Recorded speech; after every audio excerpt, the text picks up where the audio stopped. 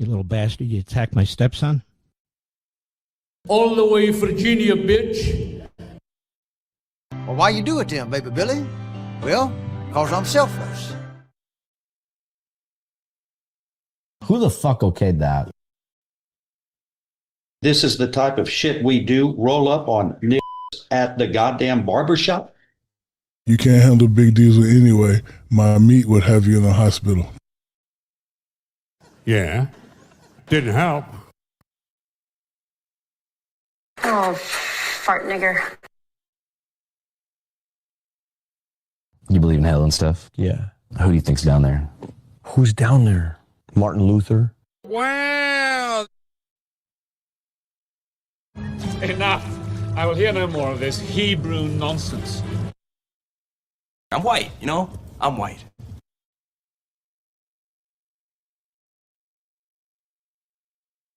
What is the major problem, do you think? Too much hormones. Oh, no! Oh, jeez! Oh, you sound racist. Good. Yes. Yes, I am. Hold a sausage. I'm very obviously gay. I look at him and I'm like, well, you're gay.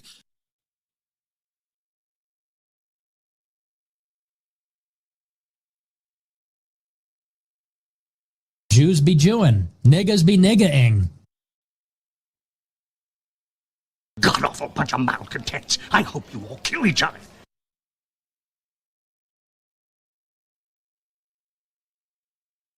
Nobody's saying you can't own a gun. Nobody's even saying you can't carry a gun. All we're saying is you can't carry a gun in town. Rest now, brother. We have the watch, and I'll see you in Valhalla.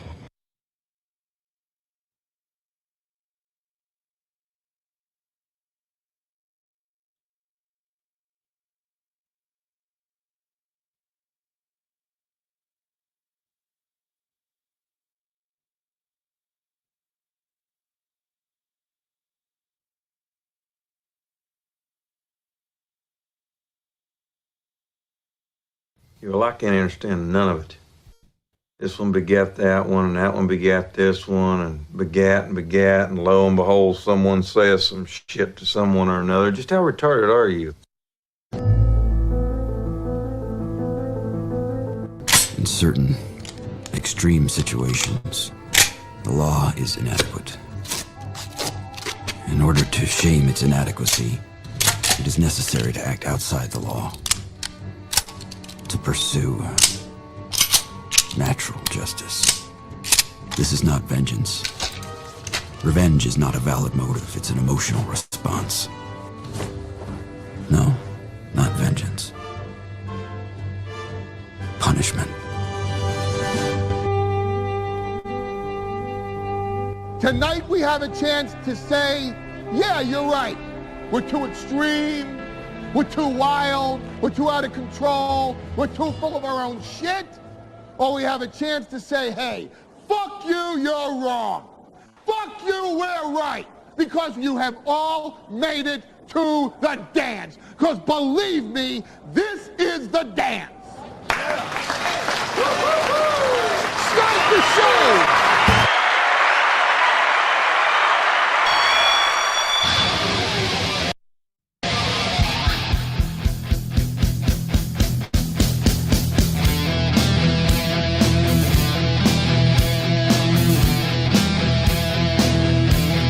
Hello, everybody. Good morning. Good morning. Welcome to the show and all this. We are sponsored and partnered with Ben Shapiro and his Wire, his Daily Wire. Here to bring you entertainment and to cut through the misinformation of alternative media that just tells you all the bad things and never tells you all the good things. You hear from people, oh, the Jews, the Israelis, they beat the shit out of a nun in Jerusalem, and they beat her up because they hate the Christians. This is simply not true. She had a water bug on her headdress. It was a water bug that is known to give people paralytic lesions, We did not want to see this. Did we go a little overboard? Did we get a little exuberant? Yes. But it's only because we wanted to help. Because they are our Judeo-Christian brothers. And we believe in Judeo-Christian very much. Especially the first part. Welcome to the show. Good morning. I am happy to be here. No, we did not get signed by the Daily Wire. And after what I learned about Andrew Colvett yesterday from the Jimmy Dore show, I don't think we're ever going to get hired by Turning Point, so we can keep shitting all over them. It does make me worry about Alex Stein, though, because Alex is caught up with all the Turning Point people, and after what I learned about Andrew Colvett yesterday, he might want to get the fuck out of there. That's a den of deep staters, dude. That is children of well-connected people, every single one of them. Starting with Andrew Colvett, whose dad was the district attorney in Nevada when they were prosecuting the mob back in the 70s, from 72 to 95. He was the head of the DA's office. And he had a bunch of convictions overturned by appellate courts because he was just dirty. Then Andrew Colvett's brothers and stepbrothers, you can look this up, and his stepfather, I believe, his two brothers are Army officers in Nevada working in military intelligence with a company called Netcom. Netcom is a company where his stepfather is one of the higher-ups in Netcom. If you don't know what Netcom is the company that partners with our military if they ever need to find online information about people or track people's IP addresses. They work through Netcom. Andrew Colvett got jobs in Hollywood working for Mark Burnett of The Apprentice fame. Just like Erica Kirk, whose parents were deeply connected with the Department of Homeland Security and the Pentagon. And she got to work on reality shows produced by Mark Burnett, was in music videos and all this, had herself a little modeling acting career, and was in the Miss USA pageant run by Mark Burnett and Donald Trump. And met Andrew Colvett when Andrew Colvett's family was working in a little country called Romania, which was about a couple of miles down the road from an orphanage run by an organization called Romanian Angels, which was run by Erica Kirk and was also embroiled in accusations that Colonel Otto Buscher at a military establishment, a NATO base down the road in Romania, was trafficking young children from that orphanage run by Erica Kirk and with intelligent work being done by Andrew Colvett and his family. Guys, I wish I were making this up, and you can, Patrice O'Neill said this about Alex Jones and Farrakhan and all these other people. Like, people trash them, they call them conspiracy theorists, and you can say that about Jimmy Dore, but ultimately you can just look it up. Look it up.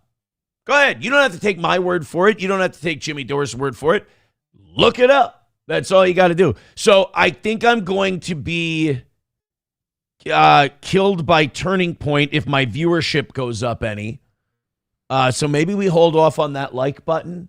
No, hit the like button, knock it out. We've got a lot to talk about today. I'm very excited about today's show. I don't want to dive too heavy into it right off the bat. We will undoubtedly get into all of it today. We are mourning today. We are mourning, yes, the death of the Daily Wire. Anywhere from 25 to as high as 60% of their workforce was cut loose over the weekend. Ben Shapiro's outfit. Their views are in the shitter. They are dropping audience. I mean, the whole thing it's basically being held afloat by Matt Walsh and Michael Knowles. Nobody's paying attention to Ben Shapiro anymore because he's torn off the mask and shown us who he really is and who he's loyal to. So we'll get to that a little bit later today. We're going to try to perform a resurrection of the Daily Wire. Now, this might be against my faith. This might actually go against Catholicism. I don't believe I'm allowed to try to provide or perform resurrections. But seeing as it's a metaphorical resurrection of a company and not a bodily resurrection of a human being, I think I'll be okay. But we are going to try and use whatever Jew magic I possess in my Hebrew first name to see if we can resurrect the Daily Wire, even if it's just to beat it to death once again with baseball bats. We'll get to all that today. I have to say, awesome. Brought my kids to the Waite Park Pavilion yesterday for Tim's retirement with All Care Towing. Tim officially retired over the weekend, or retired on Thursday, I think. I think Thursday was his last day. And I've talked to Dave a little bit, the new owner. I didn't catch him on Friday because, like any good owner, he was out in the field. He was out there. And I stopped in. I left a message for Dave. I had brought Dave a little gift. I brought him some snacks as a congratulations 2 weeks ago. And then Friday I stopped in just to say hi, and he was hard at work, which is great. But Tim retired. We've been doing business with Tim for 8, 9, probably almost 10 years now. We've been doing business with All Care Towing and Tim, so we look forward to continuing that relationship. The cool thing is Dave has been there for a long time. He's been a long-time employee, so they're kind of handing it off inside the company, which is nice. You know, the nice thing about having towing companies as advertisers rather than like military-industrial complexes or media complexes is you don't have to worry about them being bought out by Raytheon or Vanguard or anything. You know, it just kind of, it stays in-house, which is nice, you know, under the radar. That's the theme of the tow. So that was awesome. The Timberwolves moved on. I think we talked about that on Friday. It was an awesome weekend, except for the kids went garage sailing this week. They love garage sales, and I put them to work. They wanted to earn money for garage sales, so I got some landscaping done. My son broke his tablet recently.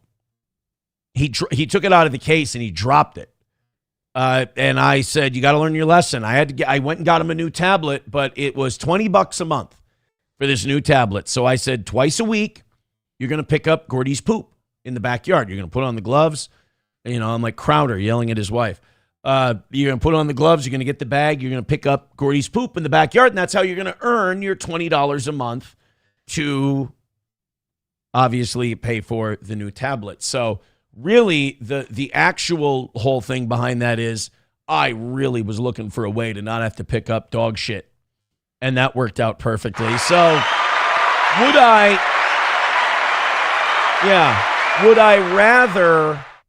rather not have him not drop his tablet and I'm picking up dog shit all year, or it cost me an extra $20 a month and I get all the dog shit picked up? I think I'm going towards the latter, to be honest. Welcome to the program. Let's talk to the audience this morning. Thank you guys very much. Aaron's Dancing Porch Minky starting us off before the show even started today with a gifted membership on Rumble. Thank you very much. You guys got a chance at some overtime today, seeing as we are 36 memberships away from 600 on Rumble. Thank you very much. Joey Caravello with $1 says, give tithing to the toe. I like that. Anyone who encourages toe tithing is a friend of mine. Donate and Aaron will pray for you and shit. I'll try to remember to pray for you. I can't make any guarantees because I don't want to end up being a liar. People in the chat, rest in peace, Daily Wire. Oh, rest in peace, Spirit Airlines. Rest in peace, Rudy Giuliani. Now, wait, he didn't die yet, did he? They said he was critical but stable, and they would never lie to me. He didn't die overnight. When I went to sleep, he was right here. He was still alive. He was in the hospital. He was in critical condition. Doesn't seem that he's dead yet. Hospitalized, critical condition. Now, yeah, I read critical but stable. Do me a favor. Don't ever tell the world I'm in critical but stable condition, because critical is the one right before you die. So there's something unstable about being critical. In fact, critical but stable condition actually sounds awful, because what it's saying is, hey, man, this guy's on death's door, but at least he's consistently at death's door. That doesn't say stable means you're staying put. You're stable. You're solid. You're not going to waver one side or the other. You're rock solid in the spot you're in. So critical condition means you're almost dead. Stable condition means you're going to stay there. So, I mean, actually, once you hit critical condition, stable is kind of implied because you're either going to be in critical condition or you're going to fucking die. So that's where Rudy Giuliani is. By the way, this was a terrible joke. I do not endorse it in any way. Honky in the chat says, Chrissy Mayer's in stable condition. That's a horse joke. That's a horse joke. How dare you? Aaron, don't be a horse's ass, says annoyed Wawa supervisor. Stability is an impossibility in your life. Respectfully, I feel like I've found a good bit of stabilization. I feel very stable. Jenna Lynn doesn't like my Judeo impression, by the way. Huh. I wonder which way she leans. That's too bad. Balls Deep says the goal was promised 3,000 years ago. Oh, my goodness. 3,000 years ago, they said, you will hit the goal. That's not true. We have not hit a Monday. Now, again, people are going to say, oh, you hit last Monday. I don't count it because it was just Sanford's son dropping 20 memberships until we got it. So we have not legit, based on, the whole audience getting together, we have not hit a goal on Monday through Wednesday shows for 2 weeks. How about that, huh? How about that? It's been 2 weeks since we've hit a Monday through Wednesday goal. You know what's even more amazing about this audience? We have not missed a week in that amount of time. Unbelievable with these guys. So let's pick it up. Let's do Streamlabs, PayPal, Venmo, Super Chats, and Rumble Rants and gifted memberships. And let's bang it out today. We'd appreciate that. Debsy Bennett says the Daily Wire is in critical condition. Hey. Critical but stable condition. And that's an important that's an important distinction to be made. Well, somebody already said it in the chat, but let's talk about it this morning. Spirit Airlines is gone. And, I was telling SP this yesterday. I've stopped keeping my mouth shut about, following the money and looking into stuff. And I've just kind of decided, whatever relationships it's going to cost me, whatever friendships, which it hasn't yet. But, whatever it costs me, I don't care. It is torture to live in a world where you see why things are happening, but you're afraid to say anything because you don't want people to think you're crazy. But meanwhile, once you see it, it can't be anything else, especially in politics and business and everything else. And then, you listen to other people talk about it like it's real or random, and you just get embarrassed for them. And you're like, oh, God, it's like you're sitting at the kiddie table. So, I'd rather sit at the adult table and have everyone go, oh, that's crazy, knowing that I can back it up, rather than sit there and engage in a conversation that is full of falsehoods and false realities. It's the they live paradox, right? Who would have thought that the two most important movies made in the last 50 years would be They Live and Idiocracy? And maybe the remake of The Manchurian Candidate, because that's a lot closer to where we're at with Manchurian Global and whatnot. So in They Live, Rowdy Roddy Piper wants David Keith. I always fuck that up. There's a British one and a black one. The black Keith David. General Kimsey from Armageddon. He wants him to put on the glasses. And he puts on the glasses. He sees everything. He doesn't want to wear the glasses. He doesn't want to see the way everything is. It's a burden. How are you supposed to enjoy the simple, stupid, retarded things if you put on the glasses and you see these big, bug-eyed aliens occupying human skin, and you see these billboards, which are all just subliminal messages to obey and reproduce and consume and go into debt? How are you, he wants to live without the glasses, so much so they have one of the greatest fight scenes in movie history about it, and eventually he joins him. And a lot of us feel like Rowdy Roddy Piper from that movie in that I know this is painful. I know this really sucks. I know this is hard to look at, but I'm going to wear these glasses and I don't care who thinks I'm crazy. I don't care who comes after me. I want to see the world the way it is. The Amazing Randy, who was also, I got to be honest, I like The Amazing Randy, but that whole relationship he had with that young Mexican illegal, that was fucking weird to me. But anyway, The Amazing Randy used to say that he doesn't drink and he doesn't do drugs because he wants to experience the world as it is as much as possible. He doesn't want to dull the edges, which I think is admirable. But that's kind of how I feel now about like movies and music and TV shows and news stories and everything else. I'm like, you know what? I'm ready to be called crazy because I know I can back this shit up. And, watching people explain things like it's simple, it's like you want to pat them on the head and go, oh, you sweet summer child. Or like talking about votes on legislation like it matters, like this hasn't all been predetermined and they don't know which way they're going because there's business interests involved.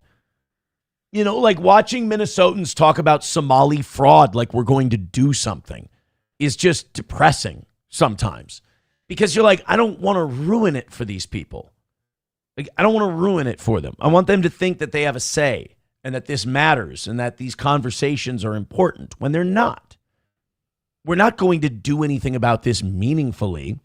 We're going to do what we did with the housing market in 2008. We're going to do enough to patch it up and make you forget about it. And then when the heat, it's like any criminal enterprise. They're going to lay low until the heat dies down, and then they're going to keep doing it again. That's why the government had to get rid of the mafia. The government didn't get rid of the mafia because they give a shit about you or they don't want to see you extorted. They could have gotten rid of the mafia back in the 40s if that was the case. They got rid of the mafia because the mafia became competition for their banking interests, for their gambling interests, for even their geopolitical aspirations. The mob stood in the way of corporate America. So corporate America out-lobbied the mafia, controlled more politicians, and out-mobbed the mob. So it's, the story we're told is like, oh, Rudy Giuliani got brave and he marched against organized crime. That's not true. MGM, Caesars, all of these entertainment groups, the Wynn family, they all got together and they said, hey, we want that. And they gave the politicians and the cops a bunch of money and they said, go bust these thugs. We want to be the thugs in charge. And by the way, those corporations got in there and they built these big, gaudy resorts with higher fees and higher prices and 5-star chefs. And the spirit of Las Vegas died along with the mafia because these criminal business interests took advantage. The mafia wasn't a publicly traded company. They didn't have to increase their profit share every quarter. These corporations do. So anyway, you can choose to live in the world the way it is, and it can be kind of a bummer sometimes, or you can, and once you see it, you become grossed out by trying to pretend it's not that way. So with Spirit Airlines, sorry to take a roundabout way to that. With Spirit Airlines, here's the facts. The government would have bailed out Spirit Airlines if they had white passengers and they were named Delta, American, United. They would have been bailed out instantaneously. But they're Spirit. Who does Spirit serve? I mean, I know black people, but more specifically, poor people. Poor people spent very little money to get on a Spirit Airlines flight. You got in-flight entertainment with fist fights and yelling and screaming and viral videos. It was great. Now all these people are going to have to fight on the ground instead of in the air. But Spirit Airlines was left to die because American, Delta, United, all of these big airlines that give a lot of money to your politicians were salivating at the idea of Spirit going away, because now not only does it cause them to be able to have more passengers, more customers, and a larger market share by doing nothing, but now with the budget carrier out of the picture, what can they do to flight prices? Up and away.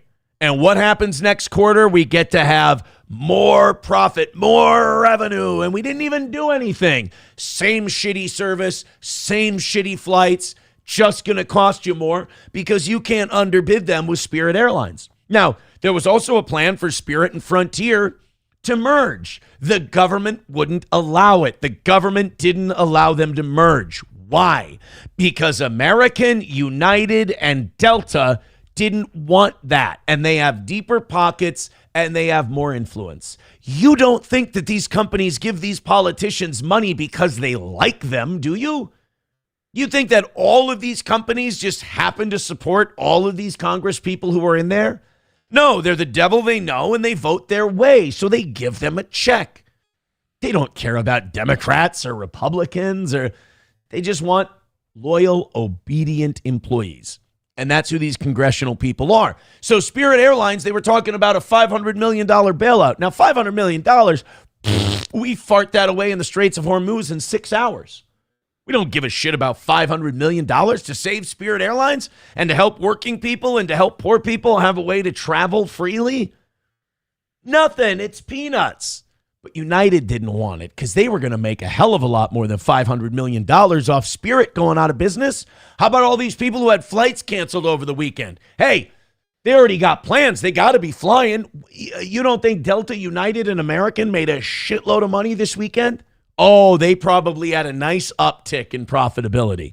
So Spirit Airlines was left to die because the people in charge wanted them to die.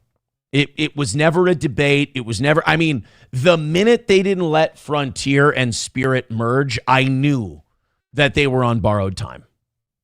This was the plan, was to kill Spirit Airlines. So unfortunately now, all of these people who used to have big fights in the air in 30,000 feet, they got to find somewhere else to do it. And now,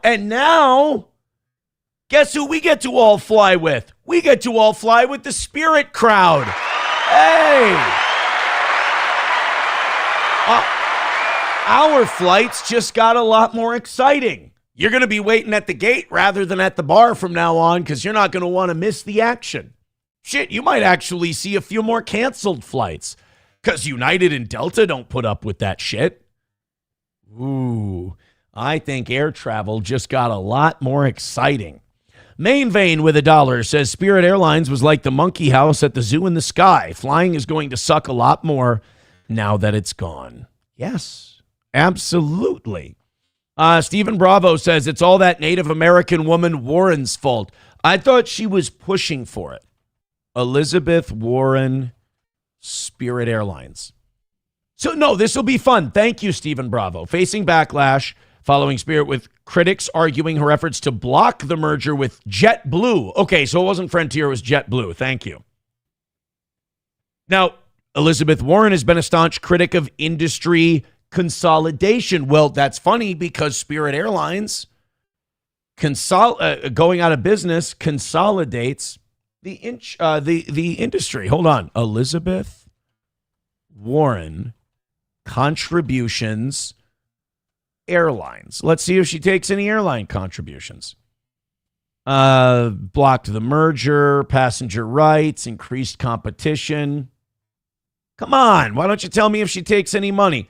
Does Elizabeth Warren take money from airlines? I don't care about APAC. Don't worry about APAC. Does not take money from corporate PACs or federal lobbyists. That's not what I said. That's not what I asked. So I'm going to guess yes. I'm going to guess yes, because they will not answer me. You could just say, no, she doesn't take any money from airlines. But at any rate, so Spirit is gone. Goodbye, Spirit Airlines. And very, very unfortunate. 320 PP says, want me to call in, Aaron. Actually, I was thinking about having you on tonight. The evening show's kind of gotten used to your guys' sting operations and all that. So I think we're going to have you guys on tonight. I'll get back to you on that. So yeah, we'll, they're calling in right now. Hold on. Hey man, I'm going to have you on tonight's show because that's kind of where the audience has gotten to know you a little bit. All right. Thank you, man. All right, bye. There we go. That's our 320 Predator Hunter people. They had a busy weekend, and Stearns County is not looking good in this whole thing. They do not give a shit, it seems, about all these guys trying to prey on children. By the way, T-Jeff says, James Randi rules. I don't care if he was gay. He was still awesome. No, he ruled. He was awesome. I love James Randi. It's just that relationship was odd. I worry that Mexican guy was stealing from him. Coltrane with $1 says Warren sold her Spirit Airlines stocks 2 weeks ago. Hold on a second. Elizabeth Warren Spirit stock. Give me a second. It's facing intense scrutiny in early May 2026 after Spirit Airlines following her vocal support for blocking the merger with JetBlue. Because she thought it would raise prices. Well, them failing raises prices as well. Hailed blocking the merger. There we go. Did Elizabeth, here, primetimer.com. Is this Alex Stein's website? Did Elizabeth Warren sell 20,000 shares of Spirit Airlines? Stock sale claim 2 weeks before shutdown debunked. All right. I think it's important to do that too, because sometimes that false information can throw you, they're trying to throw you off the trail on purpose. Spirit Airlines CEO, failure McShithead. Airline filed for bankruptcy twice. However, the stock sale claim is fake. Elizabeth Warren did not sell 20,000 shares. Here's the deal. They'll say shit like she did not sell 20,000 shares. It was 13,500, and that will be the lie. America's Last Line of Defense, a pro-Republican page that is known for spreading misinformation. Those Republicans are just as big of fucking criminals as Democrats are, though. Stop pretending there's a difference. I posted something this weekend on Facebook. I like to troll the MAGA boomers on Facebook now because they're still buying into this dumb dog shit false religion of Donald Trump. And I wrote this weekend, I'm like, hey, just a friendly reminder that universal daycare for American families that would save the average American family, $1,000 a month, which, I mean, that's real money. They could pay for their groceries without using a credit card. That would cost the taxpayers $100 billion a year. We spend $1 trillion a year on defense. And China spends $300 billion. So we could cut our military budget in half, pocket $400 billion, give every child daycare, save every family $1,000 a month. All we would have to do is cut and still spend $200 billion a year more than China does on defense. And immediately, these fucking magatard boomers who still think everything is left and right and not rich versus poor, they immediately go, it's communism. That's their I mean, it's frustrating to watch people who have bought into all this bullshit brainwashing. They just immediately, instinctively, without using any thought, these retards, if you try to take money away from the entity that we've supported to cause a genocide, to bomb poor people in Iran, to jack up your gas prices to $4.50 a gallon. I mean, that's who we're taking the money from. We're taking the money from these fucking criminals who have screwed you and your family and your children over. You give a fuck about protecting these billionaires more than you give a fuck about protecting your own kids, and I think you should all be in prison for it. But anyway, I like to troll these boomer tards by going, hey, let's, instead of killing children, let's give them daycare. Now, do I want to do that? No, I would rather just cut the spending and give everyone massive tax cuts of $1,000 a month instead, and then, figure it out from there. Like, I would rather people put more money in their pocket from just not paying taxes than like shuffling money around, because it's still the government. It's still going to be corrupt. But I was doing a thought exercise where I said, how about we cut $500 billion out of the budget? We save $400 billion, and then we give every kid daycare and save parents a bunch of money. It's communism. That's communism. How dare you? I'm like, I don't give a shit, honestly. Like, if you say it's capitalism or communism, you're fucking gay, because neither of those things actually exist. Even China's not communist. It's an oligarchy. But to watch them buy into these buzzwords and these marketing schemes of capitalism. I'm a capitalist. Really? Peter Thiel's not. Elon Musk isn't. Raytheon's not a capitalist. Why are you a fucking capitalist? Honestly, capitalism doesn't exist. It's an idea, like communism. Or, let's cut this $500 billion, save $400 billion, give $100 billion to universal child care. Universal is bad.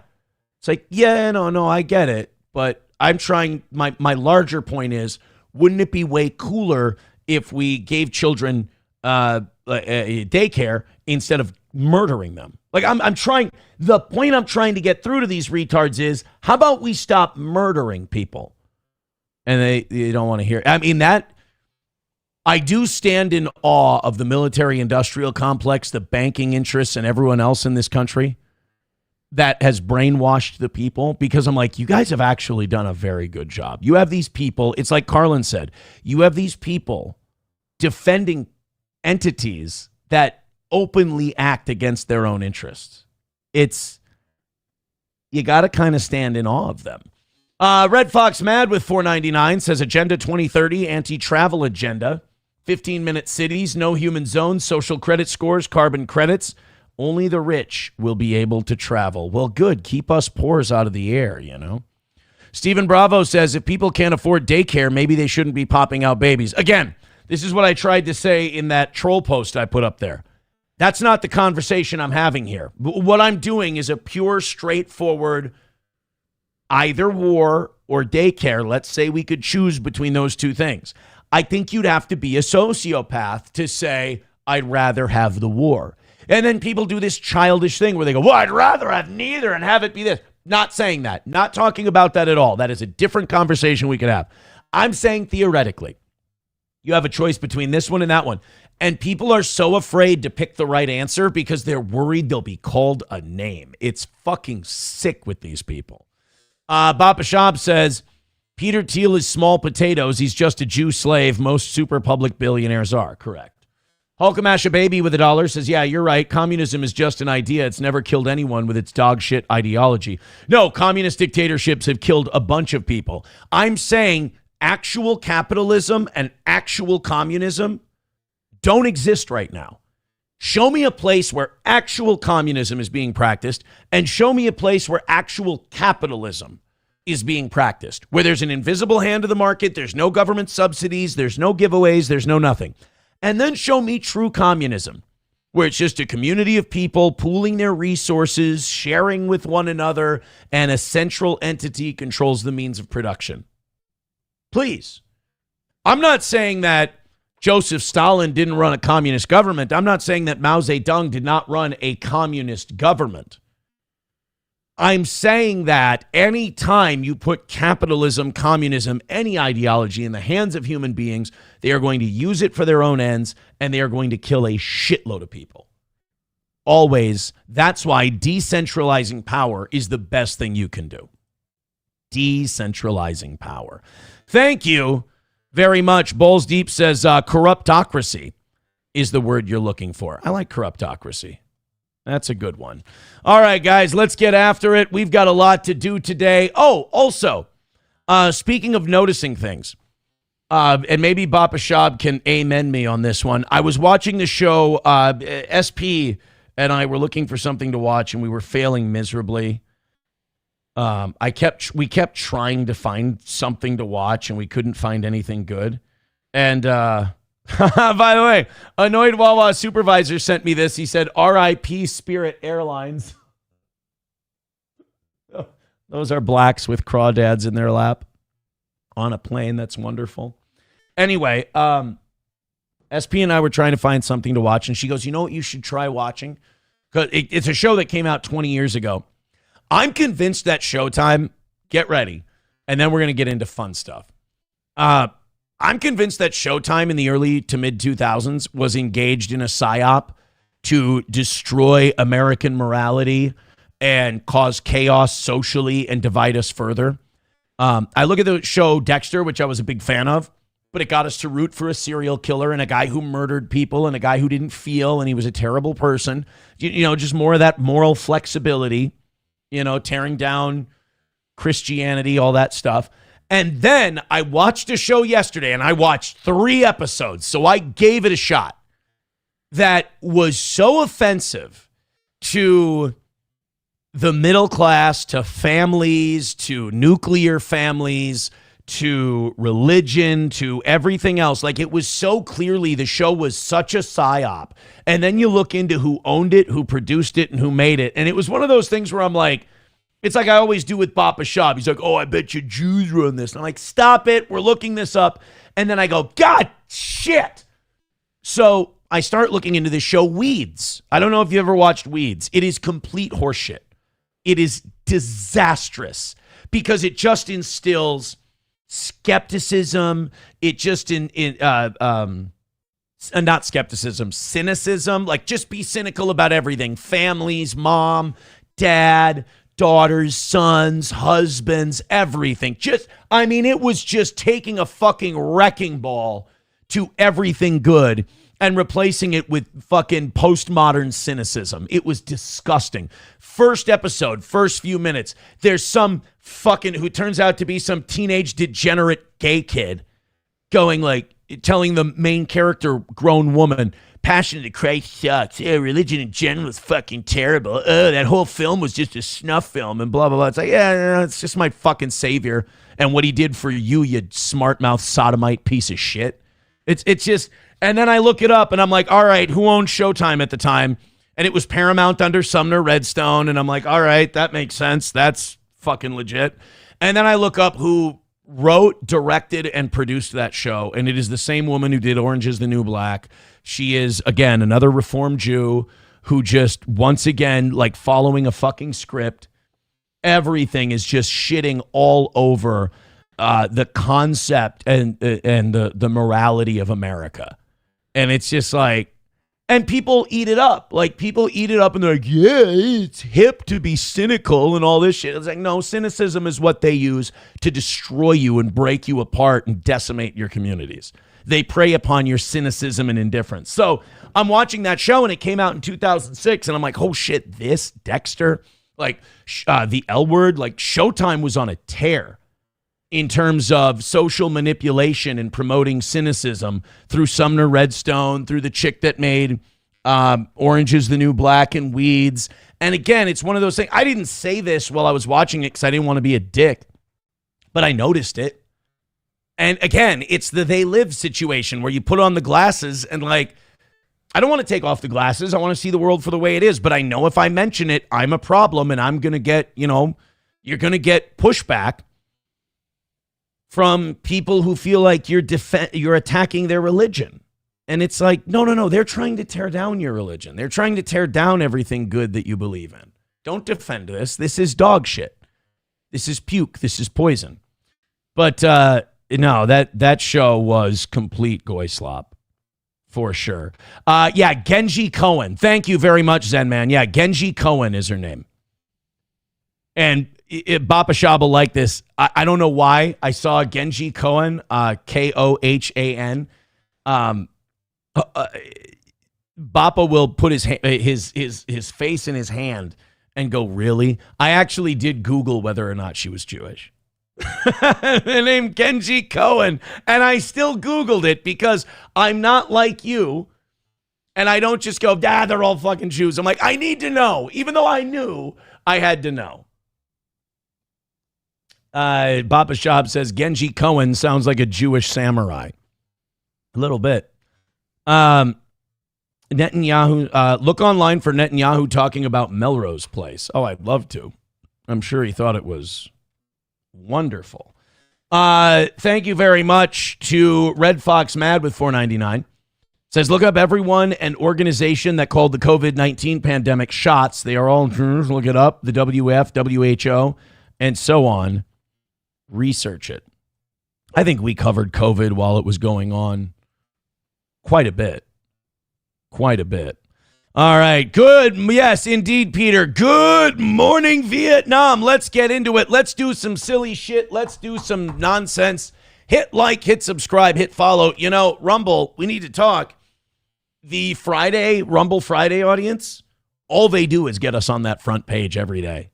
I mean, they are pounding the shit out of that like button. They are getting us well up viewership-wise and everything else.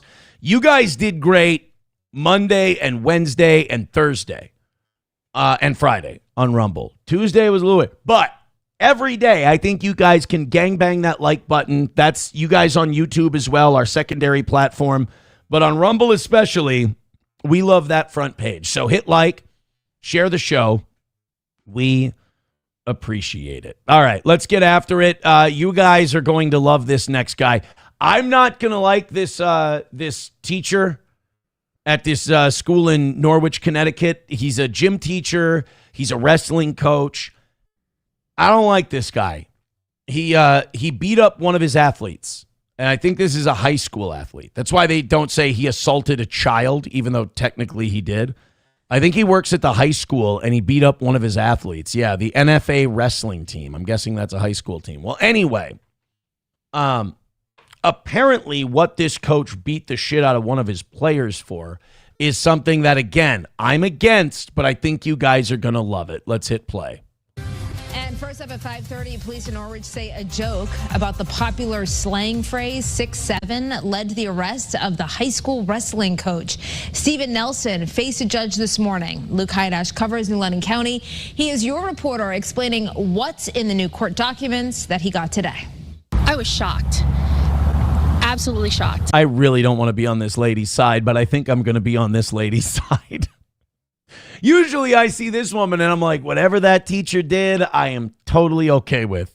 Unless they're fucking one of the kids. Other than that, if it's not, like I see a woman like this going, I'm disgusted. I'm like, as long as nobody got fucked, I'm cool with whatever this teacher did.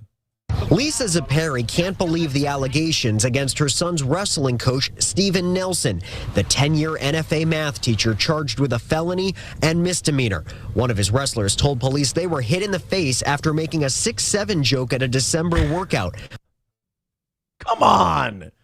First of all, by December, I've been told by my children that by December, 6'7" was dead. Like, I've been trying to make 6'7" jokes for a long time, and they're like, Dad, nobody says 6'7" anymore. Even though my youngest will sometimes see it, and she'll go, hey, Dad, 6'7". I'll be like, yeah, that's my girl up top. She went to Mass with me Sunday. There was a parish breakfast, and she didn't want to miss it. So she went to Mass Sunday, so she's instantly my new favorite. A vague viral trend popular with kids. The victim went to Bacchus Hospital, diagnosed with head trauma and a concussion. Police also observed a red mark on the wrestler's face and the start of some bruising. Holy shit, that teacher really hated 6'7". Oh my God. He had, and then, you know, what was even worse was the coach did not help himself. This wasn't the end of his reign of terror. He went to the doctors and he said, I feel really bad. I overreacted. He's one of our best wrestlers. How many weeks do you think he'll be out? And the doctor said, honestly, somewhere between 6, 7. And he just started beating the shit out of the doctor. It was a terrible scene. This guy cannot control himself. I don't think he should be coaching kids. And he's mild-mannered. He does not have a hot temper. He is so supportive of the kids. Oh, really? Ask him what 2 numbers come after 5. I bet you that changes. Imagine beating the shit out of kids over 6'7", though. That would be like in the 90s if kids went to school and they started going, what up? And teachers just started beating the shit out of them. Or like kids our age, if we all looked at our teachers and went, I'm Rick James, bitch. And then they just started like fucking us up. It would be extreme. Plus, nobody in 2003 could hear, I'm Rick James, bitch, and not laugh really, really hard. Went to Nelson's first court appearance Thursday. He was before a judge for less than a minute. On their way out, his lawyer only saying his client is thankful for all the support. He's a great guy. I know the kids miss him. And they're actually not going to give him jail time. They're going to put him on probation. Yep, it's coming. Just fucking grin and bear it, all right? I talked about the Jews for like 10 minutes today. You're fine. You're okay. You can do this. You can sit through this. Ready? They're going to put him on probation for a few years, maybe 6, 7. All right. This is the thing. All of you wish that there was a retractable boxing glove that just spring-loaded, just popped out, and knocked one of my teeth out. Joke's on you. These two are fake. we're all we can't wait for this misunderstanding to be resolved. Police spent months investigating this alleged assault, not bringing charges until April. NFA put Nelson on leave December 31st. He told investigators he may have tried to hit the victim's shoulder to get them to focus and may have accidentally got the wrestler in the head. Oh, no. You know how you always get someone to focus by loading up, turning your hips, and just throwing a right hand at their shoulder? And then they move their shoulder and you punch them right in the head and you give them a concussion and a 1.5-inch cut and bruising, just a little smack on the shoulder. Hey, pay attention. And then you just end up like beating them with a crowbar accidentally. Police interviewed much of the wrestling team. Some said Nelson crossed boundaries. Many supported their coach, who's led the team to state tournaments before, like in this picture, which Lisa remembers. Oh, so he's totally gay. The red shoes say a lot. Oh, could you imagine being a high school teacher? You're in your 30s or 40s, and you're still like, oh, my sneaks have to match my shirt. Oh, shut the fuck up. Put on some loafers and go to work, you twat. I need red shoes. Oh, God. You know what that means? Mom and dad didn't give him the attention he was looking for as a kid. Red shoes are a red flag, my friend. Flashy shoes, that's a lack of confidence right there. Well, when you try to make your clothes define you, you are an insecure person. I actually put it on Facebook, and it said something like, if only every coach could be this supportive. So there are people out there who apparently this kid was an obnoxious pile of shit, and there were people who wanted to see him get his ass kicked. So he's not without his supporters. Great coach. DCF investigated and substantiated the allegations of physical abuse and neglect. Nelson remains on leave at NFA. He is free on a $10,000 bond. His lawyer told the judge this morning they needed some more time to go over some of the evidence in this case. He's in court again May 26th. Your reporter in Norwich, Luke Hydash, Channel 3 Eyewitness News. Wow. So he'd had it with 6'7". And again, like, he's got the backing of some of the students. So he's a good coach. They like him. If he wins games, or I guess what wrestling. So if he wins meets and everybody hates this other kid, maybe he was shitty. Maybe he dragged down their overall score and they lost a lot of meets because of him. And like I said, kids don't say 6'7" anymore. So he was kind of being a dork. It sounds like as far as the school goes, this is interesting because as far as the school goes, he might keep his job. But legally, you're not going to really wiggle your way out of beating the living shit out of a teenager to the point where he's got cuts and bruising. I mean, that's, unless you're in maybe Minnesota, that teacher's better be glad that he didn't send a text to anybody, or he'd be in very, very serious trouble. This would be a big deal. I mean, luckily, he only physically assaulted and injured somebody on purpose. Coltrane says, beats up a kid and only gets $10K bond. Sucks, right, Eric? That's what I'm saying. Like, if he would have sent a text, he would have been really fucked over. But fortunately for him, he just beat the living shit out of a teenager and traumatized him for saying a catchphrase. So that's really good. That's, make sure that this guy wasn't, sending any text that nobody ever saw. Otherwise, the gloves got to come off in the legal system. You want to, never mind. Never, you know what? Not important. I think I've made my point. I think I've embarrassed the necessary institutions. Hobo Chili Recipe says, I would like to beat you to death with Andy Dufresne's rock hammer. No offense, Hobo, but yawn lately. Yawn. King Kong Dong with $1 says, you beat the retard kid in Minnesota, you get a promotion. Well, try it with Walz. Keith Ellison beats the shit out of Tim Walz and becomes governor. Oh my God, that's all you had to do? Yeah, even people in our chat saying that kid probably deserved it. Well, there you go. Mountain Jews says there's always a wrestling job at the Leering Center. Well, that's what their accountant does, wrestles with the books. How do I make this make sense? Do what we do. Just invent children. That's all. Just invent kids. That's all you need to do. All right, guys, we got one more thing to get into before we bring Johnny aboard here. Do me a favor, hit like, hit subscribe, and no, Roots. Now, I want to clarify something. Roots says an Andy Dufresne Rockhammer reference is top tier. Go to hell. I'm not saying it's not. I'm saying that just I want to beat you to death with that same object, it's lazy. I'm not saying that the Andy Dufresne Rockhammer reference isn't bad. That's very good. But then just, I want to beat you to death and then obscure object from a movie. Maybe I hold hobo to a higher standard and that's unfair. But I feel like just, I want to beat you to death. Like beating someone to death. It's so generic, you know? Red Fox Mad with $4.99 says 6'7" is sacrificing animals, goats, mice, chickens, snakes for blessings, and sex with animals. Research it. It's sick. What the fuck? Stephen Bravo says, I want to wrestle Johnny. Only Indian squaw wrestling. I think that would be entertaining. It would be like trying to wrestle Linguini. It could be fun. Thank you very much, Red Fox Matt. I appreciate the $4.99. 36 memberships away from 600 today. Let's get after it. Let's do this thing. Make sure you're hitting like, follow, and subscribe. All right, I'm trying to get these out of the way before Johnny gets here, kind of like we do with Oz.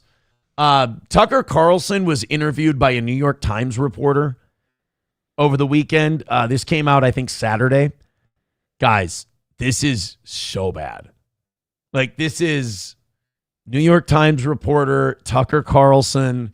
You guys are going to cringe at this. You guys are going to go, I'm going to come up with some phrases you're either going to think in your head angrily or yell out loud if you're alone, not around people, or you don't care. You're going to go, oh, God. That's going to happen. You're also going to go, you've got to be shitting me. Are you serious? Oh, fuck off. Variations of those things you're going to say during this segment. So a New York Times reporter interviewed Tucker Carlson. And this is where you guys need to kill your idea of Democrats and Republicans. You need to kill your idea of liberals and conservatives. It's so much deeper and more complicated than that. Because you would think the way Tucker Carlson's been talking about the administration, he and the New York Times would get along great on that particular topic, or Israel, or the war in Iran, or anything like that. But this woman is a New York Times reporter. That means, let's just skip Bapashab's question. Yes. And I don't know, even when they hate the administration, even when they hate the war, even when they hate Netanyahu, there's something instinctual about these New York Times reporter types that make them get defensive even when something is so clearly one-sided. Let's go ahead and check this out. This is Tucker and a New York Times reporter talking about Ted Cruz and Nick Fuentes and which one is worse. Again, one, a United States senator who advocates the bombing of countries who did nothing to us, where we kill innocent children. And the other, a 28-year-old snarky podcaster who just doesn't like Jews. Who do you think is more morally repulsive, Ted Cruz or Who Nick do you Fuentes? think is more morally repulsive? Ted Cruz. Ted Cruz is a sitting U.S. senator who has called for the killing of people who did nothing wrong, whole populations who advocated for this war. Nick Fuentes is like a kid. He's like 26 or 70. He has no power except his words. Here you have. By the way, did you see how heavily edited that was? He said something about Nick Fuentes that the New York Times didn't want you to hear. Go back a little. I just caught that now. I've watched this probably 3. Usually I don't watch these things. I want to react with you. But I watched this and I didn't notice that big ass cut. They're afraid of Fuentes, man. They really are. There's no reason to be. He's just like any other commentator. Who advocated for this war. Nick Fuentes is like a kid. He's like 26 or 70.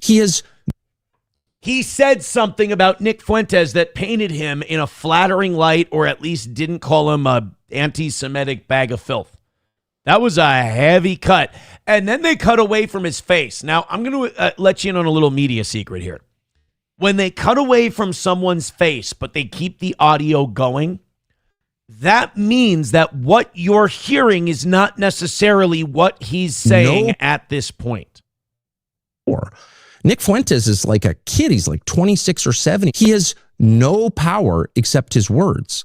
Here you have a public official who we pay, who has actual power, who's voting for things, who's making policy decisions, and those decisions would include. In fact, they are focused on the murder of people who did nothing wrong. And yet no one thinks it's a big deal. Well, this is totally fine. I mean, if there's tape of Nick Fuentes saying we should kill people because we hate their parents, or it's okay to kill children, I would love to see the tape, because that's disgusting. And that's basically what the entire U.S. Senate does every single day, and no one notices. Nick Fuentes said something naughty that I disagreed with. He made fun of things that I don't think, I would never make fun of them. He's a white nationalist who's denied the Holocaust. Ah, there it is. What is Nick Fuentes' crime in the long run? Hey, guess what? I'm an American. I don't give a fuck about the Holocaust anymore. I'll be honest with you. It was 80 years ago. And it didn't happen here. I don't fucking care. I don't care about the Japanese internment camps. I don't care about the atomic bombs on Hiroshima and Nagasaki. It's over. It's done. Was it wrong? Yup. Probably shouldn't have nuked Japan twice. Probably shouldn't have killed all those people. Probably shouldn't have bombed Dresden. Probably shouldn't have put Japanese people in concentration camps. But I'm good. I'm good. It's done.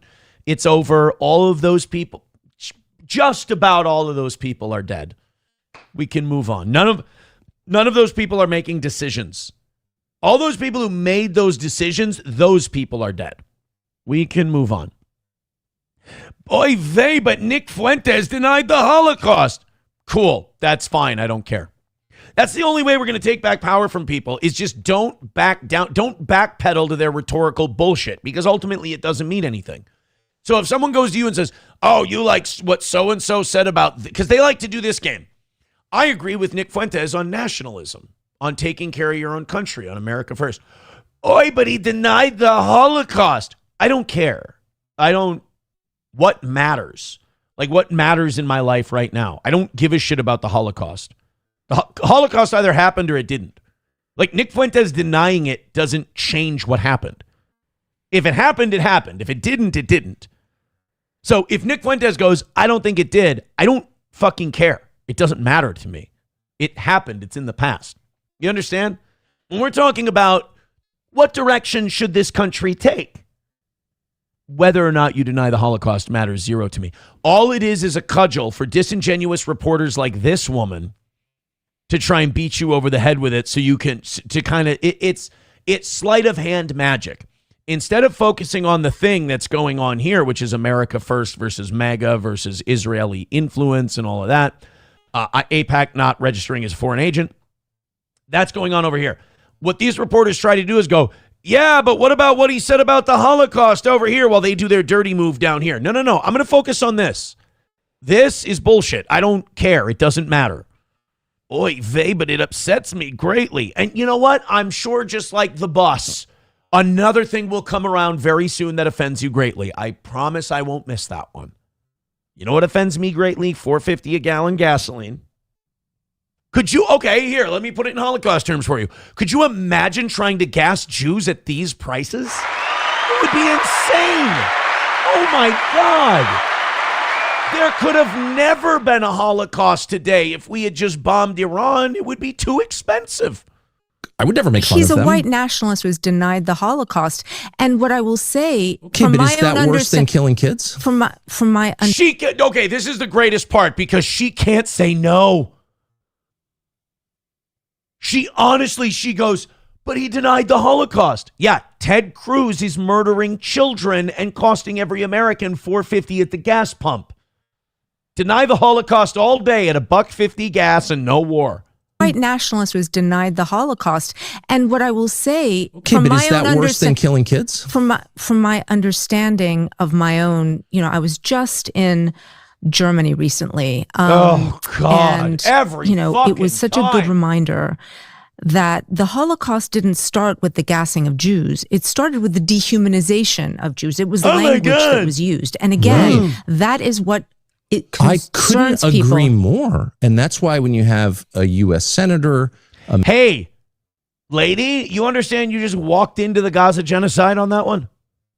You just walked into the Gaza genocide. This is the point we've been making about Israel for all these years. We learned it from watching you, Dad. We learned how to be the Nazis of the 21st century by watching the Nazis of the 20th century. They dehumanized Gazans. They're goyim, they're cattle. These are our lands. They were promised to us 3,000 years ago. These people who are on this land, they're less than you. So, yes, you're right. Genocide starts with rhetoric, like the kind of rhetoric the Netanyahu government and, Golda Meir and a bunch of other people down the line, Smotrich, Ben-Gvir, all these people, the phrasing they use about Palestinians. The Nakba happened because Jews just said these Palestinians are inferior to us, so if we kill them and displace them, it's fine. It's okay. The Nakba was Kristallnacht. The Nakba was the rounding up of Jews in Germany and the shuttering of their businesses. That's what the Nakba was. And now you have the genocide going on in Gaza, and this woman doesn't realize that she's talking about it. I was in Germany and oy vey 80 years ago. Bitch, we don't need to go back 80 years. We can go back 8 months.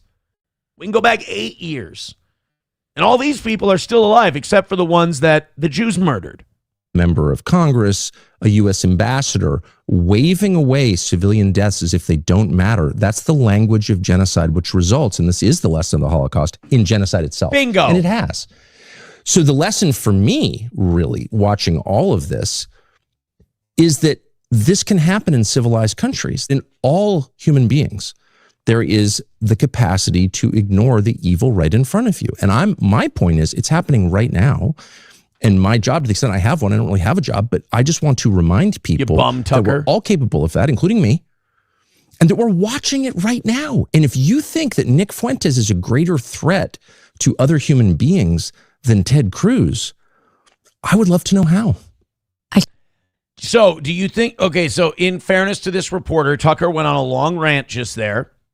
Do you think that maybe this reporter will now clarify and go, well, yes, of course, Mike Huckabee and Ted Cruz are way worse than Nick Fuentes. But again, guys, I need to reiterate to you, and I need you to press this message forward, and I need you to share it with your friends, with your family members. And I don't care if they think you're crazy. I don't care if they think you're nuts. You are right. You are paying attention. Anytime you hear your relatives or your friends going, the left or the right or these teams don't exist.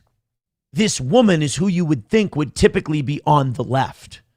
She is defending Ted Cruz, Benjamin Netanyahu, Mike Huckabee, because they're in power, because they wield influence, because they can give her access and stories. She doesn't care about left or right. The people in charge don't care about left and right. That's some poor people shit. Left versus right is some poor people shit, so you retards fight with each other, so you leave these people alone so they can do their genocides and their holocausts. That's what left versus right is for. None of these people adhere to it. None of them believe it. I mean, shit, you guys, we all voted for a guy who was a Democrat his entire life and only became a Republican because it was opportunity. You think you think Trump cares about left and right? Fuck, he switches on the daily. So this woman will defend Ted Cruz, Mike Huckabee, Benjamin Netanyahu, people who have done dastardly evil things, because Nick Fuentes is an independent voice with his own thoughts, his own opinions, and he doesn't want access. He doesn't want to gain access to these powerful people. He wants to go straight to the individual. He wants to go straight to the people. And that's a threat for an institution like the New York Times. So these people will partner with the neocons. These people will partner with the right, because it ain't about left and right. It's about haves and have-nots, and they don't want some poor bum, which is how they see Fuentes, coming in upsetting the apple cart. I would love to know how. I can imagine people hearing this and thinking you are soft-pedaling Nick Fuentes. Wow. This is that manipulation that we talk about. Nobody said this. The media does this all the time. Nobody said that. Nobody said that, bitch. You're saying that. You're saying that's what you think he's doing. And you actually don't. You're just using it as a manipulative debate tactic because you've lost the point. Why is it so hard to admit that the people in charge running these wars are the ones doing the damage and that Nick Fuentes is essentially harmless? Because he's not harmless to her and her agenda and the access she wants. People will hear this. By the way, that should be banned. That should be outlawed. I'm limiting freedom of speech. It should be outlawed in a debate to say what other people who aren't there are thinking. That should be illegal and you should be disqualified. You lose the debate immediately. I feel like people will see this and say, well, that's psychotic, what you're saying, because you're saying you're inventing a person who's hearing this and you're inventing a thought process. You're basically inventing a person. People are going to hear this, and I believe they will say you're soft-pedaling Nick. No, if you think that's what he's doing, then have some fucking guts and you say it, you chicken shit. I would love to know how. I can imagine people hearing this and thinking you are good for you. Soft-pedaling Nick Fuentes. You are apologizing for Nick I'm hardly Fuentes. soft-pedaling Nick Fuentes. I'm trying to awaken people to killing of innocents in our midst, which we are not only encouraged to ignore, but really told to ignore on pain of being denounced. And I'm just saying, no, I'm not doing that. But Tucker, ignore the Holocaust that's happening right now and pay attention to the one that happened 80 years ago that has no impact on us at the moment. Tucker, you piece of monkey shit. By the way, women wearing shawls, you shouldn't be allowed to leave the house wearing a shawl. Like it shouldn't be allowed. You should be allowed to wear a shawl. I don't want to throw anyone in prison for wearing a shawl, but you shouldn't go outside and you shouldn't be taken seriously if you wear a shawl, for God's sake. King Kong Dong with $1 says, Corey tried telling us this 6 years ago. Left and right is just a distraction. Remember, most of these politicians are getting bar drinks and fucking each other on the insider trading dollar. I know, right? Don't you feel stupid for not trying to get in on it when you were younger? What dipshits we are, right? Of course. All right, guys, hit like, hit subscribe, hit follow. Let's make some money today. Let's get some W's. Let's gift some memberships. We're 36 away from 600. And let's say good morning to Johnny. I never sent him the link. I just realized as soon as I went to bring that up, I just realized that I never sent him the. Oh my God. That was a great intro, too. That was smooth as silk, what I just did. Son of a bitch. Here we go. Boom. I just sent him the link right now. Johnny will be. Where'd my phone go? There it is. Did he send me a message that said I'm a fucking ape retard piece of shit? There we go. Just sent it. He wrote, not on today, ? I have no link. Whoops. Whoopsie daisy. That's on me. $1 from Grimholt Reaper. Oh, wait, nope. First, it's Oz for Mayor with $1. Says an entire pickleball team died in a plane crash over the weekend. Good to know that Aaron is ordering hits on people now, I guess.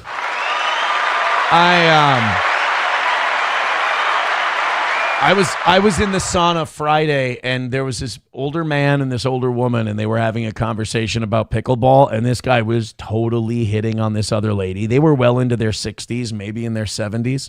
And honestly, like the guy was, it was weird because there were two ladies there. They were together, but he was clearly flirting with the one and not the other. And he was just trying to make pickleball conversation. And I'm like, I've never loved something so much and wanted it killed at the same time. Like I was like, oh my God, this is adorable. It's an old man macking on an old lady. Like he's trying to hook up with this old lady. This is great. But at the same time, I'm like, it's pickleballers. Beat them. It was an odd conflict that I was having inside of myself. But he was like, oh, you play pickleball? Oh, you ever play in Sartell at Ryan Park?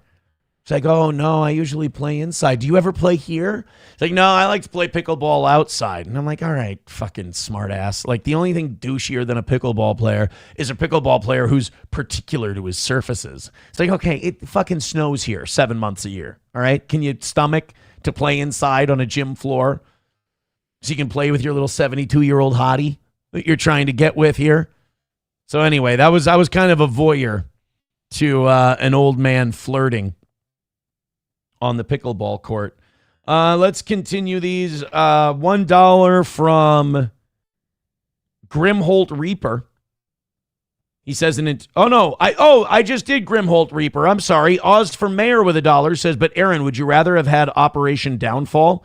land invasion of Japan if no atomic bombs, several million dead on both sides. That was one of the estimates that would have happened. There's no way of knowing if it actually would have. There's also plenty of arguments that said we could have bombed and blockaded Japan and forced a surrender. Now, you could argue, Aaron, there would be starvation and there would be death in that sense too. And maybe you're right. Maybe there was no right answer to what happened in Japan. Maybe however we got Japan to surrender, maybe any of the ways would have been terrible. But then again, like Russia was heading into Manchuria and they were starting to put pressure on the Japanese. Japan may have surrendered then. Papa Shab says pickleball sauna talk is good for business, Sam. Nothing I do Monday through Wednesday lately seems to be good for business. I suck on Monday through Wednesday. Lexi Vaughn, cuck and voyeur, shocking. Shut up, stupid asshole. Hit like, hit subscribe, hit follow. Pirate Kyle says Japan was not nuked. Nuclear bombs do not exist. The fear of nukes is the weapon. I actually really appreciate that. I actually love that take. I don't have the balls to say that there's never been an atomic bomb. I don't have the balls to do it, but I respect and appreciate those who do. Thank you guys very much. Appreciate it. I don't know anything about people. I've got messages waiting for me too, where people are saying your comments on the pickleball plane that crashed. Hold on. I don't know anything about this. 1 day ago. All right. Well, here, let's bring Johnny on. Good morning. Good morning. We have a serious problem. We need to break this slump today. All right, let's do it. We need to fucking break it because I don't know what we're doing, but you and I are getting, what do the kids call it? Mogged. We're getting dono mogged Monday through Wednesday. So we need to do something that, like, we need to be dancing monkeys that really make them bust their fucking heads laughing or something. And we're going to, because we're off to a slow start already today. Not that I'm worried about it in any way, shape, or form. But we have not knocked out a Monday through Wednesday goal in 2 weeks. Uh-oh. It's been rough. Now, the weeks have been perfect. We've made it up. It's been fine. But Monday we made it, but Sanford Sun gifted like 40 memberships. So I don't count that. Mm-hmm. That's ridiculous. That's an insane amount of money. That doesn't happen regularly. So we're going to see if we can knock this out today. Hit like, hit subscribe, hit follow, gift memberships. And remember, if we hit that 600, I will go until 11 today. Yeah, dude, Pirate Kyle has definitely found his new show in Steel Toe because he just said nukes aren't real or whatever. And I went, you know what? That's a fucking ballsy take. I appreciate that. And he's like, I thought he was going to slam on me for that. No. This show will entertain any fucking insane idea unless it's Israel isn't committing a genocide. Like, honestly. What are you talking about? Are you saying there's people who lived in Gaza? I thought that was just a real estate development. Weird. Well, it's a real estate development, but there needs to be a period of cleanup. Things got out of hand. They had a party. Uh-oh. There were bulldozers. It got pretty Somebody wild. Knocked over a building. Yeah, well, a couple. Or all of them. It was all of them. Somebody got drunk and fell over. Whoops. And knocked down. Put them so close together, they fell over like dominoes. Not really our fault, more theirs. But don't worry. I hear every time they did that, there was a bad guy hiding in them. Thank God we got him. Apparently what Hamas does, you're never going to believe this. What Hamas does is every time they get ready for battle, they go in a building with a bunch of rockets, but they bring like 25 toddlers with them. Because everyone knows how convenient it is to fight a war, but also be a daycare and bring 25 toddlers with you. Like, as you're fighting one of the most advanced militaries in the world, you're going to bring a string of 20. You know, it's like the Warvy gals. You keep them on a rope behind you. Like, Oh Brother, Where Art Thou? And you just walk them. You know. God damn it, Beep, stop chewing on the RPGs. And then their dad walking behind him with another RPG going, you will follow us. I am the goddamn paterfamilias. And they go, all right, before battle, we are going to make our hair look nice in case we meet Allah. Everybody apply your fop. And then Habib goes, damn it, I don't want fop. God damn it, dapper done, man. Mama says we got to go with our, she's got a new beau. He's a suitor. And where the war? He goes, your last name is McGill, damn it. I'm the paterfamilias. Now get your RPGs and let's go fight some Jews. That would be O Goyim, Where Art Thou? I believe would be the name of that movie. I would totally watch that reboot. Daniel von Bargen's character is just Benjamin Netanyahu with the glasses on and the hounds and the fire on him. People hate when I do that, when I know the name of the fucking guy. Of the actor? Yeah, it is a little weird. It's Daniel von Bargen from Super Troopers. Of course. Oh, boy. Shuli Madoff with $5. Thank you very much. He says, I bought digital real estate in Gaza. I have about an acre of land. I'm going to turn it into a brothel. Thinking about calling it Kushner's. Hey, I think he'd like that. I think he'd appreciate the shout out more than anything else. Thermodyne Diesel gifting 5 memberships. Pity works, Johnny. Wanna fuck? Let's fuck. Pity works. Let's keep that going. Thank you, boys. 31 memberships away from 600. We appreciate you. Chips and Dip says, are you Daniel Von Beggar? Conditioner on my D noticed that I was getting into that "Oh Brother, Where Art Thou" bit. He's Conditioner on my D has been around long enough that he's become a fan that notices patterns. He goes, oh boy, Aaron is stuck. I do. If I get on a movie reference for too long, you do have to hit me like a regular NES. Yeah. You know, just kind of reboot me a little bit. Hey, before we go into a bunch of pickleballers dying in a plane crash and other good news today, how was the weekend? Weekend was great for me. I got outside for a little bit on Saturday, and then Sunday I did a game stream with Digger to play this. I was very excited for this first-person shooter game that's done in like the old Steamboat Willie cartoon style. So it was a fun little different switch. Oh, fun. Yeah, I saw that. I got notifications for your shows on yesterday and Friday. I never get notifications for your channel, and I got them. Weird. Yeah, so I reported you immediately. Son of a bitch. Yeah, I said, no, he's copyright infringing for sure. You can't allow this on your platform. No, sometimes I get a notification on my phone that we went live, but 99% of the time I do not. So, I always get notifications for when we go live here, which is good. Yay, YouTube. Hulkamasha Baby with $1 says, well, you want more RPGs? That'll be 2 weeks. Well, isn't this cave just a geographical oddity? 2 weeks from everywhere. Come on in, boys. The water's fine. A bunch of Jewish ladies with giant tits are waiting down by the river for Hamas terrorists. And they're like, go to sleep, little baby. They're washing their clothes on stones.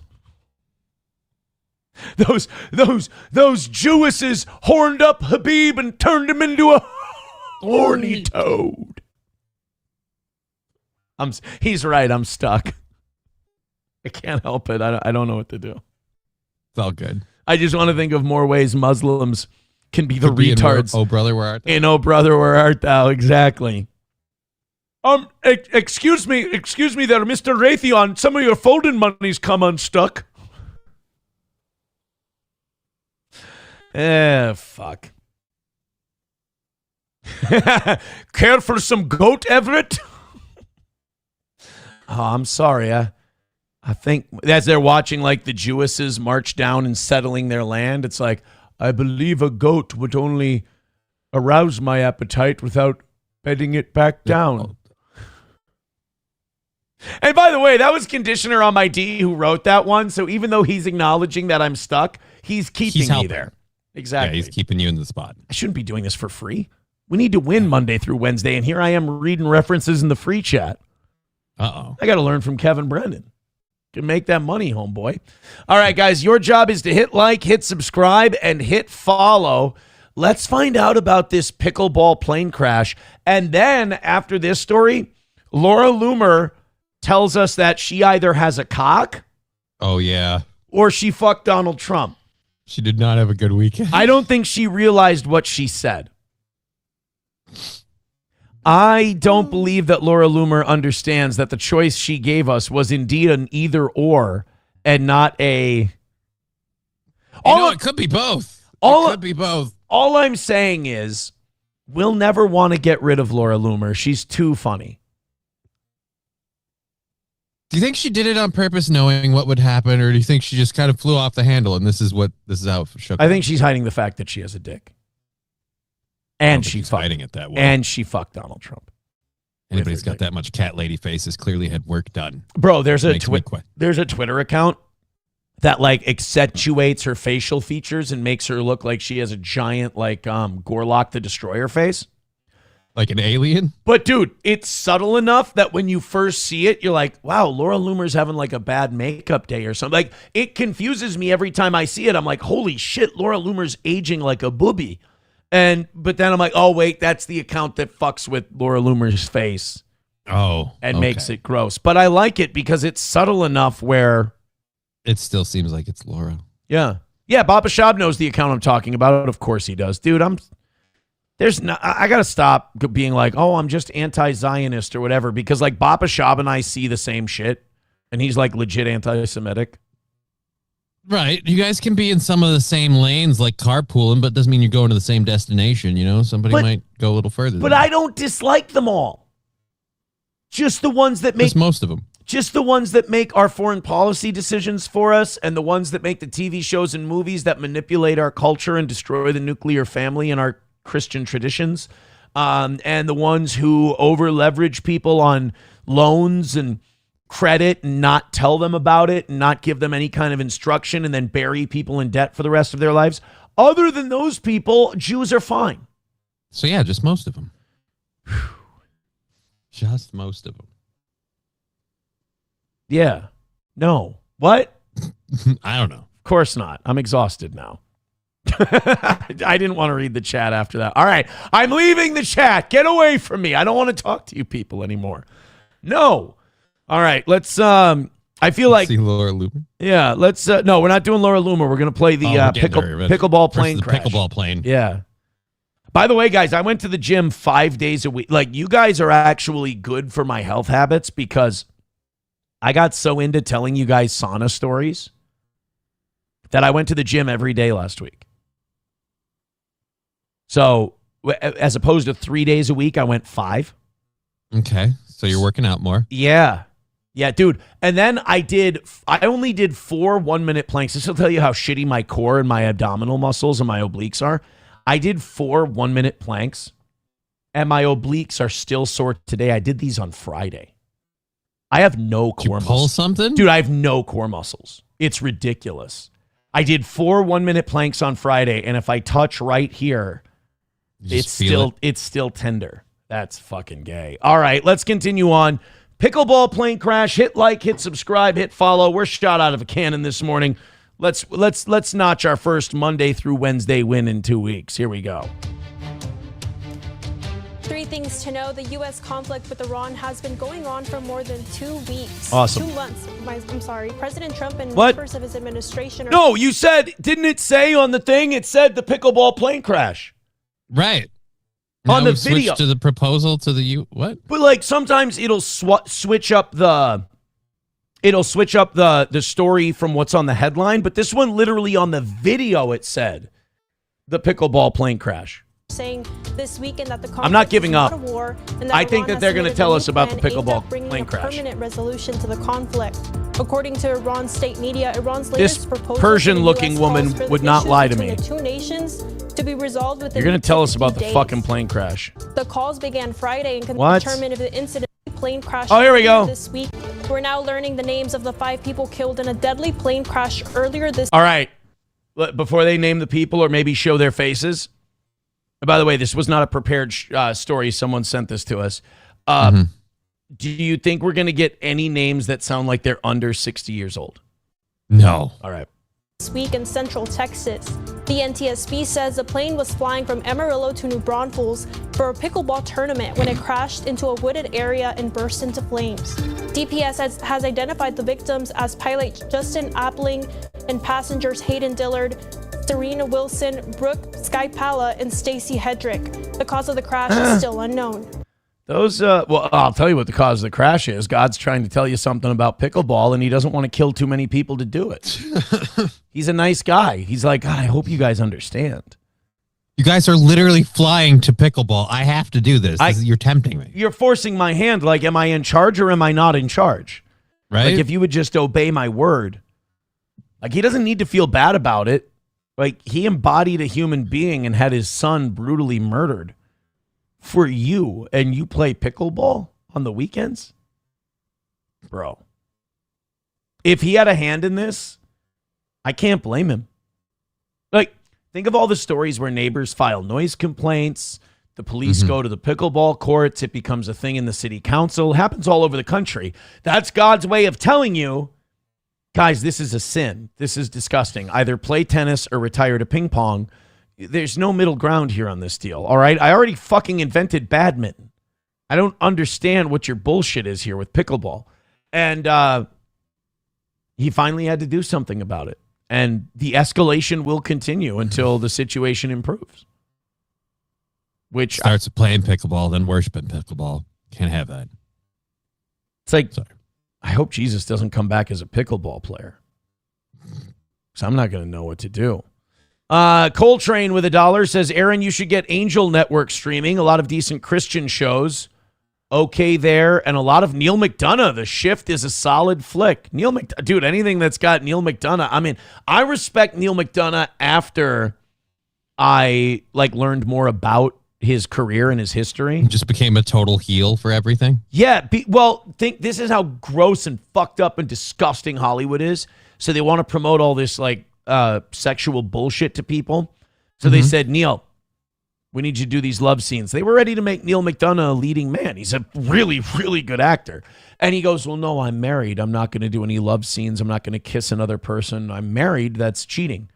And they said, all right, fuck you, Neil. Your career's over. And he's like, I will kill anyone on screen you need me to. And then I will get my fucking ass kicked at the end of every movie. I am totally fine with that. I will have The Rock break my knees with a piece of cedar. Let's fucking go. And he did. And he's made millions of dollars off of being a bad guy who gets the shit beat out of him. And I love that. Now he's a named bad guy. Who are we going to get to play the villain? Neil McDonough. Like, he's a household name for that. Right. We need Neil McDonough because Bruce McGill got really old. The guy who played the promoter in Cinderella Man and shit, he would always be a sleazy, kind of a Jewish business guy who would fuck people over. I think it's Bruce McGill. He played Mac the Knife in the Bush v. Gore movie Recount on HBO. He's just memorizing his name. He's a oh yeah, the Bruce McGill part is it? It's Bruce McGill, isn't it? I'm sitting here doing that thing where I go, oh, is it? Yeah, it's fucking 100% Bruce McGill. Bruce McGill. You know who else kind of leaned into being a bad guy after the movie roles dried up? Is Clancy Brown, the guy who played Guard Hadley in Shawshank. Oh, really? Oh, yeah. Yeah, everything he's in, he's pretty much like the worst guy in the world. Like the Dexter reboot. He's in the Dexter reboot? Yeah, Ballad of Buster Scruggs. The first Dexter reboot. Or no, not the reboot, the last season where they had his son come in there and all that gay shit. Yeah, Clancy Brown was the main villain there. Ballad of Buster Scruggs. Bunch of other movies, too. He's the bad guy in it. Balls Deep says Gary Oldman can still villain Max. Well, Gary Oldman's another guy who had to start being a villain too because he said bad shit about the Jews. Yeah, but he started being a villain back during Fifth Element and shit. Yeah, but then he was Gordon and he was kind of cool again. And then he said the Jew stuff. Then he said the Jews run Hollywood. And they said that the Gary Oldman one's my favorite example because I've said this a million times on the show. Gary Oldman said the Jews run Hollywood. And then the Jews in Hollywood said, that's not true. Take it back or we'll make sure you don't do movies anymore. Well, you skipped a part. He said the Jews run Hollywood, so you have to realize if you say disparaging things about them, they're not going to want to give you work, and you're going to have a hard time finding work in this town. To prove him wrong, they said, hey, we saw that interview where you said that we don't let people who say disparaging shit work, so you better fucking take that back. And guess what he did? He took it back. He took it back, and guess what happened? He got work as a villain. He got to work in Hollywood, but he had to be a bad guy the whole time. Oh, yeah, good point. People saying Clancy Brown, also Mr. Krabs on SpongeBob. No, what bigger villain is there than that? The shithead boss. There you go. Power Windows with $1 says you should do a segment on the NASCAR driver that died in the plane crash, Greg Biffle, being robbed on the show this week. Oh, you didn't hear about that? What happened to Greg Biffle? All right, so Greg Biffle. All right, to give you the whole story. Back in 2024, he flew either a helicopter or a plane and rescued a whole bunch of people during like Hurricane Helene. Was a big thing. I remember that. Didn't he get in trouble for that? Yeah. Okay. Because again, a lot of people who did helpful shit during the hurricane got in trouble for some stupid reason. Yeah, if you were trying, I'm sorry, I apologize, but yeah, if you were trying to rescue people during Hurricane Helene, they A, made you stop, and B, threatened to fine you if you kept doing it. Because you were it was the Dark Knight Returns concept where you're making the government look bad. Right, but the government was sucking shit the whole time, which is like, well, if we can't do it, do you want to step up? But yeah, so he did that. He got a lot of notoriety for that. He's a Hall of Famer in NASCAR. I don't think he's still racist. But he died in 2020, December of 2025. So his family last week, it was reported he was in a plane crash a while ago. I reported on that when it happened. Him and his whole family were taken out. Last week, it was revealed that a bunch of people funneled money out of his bank accounts like hours after his death. Like as soon as his death went off, it was like a fucking smoke signal to like go after his bank accounts, take all his money. Like a week later, somebody busted into his house and took shit, and they think it's all connected. They think it's somebody close to the family or somebody, because again, the timing of it was way too perfect. Because the plane crash is supposedly an accident. So either the crash isn't an accident, or these people found out about it and immediately decided to just try and take all his money. Well, the surviving family members are filing a $30 million wrongful death lawsuit against the plane company, but I'm not seeing anything about the Greg Biffle. I'm going after. Yeah, two wrongful deaths. So they got wrongful death lawsuits of $30 million. Oh wait, Greg Biffle's estate facing $30 million in wrongful death loss. Oh, they're being sued. Greg Biffle's estate's being sued for what? Facing two wrongful death lawsuits seeking a combined $30 million in connection with the fatal plane crash that killed 7 people. The wrongful death lawsuits were filed by the estates of the father and son, Dennis and Jack Dutton, the two pilots flying the plane. How can the people flying the plane, how can their families file the wrongful death law? The complaints were filed. They claim that Biffle, the sole owner of the Cessna Citation 550 that crashed, failed to maintain the aircraft in an airworthy condition. So you're going to sue so one group of dead guys is suing another group of dead guys. That's kind of fucked up. Additionally, the complaints claim that Biffle did not ensure that the plane had sufficient crew at the time of the fatal flight, as the younger Dutton, while a licensed pilot, was not qualified to perform second-in-command duties. People reached out to legal counsel for both the Biffle and Dutton estate.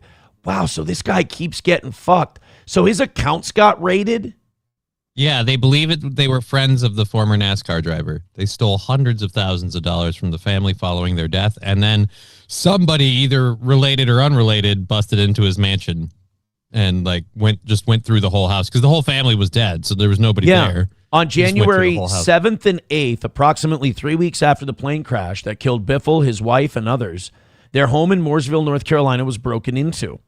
$30,000 in cash, NASCAR memorabilia, and 2 Glock handguns were stolen from a safe. Detectives believe the suspect, caught on security footage, had prior knowledge of the home's layout and camera locations, suggesting an inside job. And then you said somebody emptied his bank account too? Yep. Somebody, friends of the family is the belief. Fraud, hundreds of thousands of dollars. What the fuck? I had no idea that this happened. I read about it and talked about it last week. It was kind of crazy to think that somebody nobody's going to notice that you just empty the bank accounts. That's kind of weird. That should be the first thing you look at. Right? I mean, it's not like you can trace a wire transfer. Gravy show. Did I say this? Like sometimes people will put, and this is everybody who does a show where you make jokes and shit. People will put quotes in the chat. And I won't think I particularly said a funny thing, but then I'll read the quote that they put in the chat, and it'll make me chuckle, which is egotistical. And you're hoping you said it. Yeah, Gravy Show says, this guy keeps getting fucked, Aaron Imholt. Did I say that about Greg Biffle? It's true. I don't recall, but yeah, it's 100% true. Greg Biffle does keep getting fucked from beyond the grave.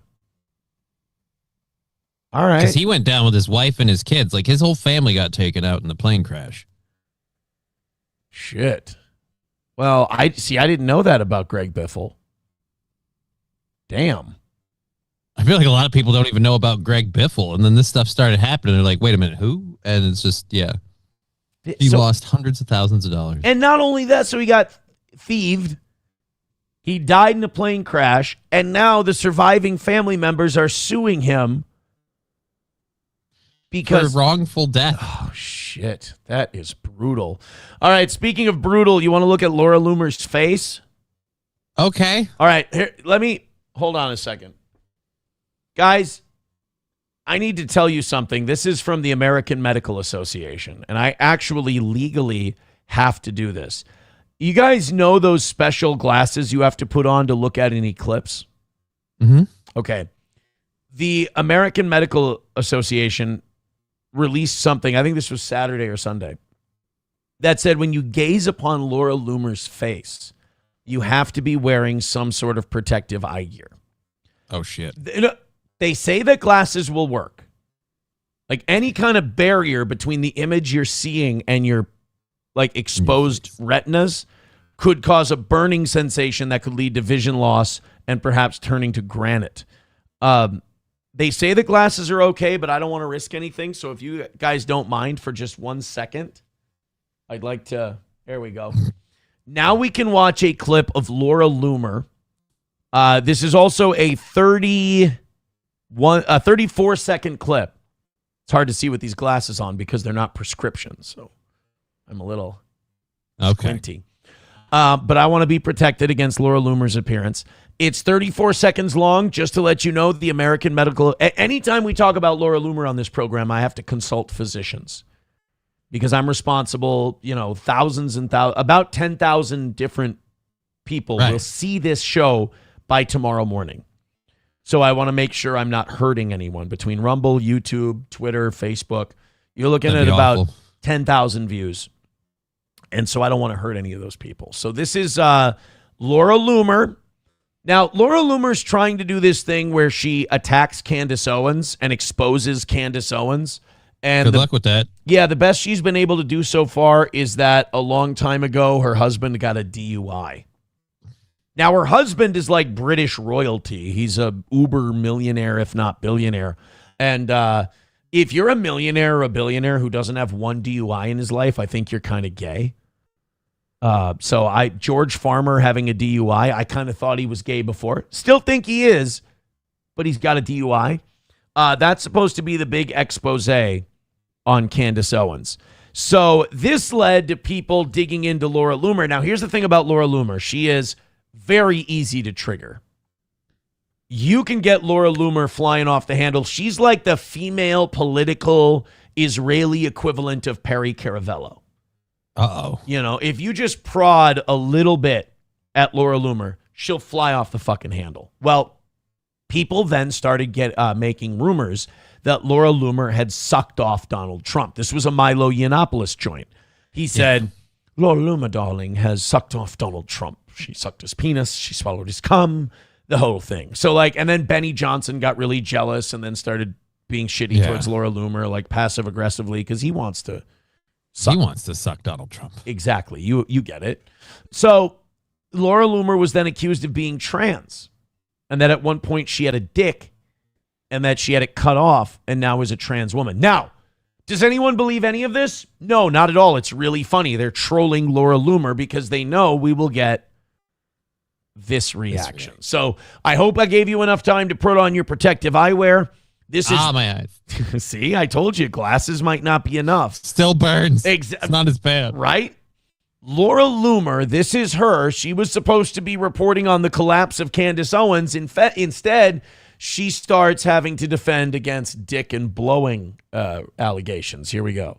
She doesn't ever address any of my claims about her lawyers, about her husband, about her trust, about anything. She just calls me Larry. She wants to insinuate that I'm a man. Well, how did I have sexual relations with the president if I'm a man?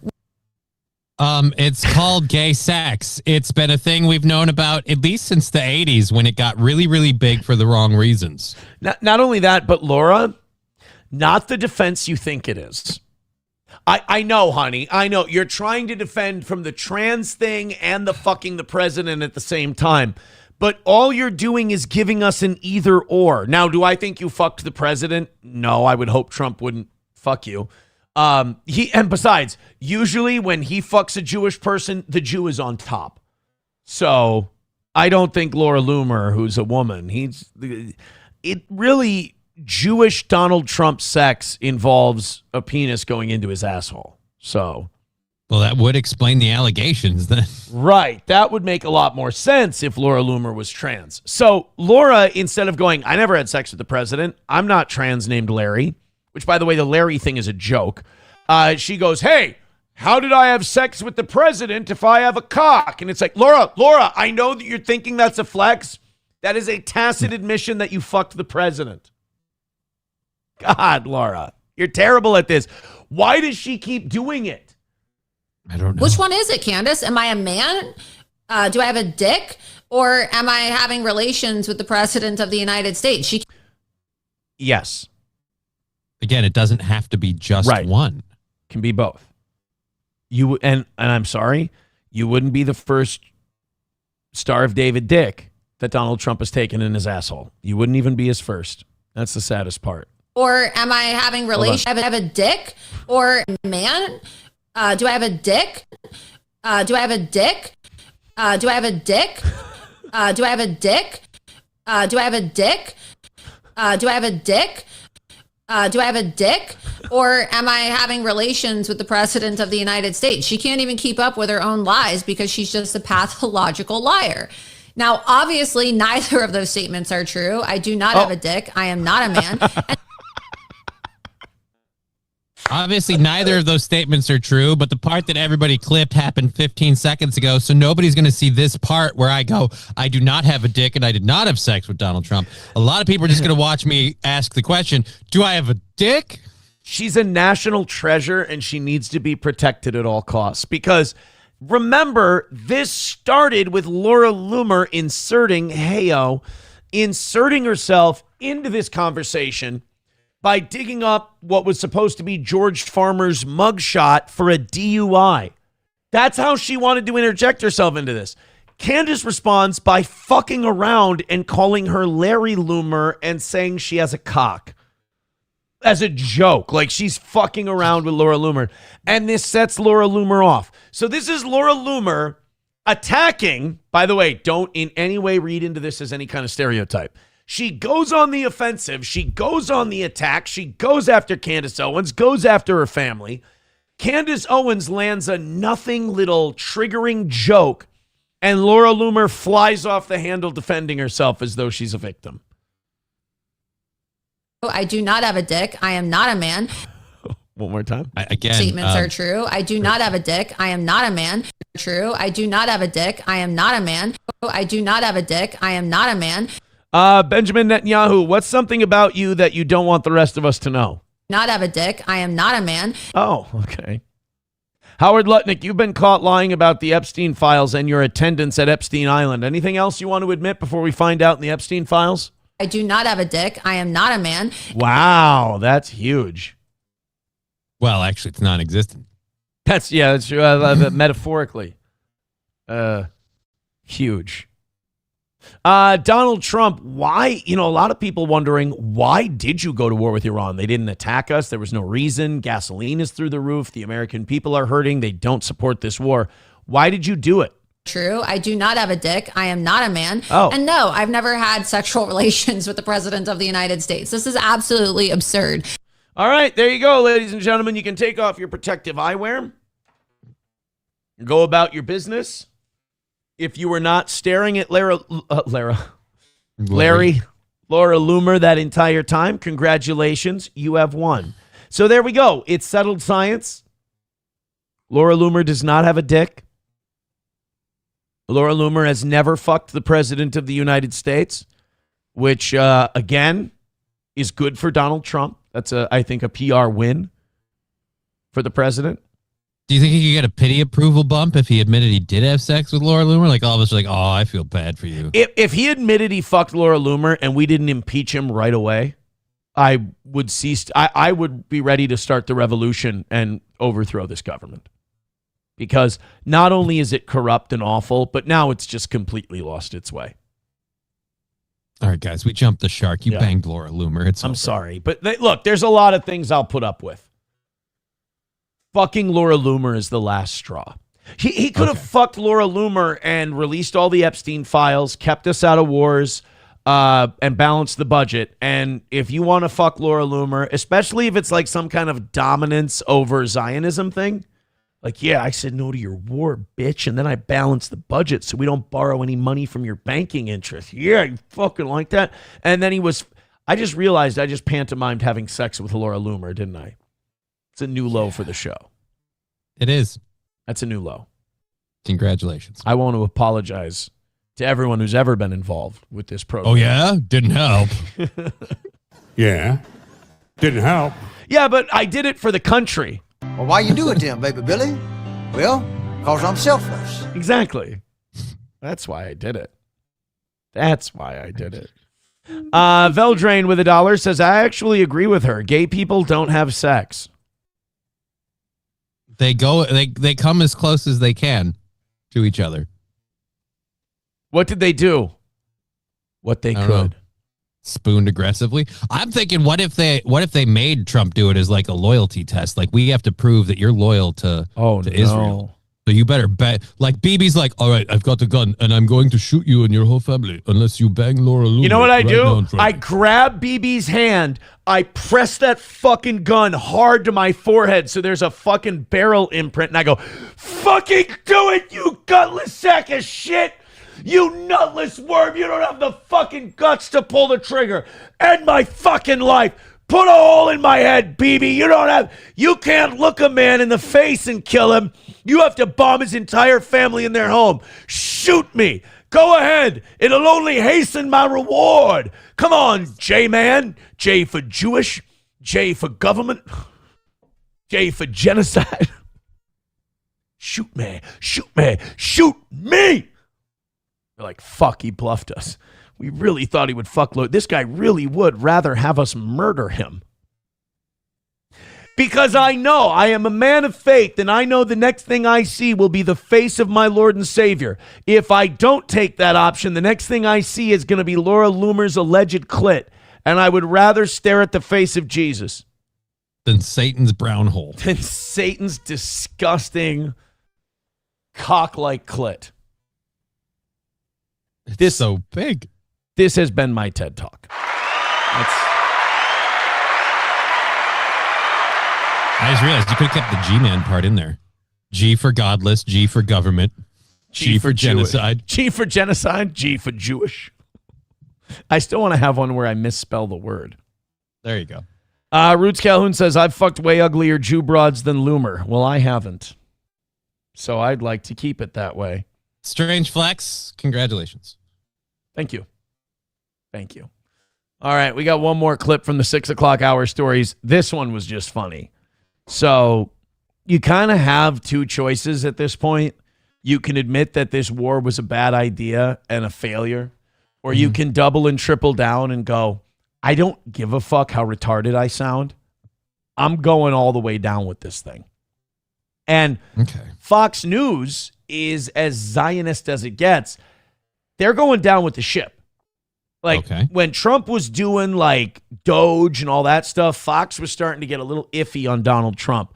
But when he bombed Iran, they got Mark Levin. They're going after it. Fox News loves the war.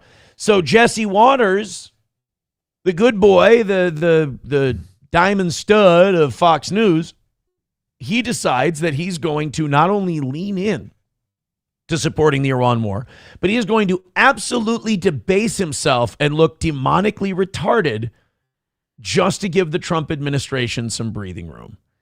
Ladies and gentlemen, I give you Iranian war dolphins, brought to you by Jesse Waters. Kamikaze dolphins. The Persians want to strap mines to dolphins to weaponize the strait. Okay. Did they train the dolphins to go after the boats? I'm gonna make a guess based on the things I've been told about this war so far. We're pulling this directly out of our assholes. This never happened. Iran is not strapping mines to dolphins. and making them swim towards ships. You know what that sounds like? That sounds like something us and the Russians would try to do. We will retake the Strait of Gibraltar. Release SEAL Team Flipper. Yeah, right. What's that, boy? Oh, death to the infidels? Yes, indeed. Now go out there, boy. Holy shit, the Iranian SEAL team is actually a team of SEALs. It's actually, their SEAL Team 6 is actually just six seals flying at the, oh, Mike, well, not flying, but swimming. All right, guys, take out the enemy. Go, go, go. Arr, arr, arr, arr, arr. Could you imagine seals fucking 72 virgin seals in heaven? That would be amazing. They're going to be there a while. They're going to be there a long time. Those big fat seals that like sun themselves on the beach. You just strap a mine to them. Wow, those Iranians are ingenious. Don't tell PETA. These rogues are desperate. The blockade's already forced 45 ships to do a 180. What are you talking about? They shut down the strait. Like, that blockade, quote unquote, that we're doing is such a you can't fire me, I quit move. Right. Now we're like, look, we're holding them hostage. Boats won't go through the Strait of Gibraltar. Like, we kind of we're shutting down the strait. No, we're blockading it. It's like, that's what this is boiling down. Like, even Iran's probably like, fucking really, guys? I mean, come on. Can't you admit, don't you give a shit about your people? Like, can't you just call this whole thing off and let them have $2 a gallon gas? Like, do we really need to do this fucking nonsense? You know it's going to take us 6 months to clear these mines out of here. Could you just let us get started? No, it's a blockade. All right, you're a drunk. You're a drunk. They said Echo the Dolphin with mines after us. Right. Guys, come on. What is this? Red Alert 2, Yuri's Revenge? What are we doing with the dolphins?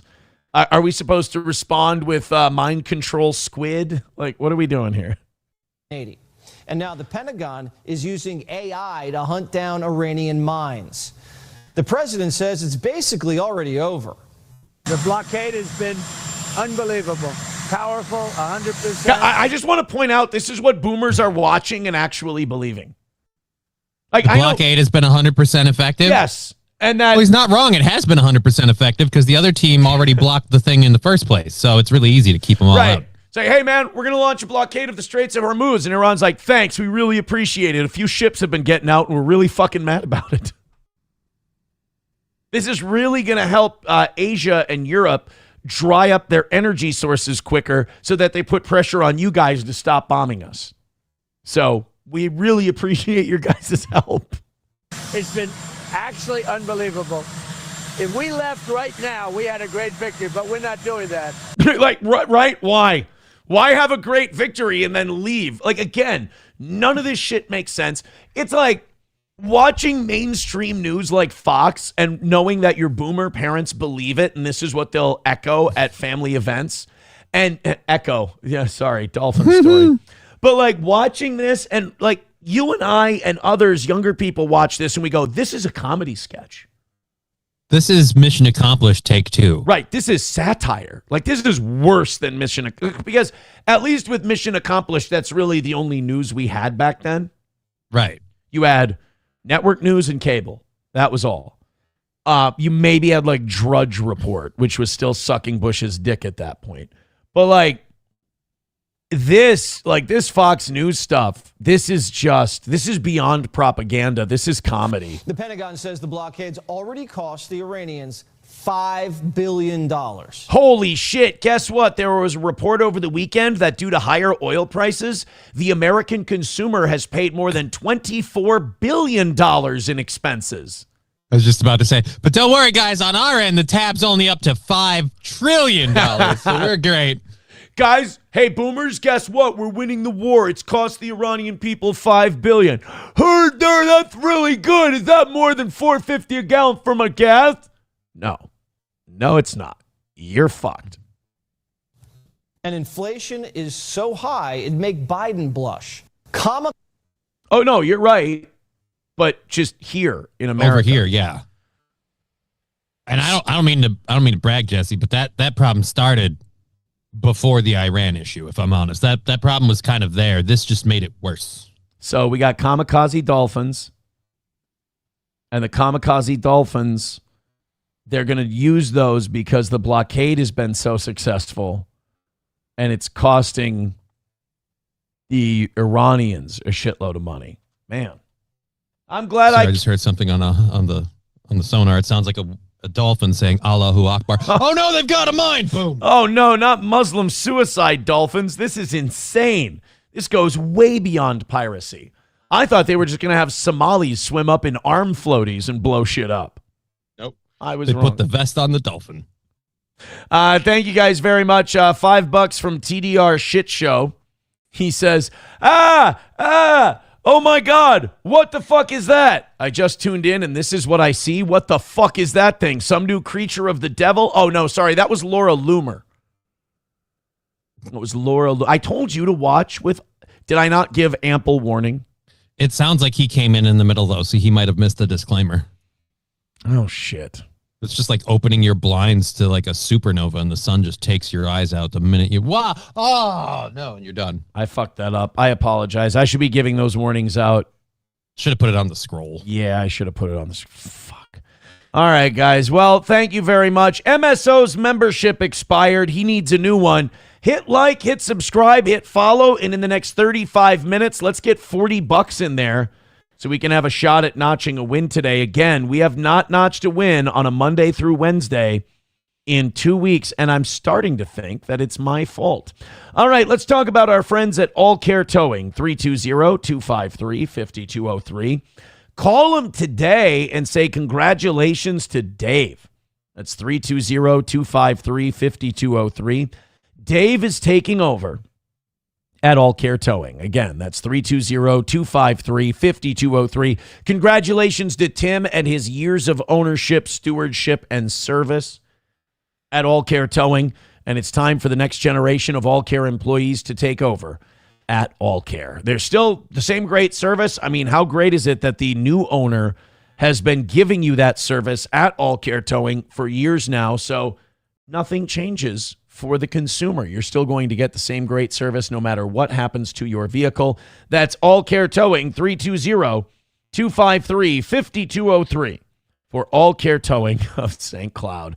Midland Armory in downtown Foley, Minnesota, midlandarmory.com. Of course, our pals at Midland have always been there for you when you're looking for anything for hunting, personal protection, carry, sport, whatever it is. They also handle the suppressor process from start to finish. That's at Midland Armory in downtown Foley, Minnesota, midlandarmory.com. And Stoney's in downtown Rockville, Minnesota. It's Monday. Go ahead and start your day with one of their ultimate Bloody Marys. What do you call it? The patio is open now. Stoney's Garage is open. The weather is beautiful. Bike night is back on Thursdays. Stoney's is a party every weekend with the live music on the Fireball stage. Go to Stoney's in downtown Rockville, right there on Broadway. That's Stoney's. And finally this morning, Rumble Wallet. Hey, quick question. How much control do you actually have over your money right now? Technology has changed everything, and now it's changing how money works. Crypto has started as a niche, but now it's going mainstream. Faster payments, more control, fewer middlemen. This isn't hype. It's just where things are going. And getting started today is easier than you think. That's where Rumble Wallet comes in. With Rumble Wallet, you can buy Bitcoin, hold dollar-backed stable coins, even own digital gold backed by real gold all in one place. Setup is simple. It connects with MoonPay, so you can use your debit card, credit card, or bank account and be up and running in minutes. Start small, $10, $50, $100. It's not about the amount. It's about getting in early and understanding what's coming next. And once you're set up, you can even tip your favorite Rumble creators like me directly. So do this now. Scan the QR code or click the link in the description and download Rumble Wallet. From there, you can set up your wallet, tap buy, and you're in the game. Take control of your money. Get started with Rumble Wallet today. Thank you, Rumble Wallet. Hey, Johnny, 622 checking out the tow right now. Let's bump that number up. We got up over 600. That's solid. Rumble could go up by another 40. YouTube could go up by another 40. That's where they're usually at. So we got 700. Looking us in the eye. Hit thumbs up, guys. Spread the word of the show. Get us on the front page. Get us featured on YouTube. Everybody watching on every platform, hit thumbs up. Both should be in the triple digits. McBuster gifting a membership to MSO. Thank you very much.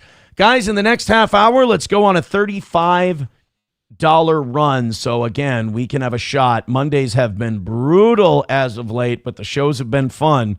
Let's bridge that gap, if you will. All right, our next story. God, I really want to do that, the JP Morgan thing. I think we should do that next. Okay. The JP Morgan thing is so awesome. There was some, I think the word jeet is appropriate in this sense because this was a scammy shithead Indian who tried to get his boss in a bunch of trouble and tried to sue his employers at JP Morgan for millions of dollars, all on what looks like a hoax. It looks like his super hot boss has been nothing but a super hot boss who's done really well for the company. And this guy tried to convince the world that she was using him as a sex slave, including some of the funniest text messages of all time that apparently they've discovered this guy created with an AI chatbot. Oh, I was hoping they were real. Dude, so you're a sex slave. You're like your hot boss. Like, that's hard to be like, oh, poor me. This hot lady keeps trying to use me for sex. Like, oh, no, there's a problem. Well, he's married. Oh. And that comes up in the text messages.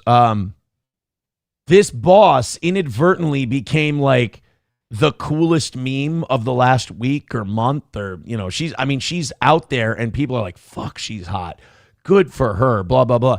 And this cross-eyed, goofy Indian fucker is like the joke of the world. And I don't know if they're going to take legal action against him. I would. That damaging your reputation. Now, did he damage your reputation? You could argue no, but only because they discovered that this was all fake. And that, again, this is going to blow up in this guy's face. We have a little bit longer segment of this from Breaking Points, which I think they do a better job rather than this Mint News place. Yeah. We've got a 9-minute Breaking Points or we've got a 3-minute Mint News. Which one would you rather do? Actually, you know what? This Breaking Points is like a 4-person panel, so it's going to be cringe. All right. Let's I guess we'll have to do the 3-minute. We'll do the 3-minute Mint News. Real quick, Laura Loomer sent us $1. Thank you. Laura says, Aaron, it's Laura Loomer. Can I headline the anniversary show this year? I give good fagdome as a reward because I am a man like Aaron wants. Now, again, Laura Loomer just cannot stop spreading these vile false rumors. And I'm going to be honest with you. I don't like it. Laura, I'm going to say some words you know quite well. Cease and desist.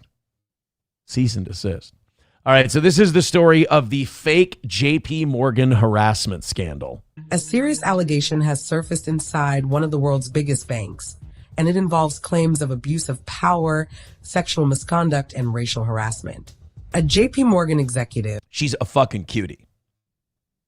Yeah, that's not the worst face I've ever seen. Right. Little downsy in the eyes, but she's fine. She's got a forehead for days, but people claim that I like that. Oh, you need Lorna somewhere to land the boat. Has been accused in a lawsuit of sexually harassing and abusing a junior male employee. According to reports, including one by the Daily Mail citing the lawsuit, Hajdini is accused of drugging the employee, subjecting him to racial abuse, and threatening his career when he resisted her advances. Wait until you see this fucking employee. So you saw the boss, right? Right. This guy is trying to have us believe that she spiked his drinks with Viagra, was verbally abusive towards him, and would get petty and angry and hold back his career if he denied her sex, and then demanded sex all the time from him. When you see this googly-eyed jeet fucking guy, you're going to laugh. The complainant, pseudonymized in the lawsuit as John Doe, claims the alleged abuse began almost immediately after they started working together in the spring of 2024, and then the sexual advances became increasingly explicit. The lawsuit further claims that Hajdini invited him for drinks, and when he refused, she allegedly threatened his career. So one of the texts, I don't think they're going to read these. Fuck you. Oh, no, I'm sorry. They fucked this up. If you don't fuck me soon, I'm going to ruin you. Never forget I fucking own you. Now, again, that's what he says this cute female boss said to this cross-eyed Indian guy. Saying she could ruin him and that she owned him. Doe has also accused her of making repeated sexual propositions. Birthday BJ for the brown boy, my little brown boy. Stop making me like her. Also, that other lady in this stock footage has horrible teeth. I don't know if I would have. All right. Birthday beach. So again, and dude, the funniest text message is yet to come. Remember that this guy had to create these messages and then send them in the complaint. So he's talking about himself. He's calling himself the little brown boy. The little brown boy. Wait until you see what he calls his wife. Positions, including requests for oral sex and using racially charged language during these interactions. He alleges that she threatened to block. Do you want to get promoted at year end or not? Do you want a future at JP Morgan? It's that simple. I don't know why you're fighting this. So again, in this world he's created, and remember, this has been exposed as a hoax. He's imagining himself as this desirable, mountain of fuck that's holding on to his virtue and saying no to his hot boss and showing that, she's coming after him and that he's the noble one here trying to resist. I'm Judo Suave. They can't turn away from me. His promotion, unless he complied with her demands. The complaint goes further, alleging that Hajdini admitted to drugging him with so-called roofies on multiple occasions. He claims he was subjected to non-consensual and humiliating sexual acts over several months, despite repeatedly asking her to stop. According to the lawsuit... Stop fucking crying. You think anyone would ever believe you? You're a fucking douchebag who thinks he's hot shit, but you can't even get your dick hard for me. What the fuck is this? Dude, it's too bad these aren't her text messages. Right, because she's super base. This lady wants results. I'm like, this lady's turning me on the idea of women not holding places of authority in the workplace. I'm like, this is the kind of person we need in the top positions. One such incident, a borderline rapist, involved her allegedly berating him when he cried during a sexual act performed against his will. The complainant... Oh, yeah. So a cross-eyed Indian guy gets blown by a hot executive who's like, stop sucking my dick. I'm so sad. I don't want you to suck my... Stop blowing me. I mean, for fuck's sake, it's my birthday. I don't want to be your little brown boy. Please stop sucking my dick. Also alleges that she... Oh, yeah. This is my favorite text. I bet your little Asian fish head wife doesn't have these cannons. You know that's him complaining, right? Like, bro, him being like, he I've never told her. Yes, he wrote that about his own wife. And by the way, no woman at the head of JP Morgan is going to refer to her own tits as cannons. I bet your little eight. This is like you handed a guy who was up at 3 a.m. playing Call of Duty every night a phone and said, send texts that you think hot JP Morgan female executives send. Like, and you're still way off. Right. Yeah. Insulted his wife racially during one encounter. The suit states that he complied out of fear that she would act on... I fucking own you. I will make you pay. Do you think you're going to be in good standing if you do not have me in your corner? You really think management wants some brown boy Indian leading organizations? Again, based. If you don't fuck my brains out tonight, I'm going to sabotage your promotion. Nobody would put that in writing. Especially the CEO or anyone that's at the head of the company, because they've dealt with enough assholes in HR to know that this shit will come back. If you don't fuck my brains out tonight, I'm going to sabotage your promotion. Yeah, she just wrote that in a text message. Her threats and damage his career. It also alleges that the incidents escalated into direct sexual assault over time. Oh, my. The complainant... Oh, yeah, you've got to sue this guy then. Yeah. He's accusing you of rape and drugging and saying that your tits are cannons. Like, this is defamation. Also accused JP Morgan of enabling her behavior. However, the company has denied the allegations. A spokesperson for JP Morgan said that after an internal investigation, it does not believe there is any merit to these claims. The spokesperson also stated that while several employees cooperated with the investigation, the complainant declined to participate and did not provide key details to support his case. Uh-oh. Why wouldn't you do that? It sounds like you got the HR people looking into this. Is when you protect yourself. This is when you take the boss down. Go in and get him, buddy. What are you holding off for? He RUNNOFT. That's what he did. And by the way, you know why? You know who found out that this was all a hoax? Who? That fucking fishhead wife of his. I'm sorry, you referred to me as a what? Your boss has what? Fuck is wrong with you? Lorna Hajdini, who is 37 years old, graduated from the Stern School of Business. I need you to go and fuck that Indian guy for me for $10,000. That's what they teach you at the Stern School of Business. Whenever you see an Indian penis, Robin, I need you to suck on it. Oh, Robin, I'm going to need a longer lunch. I'm about to bang this brown boy. New York University. Always use racial slurs for Indian people. It's funny.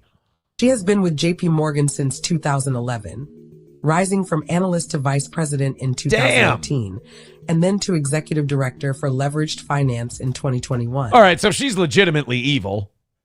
Yeah, but she only got there by blowing people on their birthday. That's the only reason. Brown boys. You got to blow brown boys. She's looking for brown boys. I'm looking for red boys. I get you. That's what I'm looking for today. Hey-o. Thank you. No, so she's evil. This is the worst part about this story is that we all have to defend the JP Morgan Chase lady. It's so hard because she's so hard to look at. Yeah, exactly, right? This is clearly a lady that can't get any even just like cursory one-night stand relationship things to happen. She can't show up at a bar and take a dude home. What do you think? And like an Indian guy, like I'm pretty sure you ask any white girl with options, the last thing she wants is an Indian dude. Who doesn't love the smell of curry? Oh, God. That's no offense, Indian guys, but like I'm willing to bet that you stay in your lane just about as more than any race out there, and it's not 100% by choice. That's just the world you live in. Yeah, it's just something I'm rolling with. Her LinkedIn profile lists her as based in New York. This case is now raising serious questions around workplace power dynamics, accountability, and how such allegations are handled within large financial institutions. Actually, the biggest debate it's caused is whether or not the word cannons is an acceptable phrase for tits. Especially hers. I mean, no offense. I didn't see any picture that really cemented the existence of cannons. Well, now, we can look that up. We can. We never saw the accuser, though. I always hate these, like, oh, this lady did all this horrible stuff to me. I won't cooperate with the investigation, but I'm going to make all of this public. Like, well, if you make it public, I feel like we should at least be able to look at you to see whether or not you look like someone who could have pulled that off. Well, I'm here, doubting it from the onset. Do you want a side by side? Let's end this debate once and for all. Yeah. Let's end this debate once and for all. Here we go. Let's just put this up on the screen. Yeah, get fucked. You didn't do shit. So wait a minute. Did she hit on you in between like bib wipe downs for your drool, or like after your Down syndrome coach left to work for the day? Like when did she come in on you, buddy? He broadcasts on a podcast with his partner Royce. Uh-oh. So mean. So that's Lorna Hajdini, and that's apparently the little brown boy that she was keeping as a sex slave. It's just something special about banging a retarded guy. I guess. This story is holding less water than a soaked grocery bag. This thing ain't doing so well. This story's falling apart. But we don't have any evidence of these cannons yet. Yeah, I've not seen any cannon evidence. Let's see if the cannons are canon. Oh, here we go. Here's one. Let's see if we can see canon evidence. That picture isn't big enough. Again, and by the way, the only reason we're looking this up is because it is important. Oh, you know what? Yeah, no, you know what? Those are some sweater puppies. She's got some cannons. She's got cannons. She's got cannons. Yep. So, all right, shots fired. He was accurate on the tits. Other than that, it all seems fake. So this guy thinks his boss has cannons, and he thinks his wife has an Asian fish head. Oof. That's the other thing about the guy making these accusations is that not only is he going to face lawsuits and probably criminal charges because of this, but his wife is going to be fucking pissed. Your wife's outed as a wall-eyed fuck. Yeah, you just called your wife a northern pike.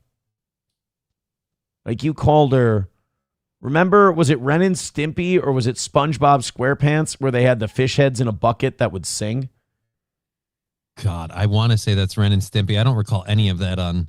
Bro, you called your wife like what do you call it? Big Mouth Billy Bass. Right? Good luck. Let's see what Scarlett has to say about all this. Scarlett's in the YouTube chat. She says, good morning to all toe boys. By the way, Scarlett and Ethan both followed me on Instagram this weekend, so I'm worried something's up. I'm being plotted against. I hope for the best for them, you know? Scarlett Hampton says, does she work at JP Morgan in New York City? None of your business, Scarlett. You're not flying there, and you're not trying to eat this woman's box. Leave her and her cannons alone. She's been through enough.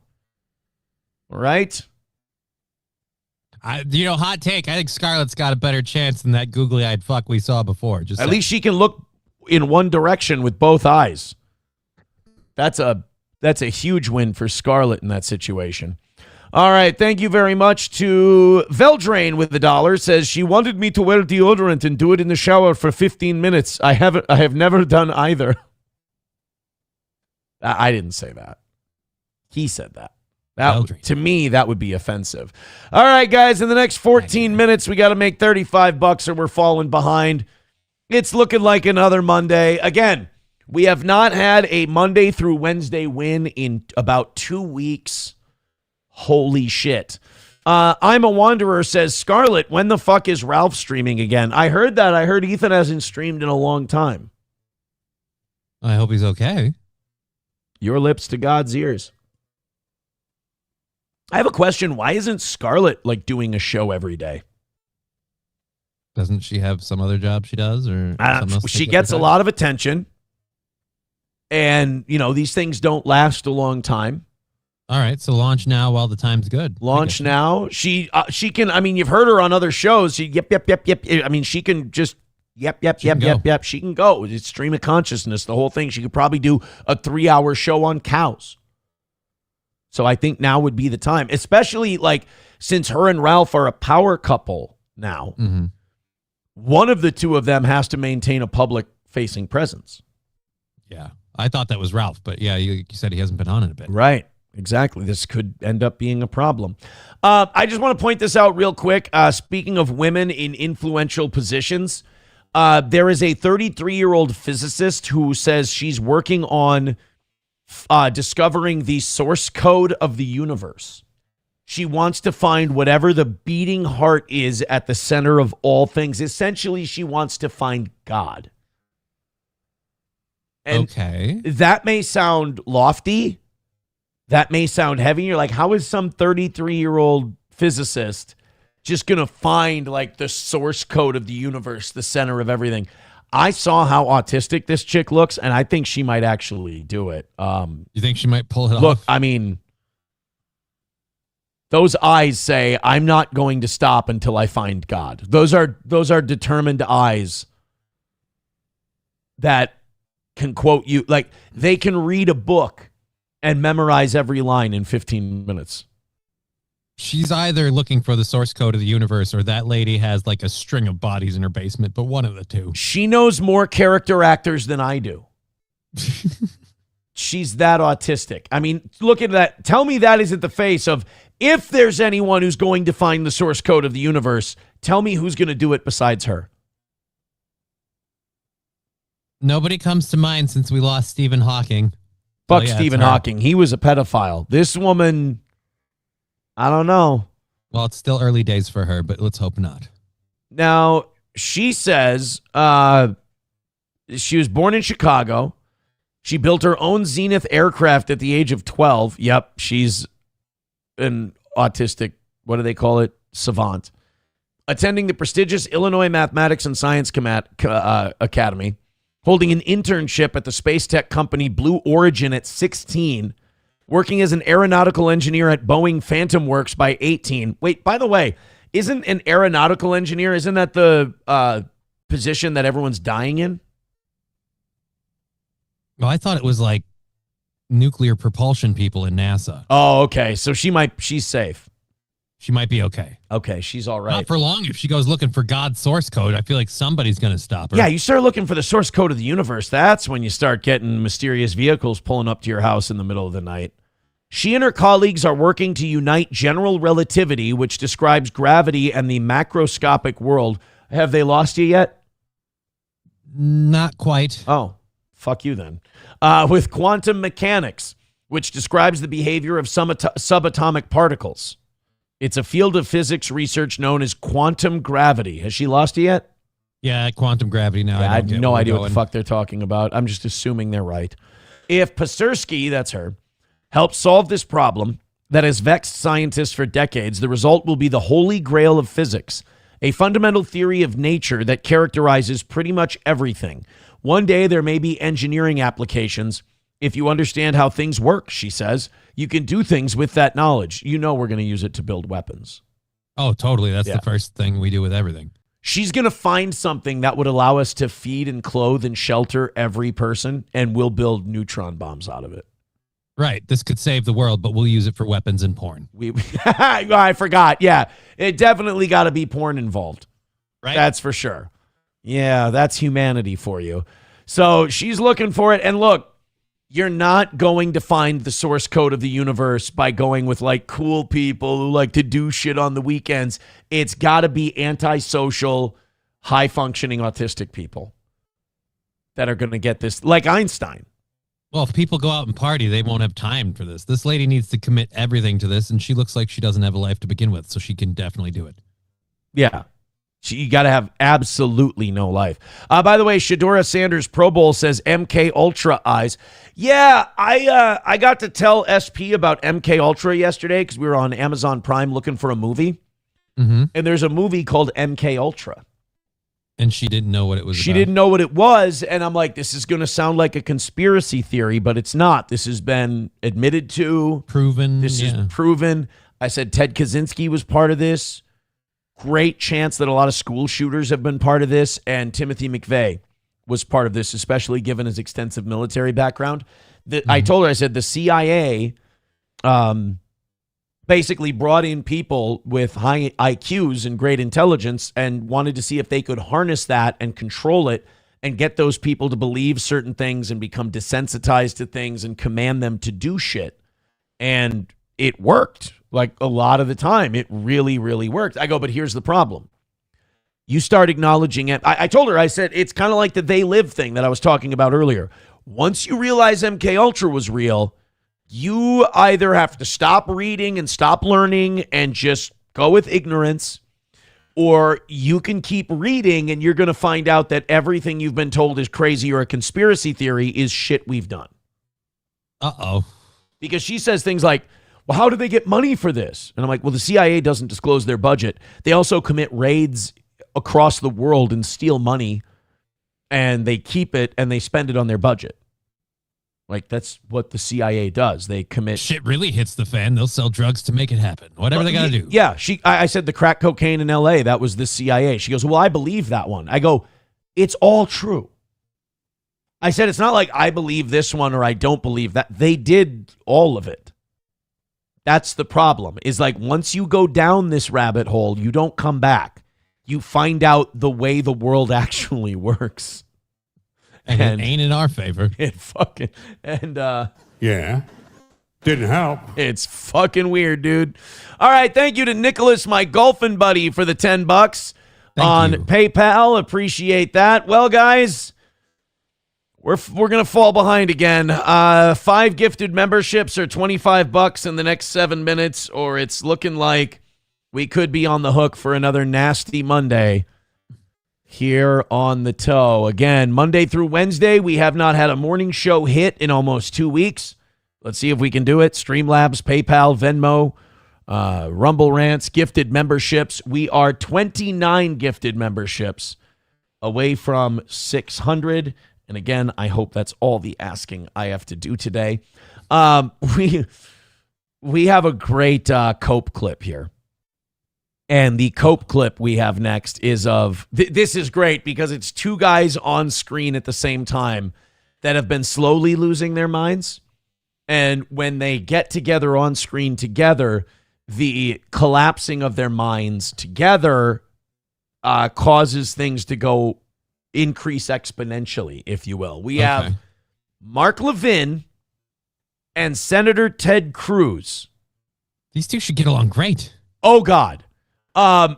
This is them talking about the Iran war, about Israel, about all these people who are doing good podcast numbers, criticizing the administration, criticizing the Netanyahu government and Zionism in general.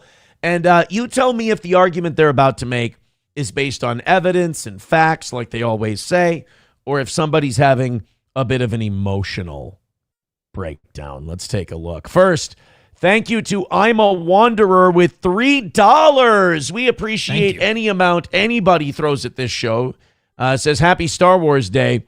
May the 4th be with all Towboys. I don't want to tip my hand and tell people that I fucking hate May the 4th be with you. Because then I'm just stupid. I'm going to get more people that just want to wish me a happy May 4th. So I'm going to pretend that that's awesome. And I'm a Wanderer gave us $3 and I love him for it. And I appreciate that. And we could knock out the goal if everybody, not even everybody, I mean, just a couple people did that. So I don't want to discourage that by saying I fucking despise May the 4th be with you. And I hate it with a perfect hatred. All right, this is Ted Cruz and Mark Levin getting together on TV and explaining why everyone else is the problem. This is also my favorite thing about the Zionists losing the war. The worse things get for them. Let me take us off camera for a second. This bad boy gets bigger and bigger. Take a look at that lapel pin. Jesus. Ted Cruz isn't even he's not wearing the other one. Ted Cruz doesn't even have a flag pin. What's your problem, Ted Cruz used to be the Israel-America dual flag pin guy. Yeah. Is that a freaking POW pin on his other collar? I don't know. It looks kind of like one. I don't know. I don't know what that is. It might be, but that would be weird seeing as he's trying to create them. Right? But that I tell you what, this is a cry for help right here. That's a cry for help. Let's take a look at Ted Cruz and Mark Levin working together. See how it goes. Ted Cruz already looks like he's been crying.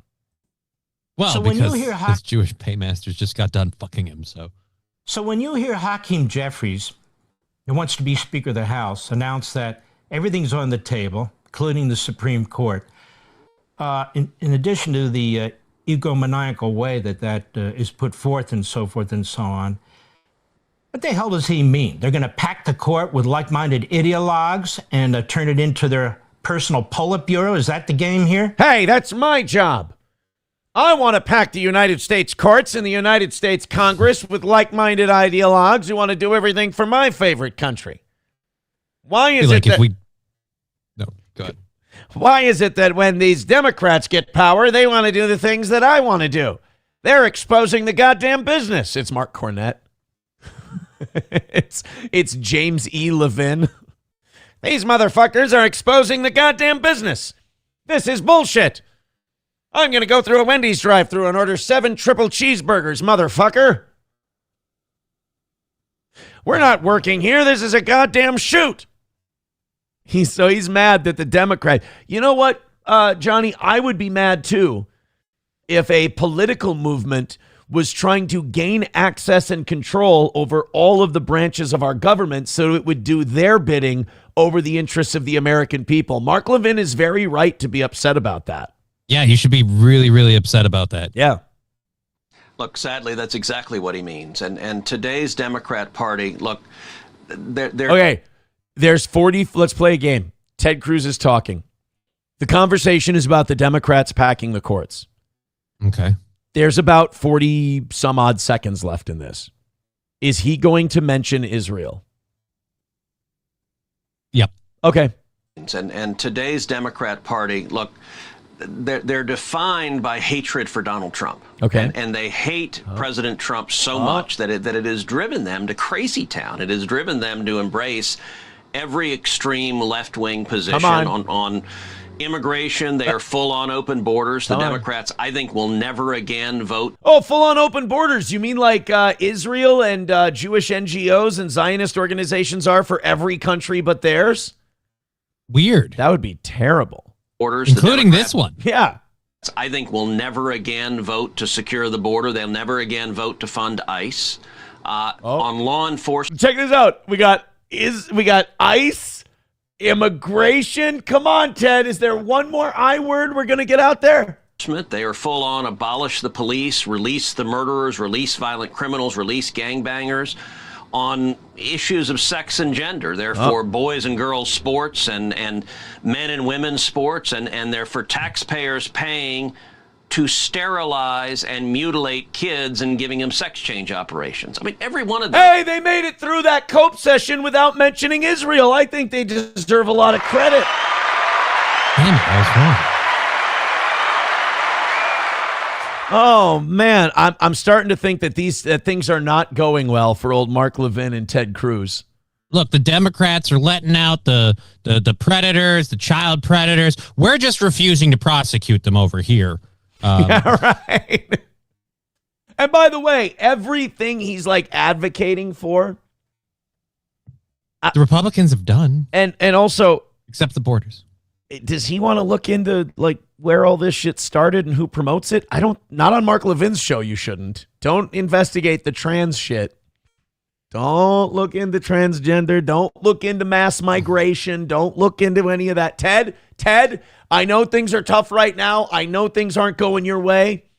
Leave this one alone, buddy. Just don't look into the owners of OnlyFans, Pornhub, TikTok, pretty much all the platforms pushing this shit. But you know why he's crabby, by the way? Well, why is he crabby? Because he wasn't wearing his big lapel pin. Oh, that'll do it. That's why. You got to put on your big American flag. Yeah, if you put on your big American flag lapel pin, things get much, much better. King Kong Dong with $1 said, yeah, here we go. Says, may the 4th be with you and with your spirit. Thank you. Okay. Veldrain with $2 says, may the 4th be with you. Thank you very, very much. I didn't think this was going to happen at all.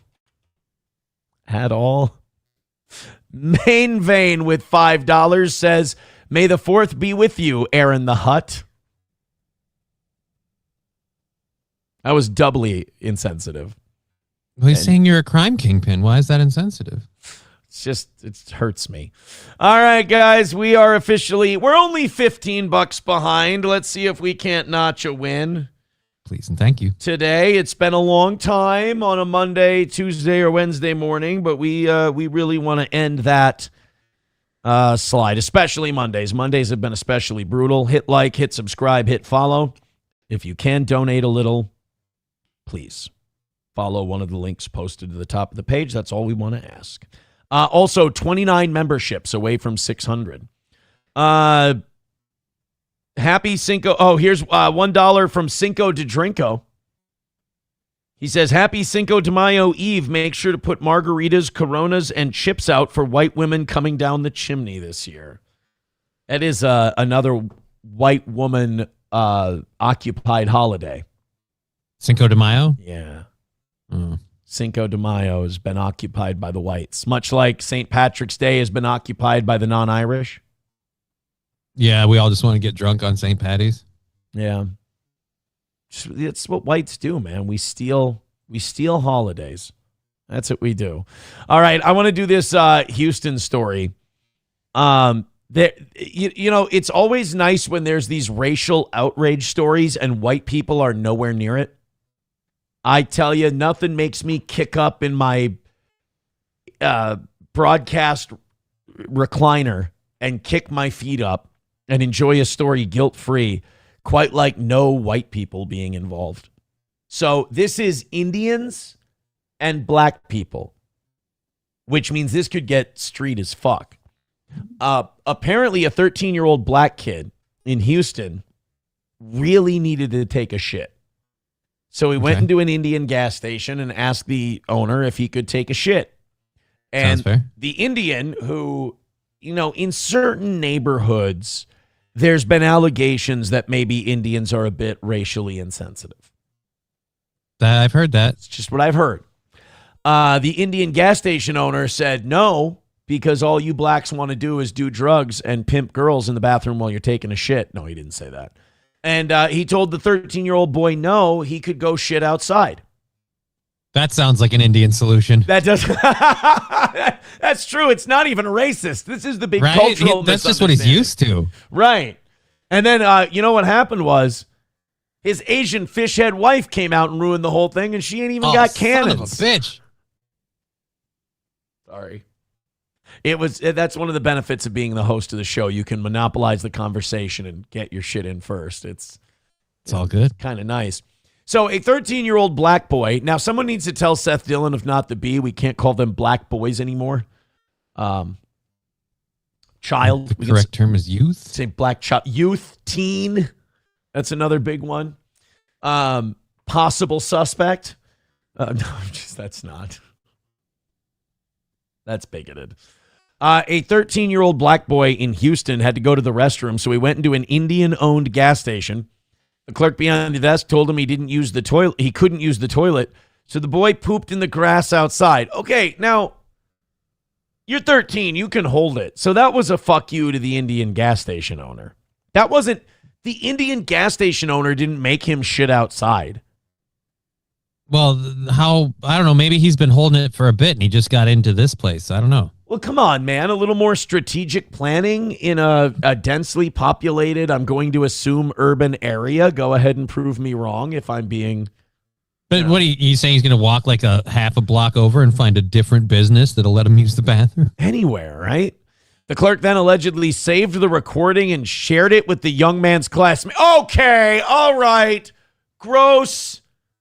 He saved the recording of the kid shitting? You failed to mention the recording part. Oh, my God. Black activists went to confront the owner. I fucking hope so. Let's do the story first, then we'll do the people inside the store protesting and filming it. Oh, dude. This child had to wipe his Hold on. Let's rear on the grass. Had to wipe his rear on the grass. On the grass. On the grass. Yeah, I started crying when I seen that video and looked at him in his eyes. Humiliated, embarrassed. That's how a 13-year-old kid in Houston feels right now. That kid trying to use a bathroom at a gas station after school, only to be told no by the guy working inside. You know who I feel really bad for in this story?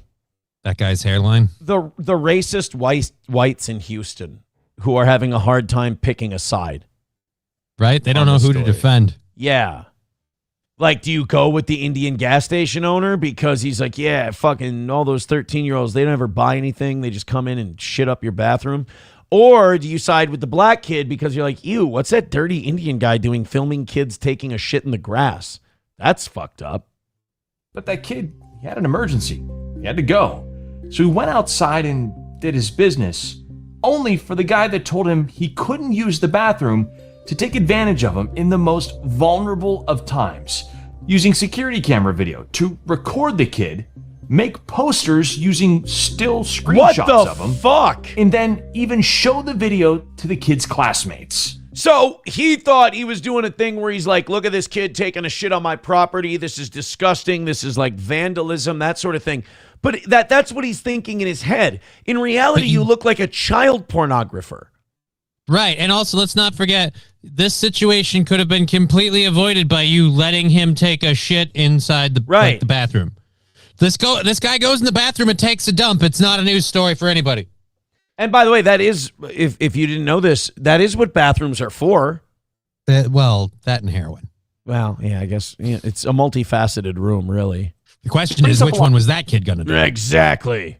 A lot of questions, like, could someone face charges for something like this? And can businesses in the U.S., specifically Texas... No, it's only if he texts one person about it. Then he could. Oh well, he shared those photos with way more than one person. Oh, he'll be fine. He'll be fine. Yeah. Refuse to let somebody use a bathroom. I'm Gage Golding, a journalist in Houston. And before we start, I want to say there are photos and videos that we're not going to show you. Thank you. Story. I appreciate it. I don't need it. Do you? No.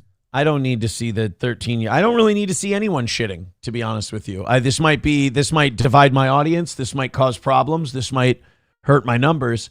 I don't ever want to see anyone taking a shit, not even myself.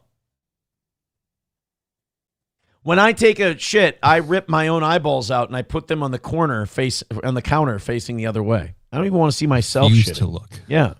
2 reasons why. 1, they're really provocative and inappropriate. And 2, they could even be illegal to have or ship. Right, yeah. So let's take a deeper look at this story. Well, that's the thing. Like, this Indian store owner put a bunch of other people in a tough spot legally because it's like, all right, now what? Look, they could be illegal to have, and I'm already a walking adult Caillou. I don't need to tempt fate anymore. We had, when we got into it with that, who's the woman who beat the shit out of that guy in the car on stream? Eliza Jordana. Yeah. When we got into it with her and we were making fun of her and she was getting all angry at us, one of her fans, would swat us and sent child porn to April and I's phones back then. And immediately what April and I did was we called the police. We reported it. They came over. They documented it. They ended up finding the guy. And we said, we'd like you to wipe. They said, you can delete this off your phone or we can do a full delete if you'd like to. We're like, we would like you to do this. Like, we want this off of our fucking phone. Like, entirely. And they said, yeah. And they also said you did the right thing. So, like, if anything like this ever happens to you where some Indian gas station owner sends you a picture of a little kid taking a shit, immediately call the cops. Call the police immediately. You're not going to get in trouble. They will take care of it for you. And also, it will build them a stronger case to get the psycho who did it. Starting where it all happened in the Sunnyside neighborhood of Houston. Locations across Greater Houston. We're always close by. We just got here to the fuel depot off Belfort Avenue. We're going to go inside and see what the clerk's side of the story is and see what he has to say. Oh, they're going to talk to the actual guy? According to the boy's family, the 13-year-old missed his school bus, stopped here, and needed to go to the bathroom. He goes inside, but he's told no. There's not even a sign that says no. Dude, there's a thing that says restrooms. Well, then why did you why ask? Just go in there and take a shit. You advertise that you got bathrooms, and when someone comes in to use it, no thank you, go outside and fertilize the lawn like we do where I'm from. Big sign that says restroom. Only because there's no river nearby. It's here. Why are you going in our bathroom? There is a perfectly good street outside. I do not understand this. They turned Russian at the end. I apologize. Yeah, there's not even a lock on the door, kid. Just go in. In a big bathroom. I'm going to say this. His problem, the kid's problem was asking.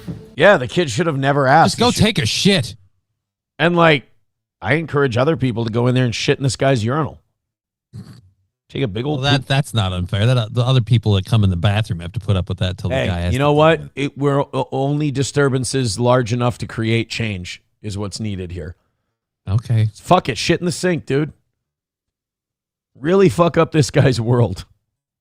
Been allowed to use this. It was easy for us to walk in here. We just opened the door. Yeah, but you're an adult white guy. He's not afraid of you committing theft or doing drugs or any of that. He wanted to do an H1BM. Hey. Like I said, when there's no white people involved, the stories are fun. Friday morning, he come knock on my door and he said, "Granny, can I stay home today?" And I was like, what reason do you have to stay home? And he just walked away. So his sister... I done shit in an Indian man's yard. I don't want to go to school today. I had to shit in the grass, Granny. I had to drag my ass like a dog who's having indigestion. He said, "Granny, they have a video going on." That's the child's grandmother. We're not showing her face to protect her identity. That way, there's no way to get back to who this kid is. First of all, let's not talk about where mom and dad and how they're not in the picture. Oh, God, I completely missed it. I just completely skipped over the fact that was grandmama. Yeah, grandma said that he came home, said, "Can I stay home today?" Which means he's living with grandmama. That ain't good. Missing the bus, not wanting to go to school. I have a question. How did the Indian gas station owner know who this kid's classmates were? And how did he get their accounts to send this stuff to him? This guy needs to go away, because I have a feeling if we can search this guy's hard drive, there's a lot more than this going on. Probably. There's some deeper shit going on with this dude. She did have a lot to say, but she didn't want to talk in depth about what the video and photos showed. But community activists like Candace Matthews and Quan LX, well, they didn't shy away from the topic. He told him you can't use the restroom, then took the recording, told him to go around the back and take a poop, recorded the kid taking the poop. Then when the kids got out of school, from Addicts Middle School right here, he was showing them the video laughing. Oh, so he didn't share it on social media. When other kids would come in, he would show oh, what a creep. Yeah, dude, the laughing part alone is why I'm like, this is wood chipper material. Like, that's not okay. Like, you shouldn't be laughing at making a kid go outside and shit in the grass behind the store. Firstly. Secondly, then you got to worry about that, because it's going to stink. All I have to say about this story, Johnny, is that diversity is our strength. That's what I believe. And nobody believes that cowboy had. Picture and put it on the front door of this baby, what naked, making fun of his genitalia. But then another thing that was shown on the video, this child had to wipe his rear on the grass. That is. Like, all right, no offense, but with nails like that, I don't think you can wipe yours. Maybe you should. How do you wipe your ass when your nails? Dude, right? Like you got to have a bidet at that point. You got like feral claws on your fingers. Like, I can't imagine you hit any of your sensitive spots without nicking something and causing massive bleeding. Or you have to wipe in a way where you've like flattened out your hand, and then you know you're getting shit on your hand, because like you can't control the paper in a way. Like the paper's going to slip, and you're going to swipe. With that whole, you're ending up with doo-doo stains on your hands. Ugh, there's no way those fingernails come out clean, man. And then, like, you have to wash it off right away, but you're also like, you kind of have to smell it. No, you don't. You gotta know. Like, you gotta know, like, how bad's the brand today. And then but then if you don't immediately wash it off, then you're just a sicko. I'll be honest. I would say immediately washing it off should be the first call. I don't even go with the smell thing. That's weird. I'm going straight for the burning water. So the guy not only used screenshots from the security camera video to make posters and then put them up on the glass door, the front of the gas station in this neighborhood. Fuck? But he also showed the video to this kid's friends. There's video of the friends recording the guy on the other side of the glass, showing the security camera video of this teenager in an incredible, vulnerable state. Well, I hope they submit that to the police and they can bust this creep and then get access to all his devices, too. Guy thought it was really funny when he made the poster they put up on the door. It says, "Have you seen this asshole?" Oh, no. I really wanted to talk to that worker, but there was only one guy here the day we stopped by, and based on the video we were given, it's not the same person. What's up with those flyers that y'all were putting up?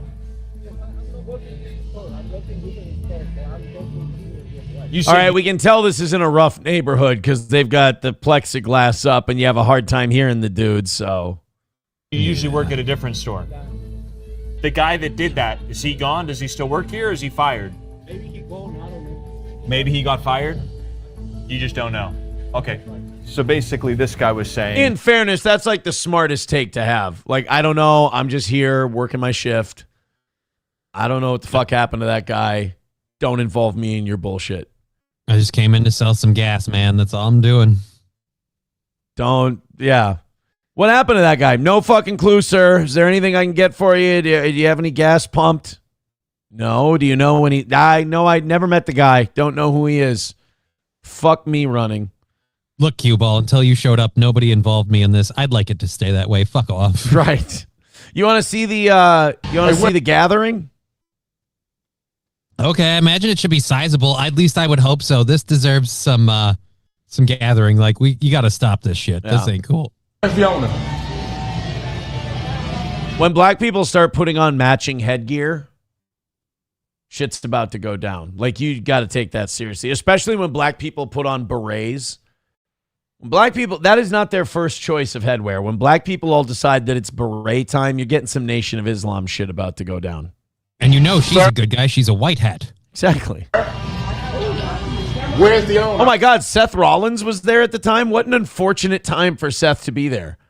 It's terrible because they're all about to burn it down. Sorry. You're going to kick this kid outside and he's going to shit on your lawn.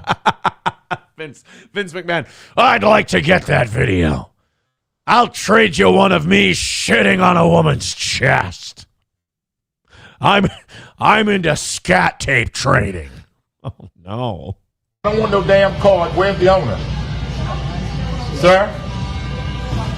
Yeah, I don't want no business card. I want the owner.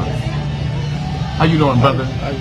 You shouldn't spend one goddamn dollar in this store. Y'all shouldn't spend Y'all nothing. shouldn't spend not a goddamn dollar in this nothing. store. What this store Pedophile did, activities going on. exploiting a young black child, embarrassing a young black child, and told a black child that they could not use the restroom to go and do in the back. And black people talk fun. It can't. This child couldn't do in the back.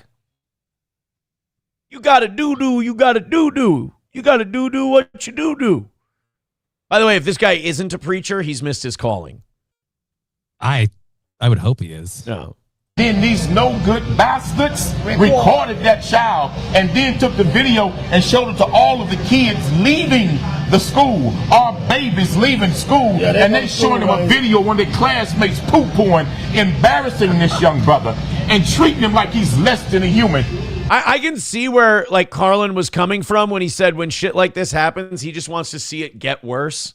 Like, I want to see this continue to escalate, like the Chuli's gum rep and Clerks. Like, I just want to see more and more people just like come up there with like a soda, and he's like, "Don't you buy that soda from this place. There was a young man trying to make a poopy, and this man filmed him. He wouldn't let him make a poopy in the bathroom, so he made a poopy out on the lawn, and they filmed him doo-dooing. And they done showed that to the other babies. So our babies are pooping. He's making our babies poop in the grass. And then he's showing all the other baby pooping in the grass. Don't you buy that soda. You're buying it from a child pornographer." We need Pastor Manning on this one. Yeah. Dude, they came over here. Don't buy that candy bar. He went out to make a baby Ruth. They filmed him. It's not okay. That's right. We didn't land on Doo-Doo Rock. Doo-Doo Rock landed on us. This young man was hoodwinked, led astray, bamboozled. When you make a poop in a lawn, that is a government lawn you're pooping in. I want the owner. I'm not using this anymore. What is this? Go get your money back. I don't need no lawyer's phone No, get number. your money back. I don't want no. Get your refund. Get your money back. Where's the owner? That's right. When you ask to use the bathroom to go poop, does he call you a gentleman? No, he calls you boy. That's what he says. That's what he says. Coon. That's what he says. Where is the owner? What do we talk to? Are you the owner? Are you the owner? Where's the owner? Because we ain't going to make no more. I want him to smack that tea out of his hand. I want to be like, "What the fuck are you doing buying that shit?" He just doesn't let anyone buy shit. Yeah, didn't you just hear about the doo-doo scandal? Doo-doo all over the place. Goddamn money today. Where's the owner? Ironically, it's made the black community in the area go shithouse. And give him his refund, too. Where's the owner? Kind of Epstein stuff y'all got going on. I like her. She needs to tag in for a minute. Hot tag to the lady in the cowboy hat. Oh, God. How happy is the cameraman that he's just not involved in any of this? Just enjoy the show. Bunch of Epstein stuff you got going on in here. That video is pornographic, that video is sexual in nature, that is a crime. He committed. I'm sorry, but in the country we come from, that is a totally normal act, and we just call it a regular day of digestion. Well, in this community, that shit don't fly. This is a great campaign commercial against H-1B visas, though. Crime. I want the owner. We ain't making no more money today. None. We're going to shut this whole thing down. I'm going to burn this motherfucker down. Give and give him his money back. Don't none of y'all spend no money in here. Don't spend no money in here. Don't spend another damn dime in this store. Refund his tab for this Arizona. Go get your refund, brother. Yeah. What flavor Arizona do you think it is? Come on, last time I played this game, I won. I don't know. I'm gonna go with grape. Get your refund. You ain't paying. Give his money back. I'll buy you one somewhere else. Get your refund. Refund. I'll buy you one somewhere else. The hell with that drink. You ain't buying nothing from this old Epstein Island gas station they got going on. Epstein Island gas station. Oh man, could you imagine the controversy it would bring if they just went in a branding name change? Welcome to Epstein Island, where you can save on gas. You just have to pump it in the rear. Okay, you don't work here. All right, appreciate you, my brother. Wait, you thought that the black man in the... Oh, there's a guy back there. I was like, you thought the black man in the balaclava dressed like Professor Griff was an employee? I'm really stoked that no phones are out. Like, I have not seen one person like, ooh, I have to film this with my phone. Like, I'm really glad that we don't have a selfie situation. Oh, okay. Yes, sir. We welcome. Did you call Ain't me? nobody buying nothing. And listen, that lawyer, he can bring his rusty, ragged ass up here too. We don't care. Did he just say rusty, raghead ass? I didn't hear. I thought he said rusty, white ass. All right. I thought he said rusty, raghead ass. Let's see. That lawyer, he can bring his rusty, ragged ass up here too. I think he said raggedy ass. Raggedy ass? Oh, man, so close. So close. So close to rusty, raghead ass. I want this to get racial. I want everybody in this to start calling each other slurs. Like I said, there's no white people in this one. So let him have it. Yeah, get after it, boys and girls. We don't care about that. Because he can catch We this want to smoke, talk to the owner because he can't stop a damn thing what we doing today. Nothing. I like her. She's like the hype man. He's like, you ain't going to buy no sweet tea. No sweet tea. In fact, you get that lawyer down here. Bring him, make him present, Lord. She's testifying to everything this guy says. Worst part of this isn't even a one-off event. Apparently, this guy has a horrible streak of doing it. Well, you know what he was worried about with his with him pooping in the we actually have audio. I got to interview this guy. Okay, what was he worried about? I asked him, I said, what was your concern about this 13-year-old black boy going shit in the bathroom? And this was his response. And there will be gorilla shit all over down there. Sir, you can't call them that. That's insensitive. Please don't do that. It's not my fault. Radman Racing with $5 gave me that line. Radman Racing says, and there will be gorilla shit everywhere. Play it. Yep. So if that was funny, you don't have to give me any credit. But if you hated it, it was all Radman Racing. Right. Reformed Rapscallion says 2:15 at 9 is good, right? No, it's not. Monday's another shit morning on a Monday. We got to figure something out here, boys and girls. 2:10 away from today. Our goal was to break the Monday goal slump for the week. Please and thank you. Streamlabs, PayPal, Venmo, Super Chats, and Rumble Rants. Let's see if we can do something. 626 of you checking out the show right now. Thank you very, very much. Well, let's make some money somehow here. Let's talk about our friends at Trinova Health. Access Med, powered by Trinova Health, is a revolutionary telehealth service that provides fast, free online evaluations and free home delivery of customized compounded medications, offering custom weight loss support, ivermectin therapy, hair restoration, cosmetic rejuvenation, custom ED treatments, and more. You can complete your visits in less than 10 minutes, and there's no subscriptions or recurring fees ever. We've made getting started easier than ever, simply following the link. Choose the product or treatment you're interested in, and then complete a quick online evaluation. Within days, your custom meds will arrive to your door. Mention Rumble in the coupon code and get 10% off your first treatment. That's TrinovaHealth.com. Visit the link below and use the code Rumble in the coupon code and get 10% off your first treatment. All right. Please and thank you. Let's see if we can get a rally going here. It's not good. Again, this is a problem. This is becoming a trend. So let's see if we can do it. Streamlabs, PayPal, Venmo, Super Chats, and Rumble Rants, 210 away from today's goal, and also about 29 memberships away from 600. So please and thank you. Guys, terrible news. It is the reason for the title of today's episode. The rumors coming out of the Daily Wire yesterday, or this weekend, I'm sorry, is that anywhere from 25 to as much as 60% of the Daily Wire staff has been laid off. 60%? Holy shit. Candace says 60%, but I take that with a grain of salt because Candace fucking hates the Daily Wire, and the Daily Wire hates Candace Owens to the point where the...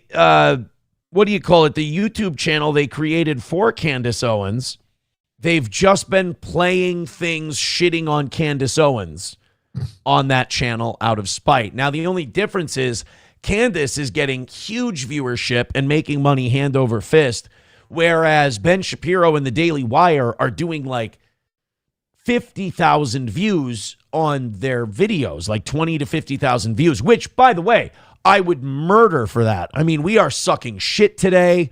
We're sucking shit a lot lately in the mornings. And, I'd kill for their numbers. But I don't have hundreds, if not over 1,000 employees. Yeah, it's a little different when you've got a machine as big as theirs to feed. Right. So you got Ben Shapiro cutting 25 to 60% of the staff. You've got, the only guys making money on that network are Matt Walsh and Michael Knowles. And oddly enough, Matt Walsh and Michael Knowles are the only two guys criticizing Israel and the Iran war as much as you can on the Daily Wire. And I think they know where their bread is buttered because when they do these little group shows together, they'll always try to pressure Michael Knowles to like disavow Candace Owens, and he won't do it. Mm-hmm. And I think he knows that, like, dude, I'm going to need life after the Daily Wire. Like, eventually I'm going to pull the ripcord and I'm going to jump up out of this thing. So I'm going to. Not only that, but like Ben and his position is dying. Like, nobody wants to watch it. Nobody respects it. It's like, again, the only way Ben Shapiro can save his company is by changing. But he doesn't want to change because the whole point behind the Daily Wire is to be a Zionist, Israel first advocacy group. So if you're going to be an Israeli advocacy group, you're going to lose viewers, you're going to lose popularity, you're going to lose influence, you're going to lose money. The problem is the people who keep Ben Shapiro afloat financially are not going to continue to donate and invest in his cause if he changes it up. So if he tries to do the things that would get him more viewers, a lot of his big donors and supporters would drop off. Plus, he's an Orthodox Jew who's a Zionist. He's not going to change. This is hardwired into him. So Ben, for all intents and purposes, is completely fucked. But here's the thing. All he can do is ride this thing down now, is what you're saying? Well, Ben's never going to go away. Just like Mark Levin doesn't have an audience, and he's never going to go away. Because the people who funnel money into these guys, they just need their noise out in the ether. They need their speech out into the ether. They need these opinions to be getting out to people's ears and influencing as many people as possible. So everybody at the Daily Wire might lose their job, but Ben Shapiro is never going to stop having a show. Because the people that support Ben Shapiro need his voice out there. They need Mark Levin's voice out there. So the really shitty part about this is yeah, it's funny to laugh at the Daily Wire and how they're falling apart and everything else. Ben Shapiro's never going to feel it. No, because he's going to keep collecting them checks. It's going to be the regular people. Now, you could also make the argument, and we're about to make this argument with a Nick Fuentes clip, that the people who are deciding to stay and keep working at the Daily Wire are also part of the problem. So can you really feel that bad for people who won't leave? Or at the very least, you got to see the exit sign over the door. You got to be prepping for next thing because your time's limited, my friend. Yeah. So one thing I would like to do before we move forward with this Daily Wire stuff is I'd like to try to perform, and this may be blasphemous. I'm not trying to produce blasphemy, but like, I've had a fun time making fun of the Daily Wire. I've had a good time making fun of Ben Shapiro, and I don't want to lose that. So I'd like to now try to perform, I don't know if you'd call this a seance, but I'd like to try to resurrect Ben Shapiro in the Daily Wire, if you don't mind. Give it a shot. All right.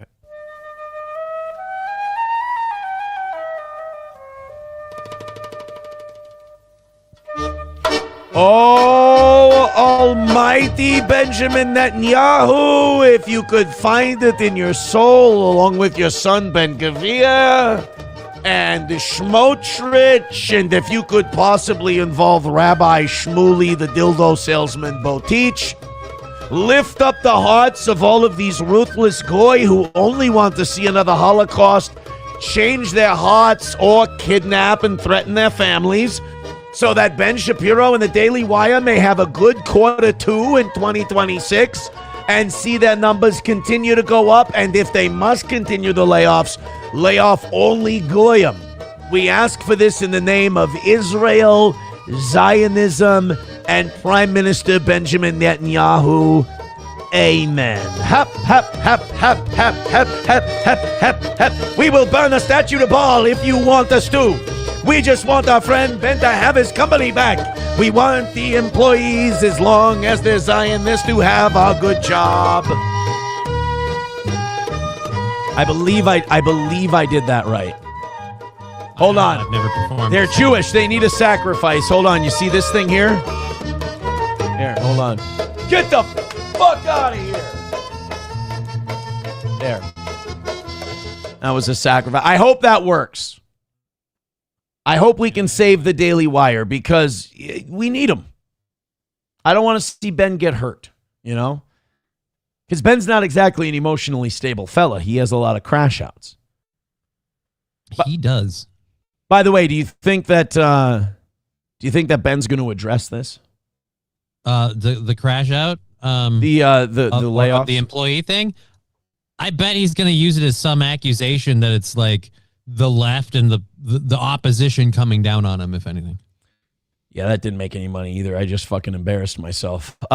Chevy fan says being $200 away makes sense now. I'm not going to lie. That was desperate. That was fucking desperate because I don't know what's going to work to turn the tide here. So that was just me being as desperate as it can possibly get. Streamlabs, PayPal, Venmo, Super Chats, Rumble Rants, 210 is the number today. It's becoming a pattern on Mondays, that's for sure. Please do what you can to support the show and help us out. Tonight on the evening show, we are going to have the 320 Pred Hunters on the program. They had another attempted raid this week. And this is enraging because what happened was they had this guy. He'd been chatting up with a decoy. And 320 Pred Hunters does it the right way. They wait a second on the Nick Fuentes thing. That's our next segment that's gonna fucking bust anyway.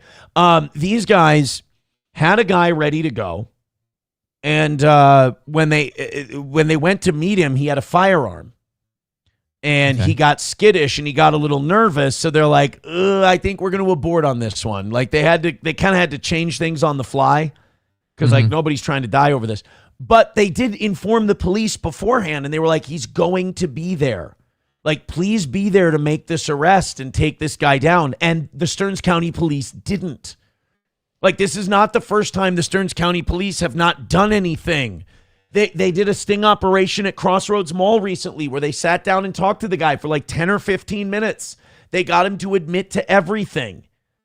And the Stearns County Police refused to move on it, refused to even be there. The guy went back to Brainerd, and Todd County Police had to handle it. And they did. Good for Todd County. They took care of it right there in Brainerd.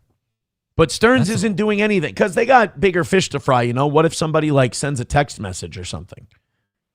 They got a No Kings rally downtown. They got to keep an eye on. Exactly. That's what Stearns County is doing. So we're going to talk to those guys tonight.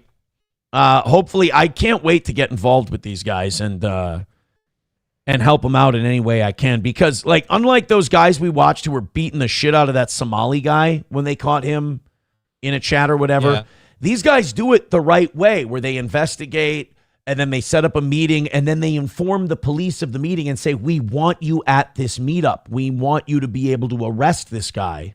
We have all the chat logs. We're going to interview him where we get him to confess to everything. Basically, we're going to hand you a hero's arrest on a silver platter. All you have to do is be there. All you got to do is act. I give you the target. I tell you where and when. All you got to do is act.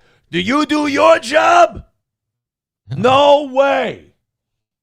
So we're going to talk to them tonight on the evening show. Hopefully you guys enjoy that. In the meantime, if you could gift a membership or throw a couple of bucks our way, it would sure make doing this morning show a little more pleasant. So here's Nick Fuentes. And, you know, a lot of people are going to be dancing on the grave of the Daily Wire this week. I mean, anytime an organization that's been as shitty and manipulative and awful as the Daily Wire has something like this happen, there are very few sympathetic people.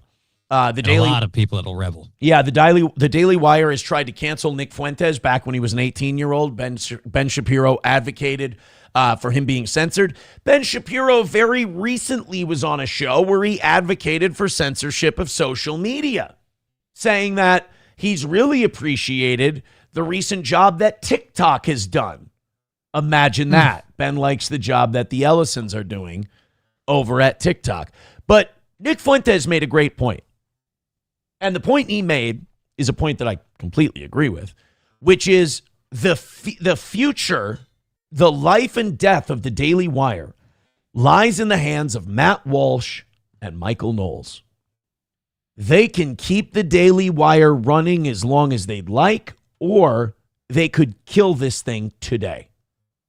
And that is announcing that they're leaving and start telling us what they really think. Because this is an organization that when Brett Cooper left, they fucked with her. That when Candace Owens left, they really fucked with her. They fucked with Nick Fuentes. So, like, let's leave Nick Fuentes out of it because I don't think Matt Walsh likes him. The whole, get back to work, Matt Walsh. I don't think he liked that. But these were their friends.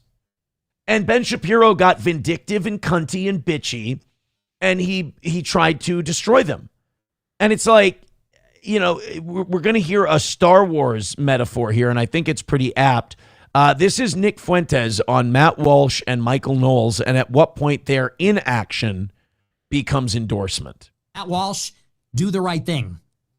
Matt Walsh, Michael Knowles, time to do the right thing. So when I look at the Daily Wire, this is a very critical battle. This is extremely symbolic and important in the grand scheme of things. And I will tell you this, they're not going anywhere. They're going to be around forever. The only thing that's going to tip it in is if the Goyim rise up from within.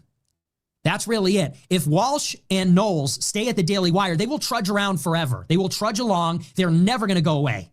But if Matt Walsh and Michael... Right. The money interests that back the Daily Wire will let that operate at a loss forever.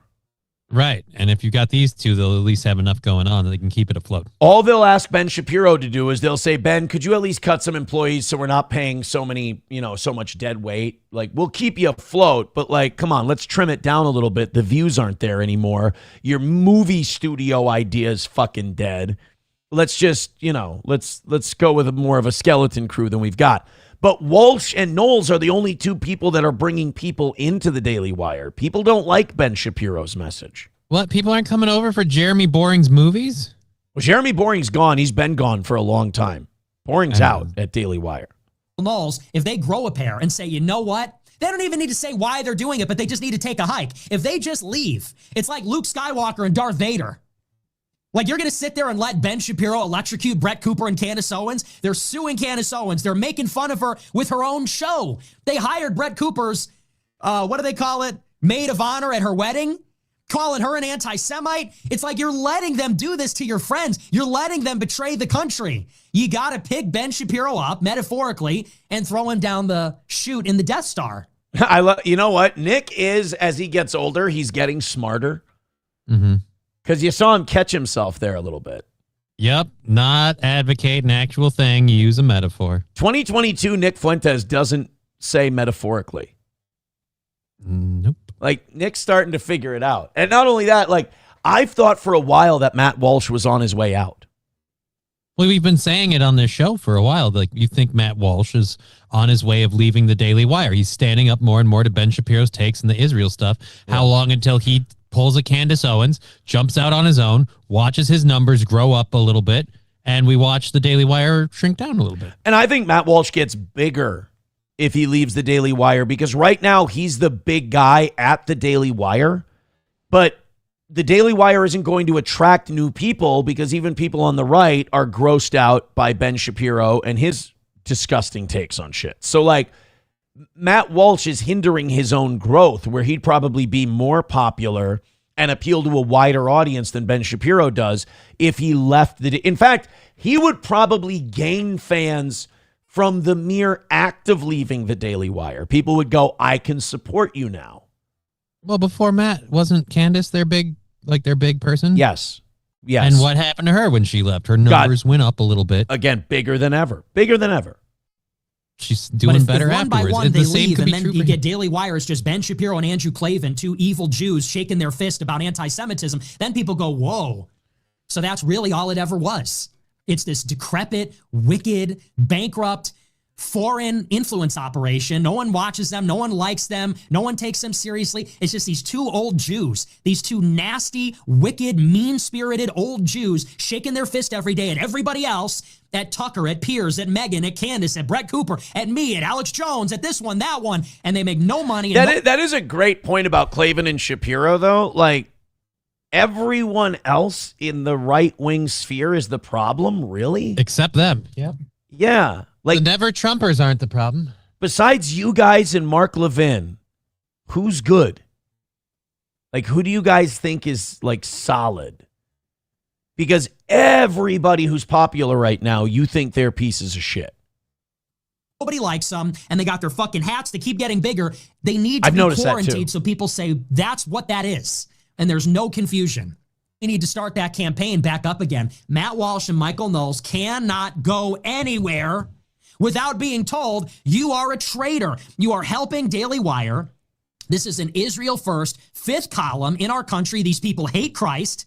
They hate Christ. They're not Christian. They hate America. They're trying to cancel Tucker. They're trying to censor the internet. They hate Megyn Kelly. They hate Piers Morgan. And you two sit there and take a paycheck from them. You sit there on a Zoom call and make jokes with them.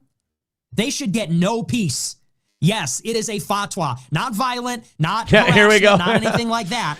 Nick's getting worked up on this one. Like, Nick, he's believing what he's saying on this one because he's got to keep going back going, look, I don't mean fuck with his family. And he goes on for the rest of this to clarify that he doesn't mean bother his kids but he does want Matt Walsh's kids to be like, your dad's working for, like, at school, wants people to go, oh, your dad's working for this company. And they're, first of all, let me be very clear about something. Everybody says that. Oh, what do their kids' friends say at school? Guys, I got bad news. None of any of our kids' friends listen to any of this shit. Yeah, they don't know anything about it. I mean, that's a good sign that someone lives online too much, that they're like, what is everyone else in the... Nobody knows who any of these people are. Like, you've got to be paying attention. Like, if you're a kid who watches this kind of shit at that age, you get bullied. You get beat up. You're a sociopath in the making. Yeah, exactly. So I wouldn't count on the kids at Matt Walsh's school to, like, be the driving force that gets Matt Walsh to leave the Daily Wire. Let's just not involve the kids. Even if they did, like, let's not involve them. Yeah, let's leave Matt's kids out of this whole thing. But I think money talks. And once somebody gets in Matt Walsh's ears and goes, look, we'll sponsor you. We'll be like the money behind your launch. And we see value in Matt Walsh. You come with us. I don't think he's going to be ballsy like Candace and just leave and shit go on his the own. Wire and all that stuff. Yeah, you got to be kind of crazy to do that. You know, and Matt Walsh isn't crazy. Matt Walsh is a very button-down shirt, conservative, down the line kind of a guy. He's not a firebrand. He's not a revolutionary. He's not wild and out of his mind like Candace is. he's get back to work, Matt Walsh. But like, they could kill the Daily Wire. All they have to do is leave. And again, when I say kill the Daily Wire, I don't mean it'll cease to exist. I mean, it'll just drop to its lowest numbers. Right. The views will continue to go down because, again, much like Mark Levin, it doesn't matter that nobody's watching him. The money interests will keep those two going because they need that opinion out there. And then they can have their friends in news media pull clips of these internet shows to say, look what people are saying. Bingo. Exactly. They need, like I said, they just need that noise out there. And credit to Ben Shapiro and Mark Levin. They're two of the best guys at that thing. I just find that thing to be despicable and disgusting and evil. That's like saying you're the smartest kid with Down syndrome. It's really like saying, hey, man, you are the absolute best at mutilating puppies from the genitals to the neck. That is a fucked up thing. Like, that's a fucked up thing to do, and nobody should ever do that. But if there's wealthy people evil enough to want that done, you would be the best at it. Or Fauci. Whoa, dude, Fauci can get you a beagle's head eaten in a minute. For sure. 2:05 away from today. I'm not. Rally segment is out of the question today for sure, unless something miraculous happens. This is, again, another Monday where we're approaching record-breaking L's. If you feel like throwing in a couple of bucks, we appreciate it. Thank you, Donkey Dick, for the $5. He says, good morning, 4-4 Ron and Johnny. May the 4th be with you. Thank you. Good morning to you, too. May the 4th be with you. Sack Johnny Crutches says, what the hell is wrong with Johnny today? I don't think there's anything wrong with Johnny today. I'm worried people are just getting sick of us in general. I've been here, alert, awake. I don't know what you could complain about. I don't think. P4 on YouTube says, not very inspiring, to be honest. Well, I'm not very inspired. I'm still kicking ass and doing a great show. I just know that we're way down there, and I don't want to make that the focus of the show. So I would rather just continue on, move on with the show, and not do any kind of can rattling or anything like that. If you feel like contributing, please contribute. If you don't, keep doing what you've been doing, and we'll go till 10:30 today, and then give her another swing at it tomorrow. Hit like, hit subscribe, and hit follow. We appreciate all of your support. Just viewing the show, we love that. Thank you so much. If you feel like doing more, you know how. Let's go to the people who are paying the bills, though. Let's talk about Sea of Mud Apparel Company. Again, the people paying the bills. This country wasn't handed to us. It was carved out one hard mile at a time from 1776 to right now. 250 years of grit, sacrifice, and men and women who refuse to fold. Sea of Mud Apparel just dropped their 250-year anniversary shirt, built to honor where we come from and the fight it took to get here. Every piece is American sourced and manufactured in Nashville, Tennessee. No shortcuts, no overseas mass production, just real gear for real Americans. This isn't some soft throwaway patriotic tee. It's rugged, it's durable, and it means something when you wear it. And right now, sale items are buy one, get one free. So if you believe this country is still worth standing up for, this one's for you. Head to seaofmud.com. That's seaofmud.com. Use the code RUMBLE for 10% off and take advantage of the BOGO deal. Sea of Mud Apparel, 250 years later, and we're not done yet. That's seaofmud.com, code word RUMBLE. All right, we're still over 600 of you watching the show right now. That's fantastic. So just hit like and subscribe, please. And thank you. Okay, Afghans on... Come on. This can't be a real place. Afghans on the Greek island of Lesbos. It's ironic. Stone a teen girl to death for refusing arranged marriage. Guys, third world migration is doing great. Keep it up. We're killing it. You know, people think that the war in Iraq and the war in Afghanistan is over. My ass, either of them are over. I mean, we will feel the effects of these wars for a really long time. I mean, the debt that we accrued doing it, And of course, the migrants that are here now. I mean, Minnesota's still feeling the effects of Black Hawk Down from 1992. I mean, 34 years after the disastrous Somali deal, and we're still dealing with the aftermath of helping destabilize that country. Yay. So I'm sure this will keep going great here. I mean, Afghanistan, as long as people are going to want to leave Afghanistan, America's not done with Afghani migrants. And by the way, it's telling that what do you call it? A regime like the Taliban lets these people go. I mean, the Taliban is an authoritarian regime. So if they're letting all these people go, what they're saying is, hey, fuck it. These are mouths we can't feed. Go ahead. Go west. Sounds great to us. Cool. And they know that it destabilizes our country. I mean, every time we bomb a country, instead of us going, hey, why doesn't Egypt or Saudi Arabia or some other country take in migrants? Why do they have to come here? We have no culture in common. None of these people understand how our economy works. They don't understand how our job market works. This is a giant learning curve. This makes zero fucking sense. Plus, we have massively generous welfare programs that anyone can take advantage of. Why are we inviting people to take from our coffers when we're $39 trillion in debt? It doesn't make sense. None of this makes any sense. Boy, it sure would be great if we had a president who campaigned on this shit not being allowed anymore. Right? Like if he said he was going to stop the crazy funding of all this crap, stop the open border stuff, stop all the foreign wars. How's that going? I would gather not well.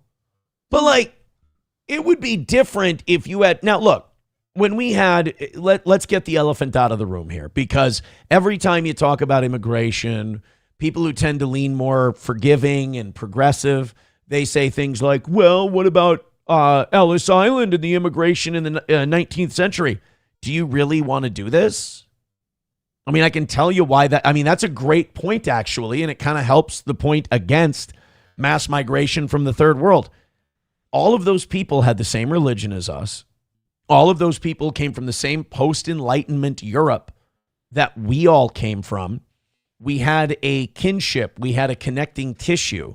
They came from places that had relatively similar beliefs in society and morality and religion that we did. Yeah, there's either Orthodox Christians or just Protestants or Catholics. I mean, look, I'm a Catholic. I have no problem saying it. We were founded as a Protestant nation. This was a nation founded. Nobody's perfect. Nobody's perfect. So, when you start bringing Muslims in here who are still stoning people to death, and by the way, these people on this Greek island, these Afghanis on this Greek island, while that should be a disqualifying offense, I bet you they still make it to their destination. I mean, I'd feel like once you stone a teenager to death, we could deport you so fast. I agree, and we absolutely should. But I don't feel like we will, because I don't think any of this is outside of the plan.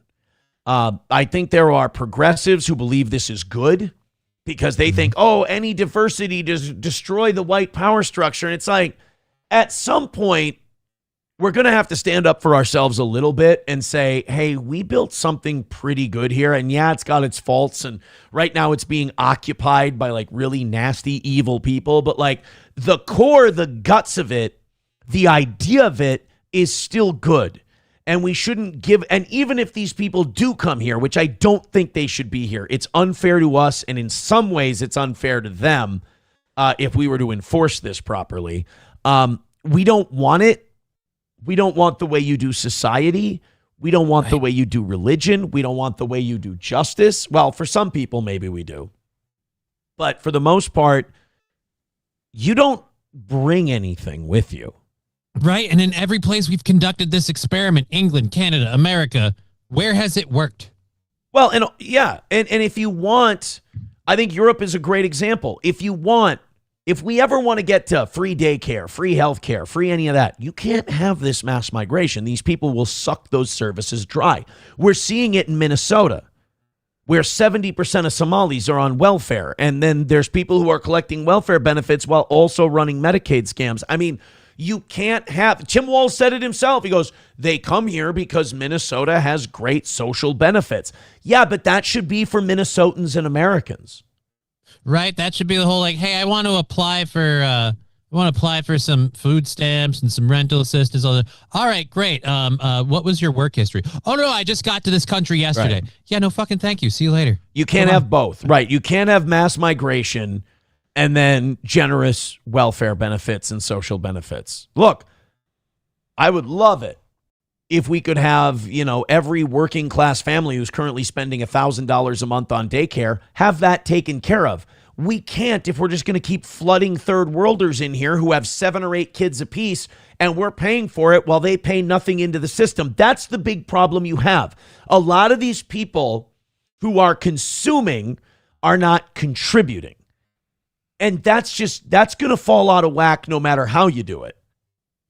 There's no amount of Enron accounting that's going to fix that. So when you got Afghan migrants who are stoning people to death, or in general, you just have people with such a low learning curve for what we do here, is the juice really worth the squeeze to teach them, educate them, get them ready in hopes of what? Like what? It's kind of like I say about people who get, we parole them after violent crimes and shit. It's like, what's the best case scenario with this guy? We're in such a rush to let him go free again. What's the best case scenario on this? He doesn't stab anybody else. Yeah, he works at a gas station. What's the top achievement that you're letting this guy out for? So yeah, I mean, look. Is Europe going to stand up for itself? I think in some countries they've tried. They're trying to stand up for themselves.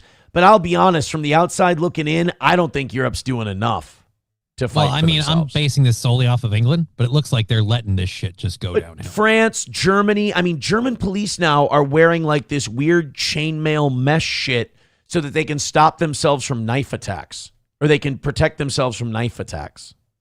Remember, guys, it's the weapons that are the problem, not the people wielding them. That's another thing. The crime that's gone up in Europe because of all this. They don't want to talk about it because it really looks bad. We're like, all right, so there's a lot of crime going up. Who's committing it? I can't say because I really vouched for all these people. Right. So number one, let's stop bombing the countries and destroying the homes and destabilizing the governments from where these people come from. Let's trade with these countries so that they get wealthier and their people don't want to leave. Let's stop. Now, even if you do that, even if people do become destabilized, there is no written rule anywhere enforceable by punishment that says you have to take anybody in. We can just fucking say no. You can have your opinion, but I feel like even wealth going up in these countries doesn't solve all of the problems. Like, for example, India has a festival where they literally just all play in cow poop. Like, I feel like some of these groups are just built different and we don't work together. And I would like to see us just say no. I'd like to see us retreat back to the Western Hemisphere and stop policing the world and doing all of this stuff and just leave these people to their own devices and not bring anybody in. Right? How does it go for them if we're not there to do it? Yeah. Red Fox Mad, thank you very much for the $9.99. Boy, do we need it. He says Texas has fallen. We'll get to that in a second. Veldrain with $2. Thank you very much. Veldrain says, where'd Veldrain go? They could destroy the Daily Wire to the point where it's 2 guys with less than 1,000 viewers begging for money. Right? Oh, boy. $1 from Joey Caravello says Sean and Marley's carer posted on their YouTube that want you to stop sending them nude photos of yourself. Thank you. Thank you, Joey Caravello. That was very, very funny. We appreciate it. All right. We've almost made $100 today. Fuck. 195 with less than an hour left. Yeah, I'm not going to do a rally segment. I'd rather just do a good show and forget that this goal thing ever happened today. Honestly, we'd have to be under 100 for us to get to. Otherwise, I'd rather just strategically take my L and like every other week, just hope that somewhere else they pick it up because they always do. 195 away from today. The thing I wrote with it was break the Monday through Wednesday slump. Yeah, probably not happening. Hit like, hit subscribe, and hit follow. And if you want to throw in Streamlabs, PayPal, Venmo, Super Chats, Rumble Rants, gifted memberships. Ryan the Garbage Man says you should clip this whole segment. I have some people in my family that need to hear this. It would do no viewers. It would do no views if I clipped that out. No, but it would fail. It wouldn't get sent out by YouTube. I'm sorry, guys, but like the more you find, the more you kind of keep reading and keep following shit, the less you're like, hey, man, this rant or this thing is going to change something. No, it's not. Like, this message is not going to get out there. I laid it out. I crushed it. Was I fucking talented? Was I amazing? Yes. This is not a message that wants to be out. It will not be sent out. It's a little too harsh, to be honest. All right, let's continue with what Red Fox Mad sent in. Thank you for the $10, buddy. I really appreciate that. Anyone else? Please and thanks. A Texas judge says an agency must comply with agreement made with Plano area Muslim development. So how is this Texas has fallen? Let's see. A Travis County District Court has ordered the Texas Workforce Commission to comply with an agreement it made with the developer of a Muslim-oriented community.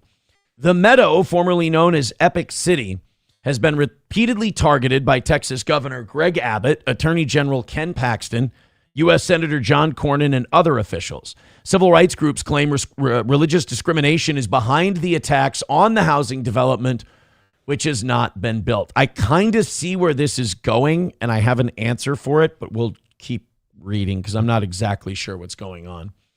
The agency and the developer, Community Capital Partners, agreed last fall to resolve allegations of fair housing violations against the project. Community Capital Partners sued the Texas Workforce Commission after it sent the commission fair housing policies for the development, but it didn't receive any review or response from the agency, according to a press release from the developer.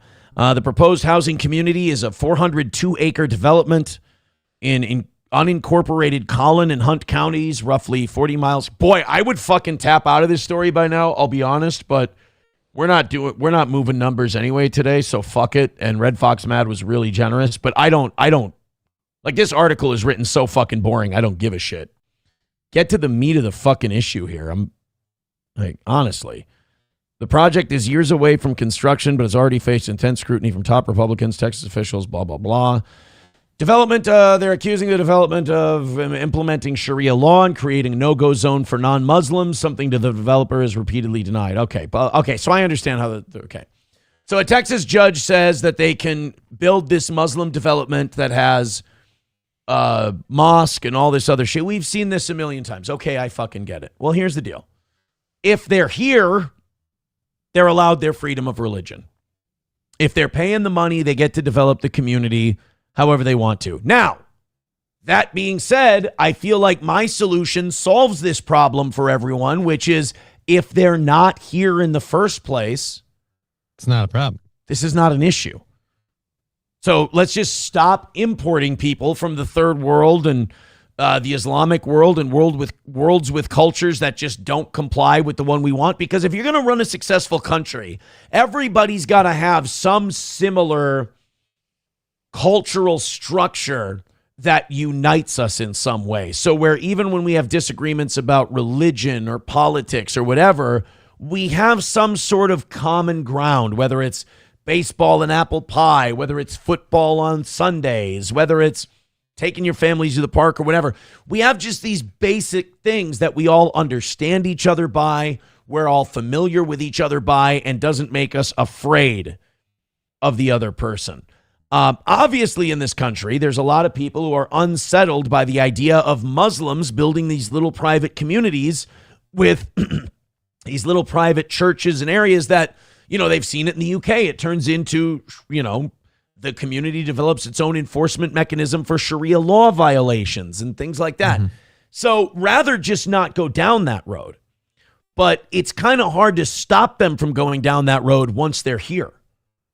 Right. And this building thing, like, they haven't built anything yet. So Do I believe they could institute Sharia law? Absolutely. Do I believe they could kick out or not allow anyone who is a non-Muslim into this community?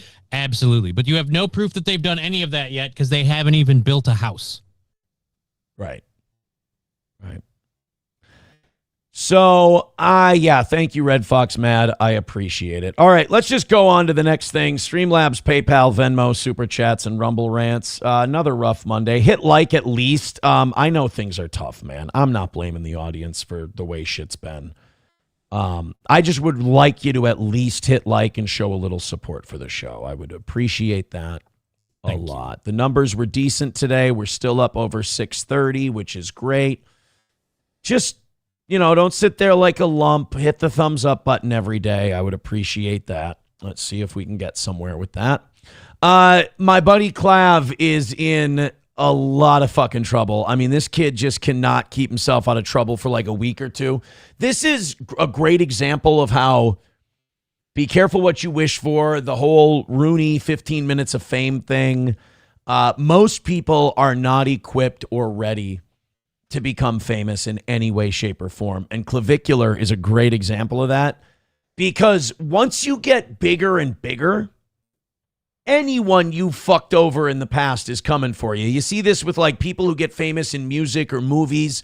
Some guy from like 6 years ago who built a house for him or did some kind of project for him will say, well, looking back on it, now that he just signed a $20 million production deal, he did this to me, he did that to me, he did this to me, and I'd like to file a lawsuit. And now, while $20 million may look like a lot of money, you're spending it on lawyers, on retainer, you're spending it on lawsuits, on legal cases. It's part of the whole thing. Well, Clavicular, in this case, is kind of fucked because most of this took place on stream. He's being sued for battery, fraud, intentional infliction of emotional distress, and more. Now, Clav's lawyer denies the claims, but here's the thing. Clavicular streams with these other clout-chasing broads in Miami. So all of these women have an Instagram. They have a YouTube. A lot of them have an OF. And they all want some attention from Clavicular, who's one of the hottest things out there right now. And maybe when they don't see that bump from associating with Clavicular, maybe there's something Clav did with him that either he would not like to become public or that they could use as some sort of lawsuit. Now, one of these women is named Alexandra Vasilevna Mendoza. She's the woman who, and I remember seeing a clip of this, he injected, whether it was Botox or peptides, injected something into her face on stream, on camera. And she seemed willing, but Clav isn't a doctor, and I don't think Clav explained to her properly what it was. And you start shooting shit into people's face on stream, you leave yourself wide open. I remember growing up being told, don't use random needles from strangers. So I just feel like even if you know who the guy is, right, it's still kind of like random needle. One of the classic things all of us were taught as children was our parents would say, please do not Botox random neighborhood girls. And that was something that, it's a lesson that took with me. I've never done it. It didn't take with everybody. So this influencer is dragging Clav into court for allegedly promising to promote her career back in 2025, claiming he instead took advantage of her, had sex with her while she was under 18. Isn't he like, in 2025, he was like 19 though. So I don't. So then that's not that big a deal. If she's like 17 and he's 19, that's again considered legal and also not exactly like pedo shit. If he was like 25, 30, 35, then it's fucking weird. Claiming he instead took advantage of her, had sex with her while she was under 18, and injected her face with drugs. Now, again, I've seen him do this. Not have sex with this girl, but I've seen him inject shit into girls' faces. According to a new lawsuit filed in Florida, Mendoza first met Clavicular, real name Braden Eric Peters, which, by the way, if you look at Clav, that name just tracks. He looks like a fucking Braden. He really does. Yeah. When she was 16 years old, she says he paid her $1,000. Oh, boy. He paid her? She says he paid her $1,000 to film videos for him in May 2025 and said he wanted her to be the female face for looks maxing, the practice of doing anything to enhance one's physical appearance. Now, I hope he didn't make her sign anything because at 16, I don't think you can legally enter into contracts. Still a minor. At one point, Mendoza claims Clavicular sent her an Uber to meet him at his parents' home in Cape Cod, Massachusetts. Wow, this Clavicular really struggles and comes from a tough upbringing, doesn't he? Sounds like. His parents' place on Cape Cod. Damn, man, must have been tough. She says she went because she had never met Clavicular in person to that point and hoped he'd help boost her online presence. Now, see, that's a big part of this. A lot of these girls go meet with this guy because they're all clout-chasing bimbos and they just want to get a boost from hanging out with them. And I guess as long as the guys know and the girls know and that it's this soulless exchange of followers, whatever. I don't know. I don't feel bad for anyone in this situation. Clavicular fucked himself up by setting this whole thing up to be a thing, and then you went into that because, let's be honest, you wanted to be famous. Yeah. So. No, I think you're right. I don't have all of these clout-chasing hoes of either gender. They're all clout-chasing whores, and they get what they deserve. But it is kind of a game of, like, who sues who first. And, like, just because they're all clout-chasing whores and I don't feel any sympathy for any of them, it doesn't mean that shit didn't go down. Things didn't happen that might have been fucked up. Again, if all you're going to deal with is these clout-chasing, disloyal hoes, you got to be ready to get stabbed in the back a few times. Yeah. I can't believe they're not there because they love you. Right. I can't believe this girl who came to my house and embarrassed herself on stream and then didn't see a residual bump in her social media presence because of it is now turning around and suing me. Who knew she would be disloyal? Now, she says excessive amounts of alcohol were being served at Clavicular's house. I don't think that would fuck Clavicular up because he's underage too. Mm-hmm. So that would fuck up his parents, though. Yeah, fuck up his parents. Serving. And says she became inebriated. She accuses Clav of having sex with her when she was unable to give consent. Uh-oh. All right, now we're entering a very dangerous zone. And then she Just don't. You know, you're like, I'm going to promote you as the female looks maxer. Just don't fuck him. Don't all fuck right? him, It's never Clav. good. It's not worth it. Just fucking meet a chick who wants to fuck you for you and not be... Meet a chick who hates the idea of going in front of a camera. There's your girl for you, Clav. And then claims she woke up the next morning to him having sex with her again without her consent. Oh, he's fucking sleeping, bitches. She says they did not speak for months after that until they ran into each other in Miami. Awkward. Still under the impression Clavicular could help her career, she says she accepted Clavicular's invite to a streaming... Okay, time out. That's where I'm done with this bitch. He raped you? Allegedly? But you were totally cool with hanging out with him after those incidences, so long as you thought he could still help you with her career. I'm sorry, were you a victim or were you just really hoping for a job? Which is it? Yeah, I know there's no such thing as a perfect victim, and Law & Order SVU has been all this liberal propaganda about how, you know, no matter what they say, it's fine. No, I'm sorry, but if this guy really did SAU and then you went, I think he could boost my socials, I'm going to go hang out with him again. I wish judges would throw that shit out. Like, all right, well, apparently it wasn't so bad that you wouldn't hang out with him again. Yeah. Still under the impression that he could help her career, she says she accepted his invite to a streaming session. She claims he and his friends snorted a white powdery substance. That tracks. He says he does meth and shit. So, and Adderall. You want an Addy, bro? At a charging station on the way, which she says she refused when offered. During the live stream, Mendoza says Clavicular injected Aqualux into her face to melt fat on her cheeks and streamed it without permission. She also says she was under the false impression he was medically cleared to perform such an act. Again, a court might see that and rule in her favor, but in the court of common sense, fuck you. You really thought that this 20-year-old retard on meth and who smashes his face with hammers has any sort of medical expertise for administering injections? I thought Doogie Howser, MD, here was a wunderkind and was licensed to inject chemicals into my face. No, honey. Again, she should not get a dime. This is all bullshit. This is all incredibly see-through. But I'm going to promise you that Clavicular learns absolutely zero from this. Which is sad because there is a teachable moment here and not fucking clout pitches. Quit fucking around with these sack-chasing, clout-chasing hoes. Now, Mendoza further alleges Clavicular suggested that methamphetamine had been added to the injection. She says she saw him multiple times following the incident. So he raped her and did all this terrible stuff to her, and she saw him multiple times. She just kept hanging out. Oh, because she believed he was still able to help her influencing career. Yeah, fuck you. Honestly, these people are all just scum, bottom of the earth, or trash of the earth, bottom-feeding lowlifes. Fuck them both and feed them to the sharks. She'd bang him every day and twice on Sundays if it was coming through with the boosting her career part. It's when that didn't have, and I can't say, I didn't get what I wanted, so now I'm a victim. Now I didn't consent to any of it, and now our months-long relationship thing was all being used by you. Don't forget the important part. Clav's making money now. Oh, yeah, that part too. That's the biggest part.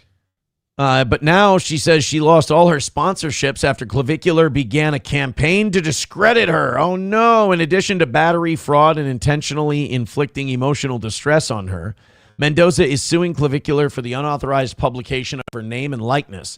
She is seeking damages in excess of $50,000. All this for $50,000? Mendoza's legal team tells TMZ the allegations in the complaint speak for themselves. We look forward to hearing from Mr. Peters' attorney. This is insane. So a bunch of clout-chasing dumb bimbos, Clav and her, get together. They do dumb dipshit clout-chasing stuff. And now one of them wants $50,000. Oh, yeah, he injected that stuff into my face without permission. Well, we can go back and watch the stream and see. Oh, he streamed me without my name and likeness without permission. What, you didn't know the fucking camera was on? You didn't know you were on a live stream? You thought he was, what, talking to a hole in his computer? I showed up to do a show online, but I didn't realize he was streaming it. What, are you fucking retarded? Yeah, I don't like her. Clavicular's attorney, Steve Kramer, tells TMZ, we are aware of the complaint recently filed against Mr. Peters. These are allegations only and remain unproven. Mr. Peters denies the claims and disputes the characterization of events. He will respond through the appropriate legal channels and intends to vigorously defend himself. We will not comment further at this time. Well, here's the deal. This is nice because I don't give a shit who wins this. Because you don't really feel bad if Clav loses it, because it's like, dude, you fucking set this up, but at the same rate, this bitch is a money-grubbing hoe. I get you. Yeah. I mean, if she wins, good. Fuck Clavicular. Fuck his, whole thing of just frivolously bringing these bitches on to feed off of them. You should get burned once or twice so you can learn a lesson. And if Clavicular wins, good that this clout-chasing whore didn't get anything out of it. The nice thing about people wonder why I legitimately like Clavicular and why I legitimately like this looks-maxing shit. It's because it's like having an indestructible car or doll that you can just crash into anything. You'll never feel bad for these people. They all get what they deserve, and you can watch completely guilt-free. And the one guy that's making money keeps smashing his face with a hammer. Who doesn't enjoy that? The main character is completely fucking retarded. I'm in.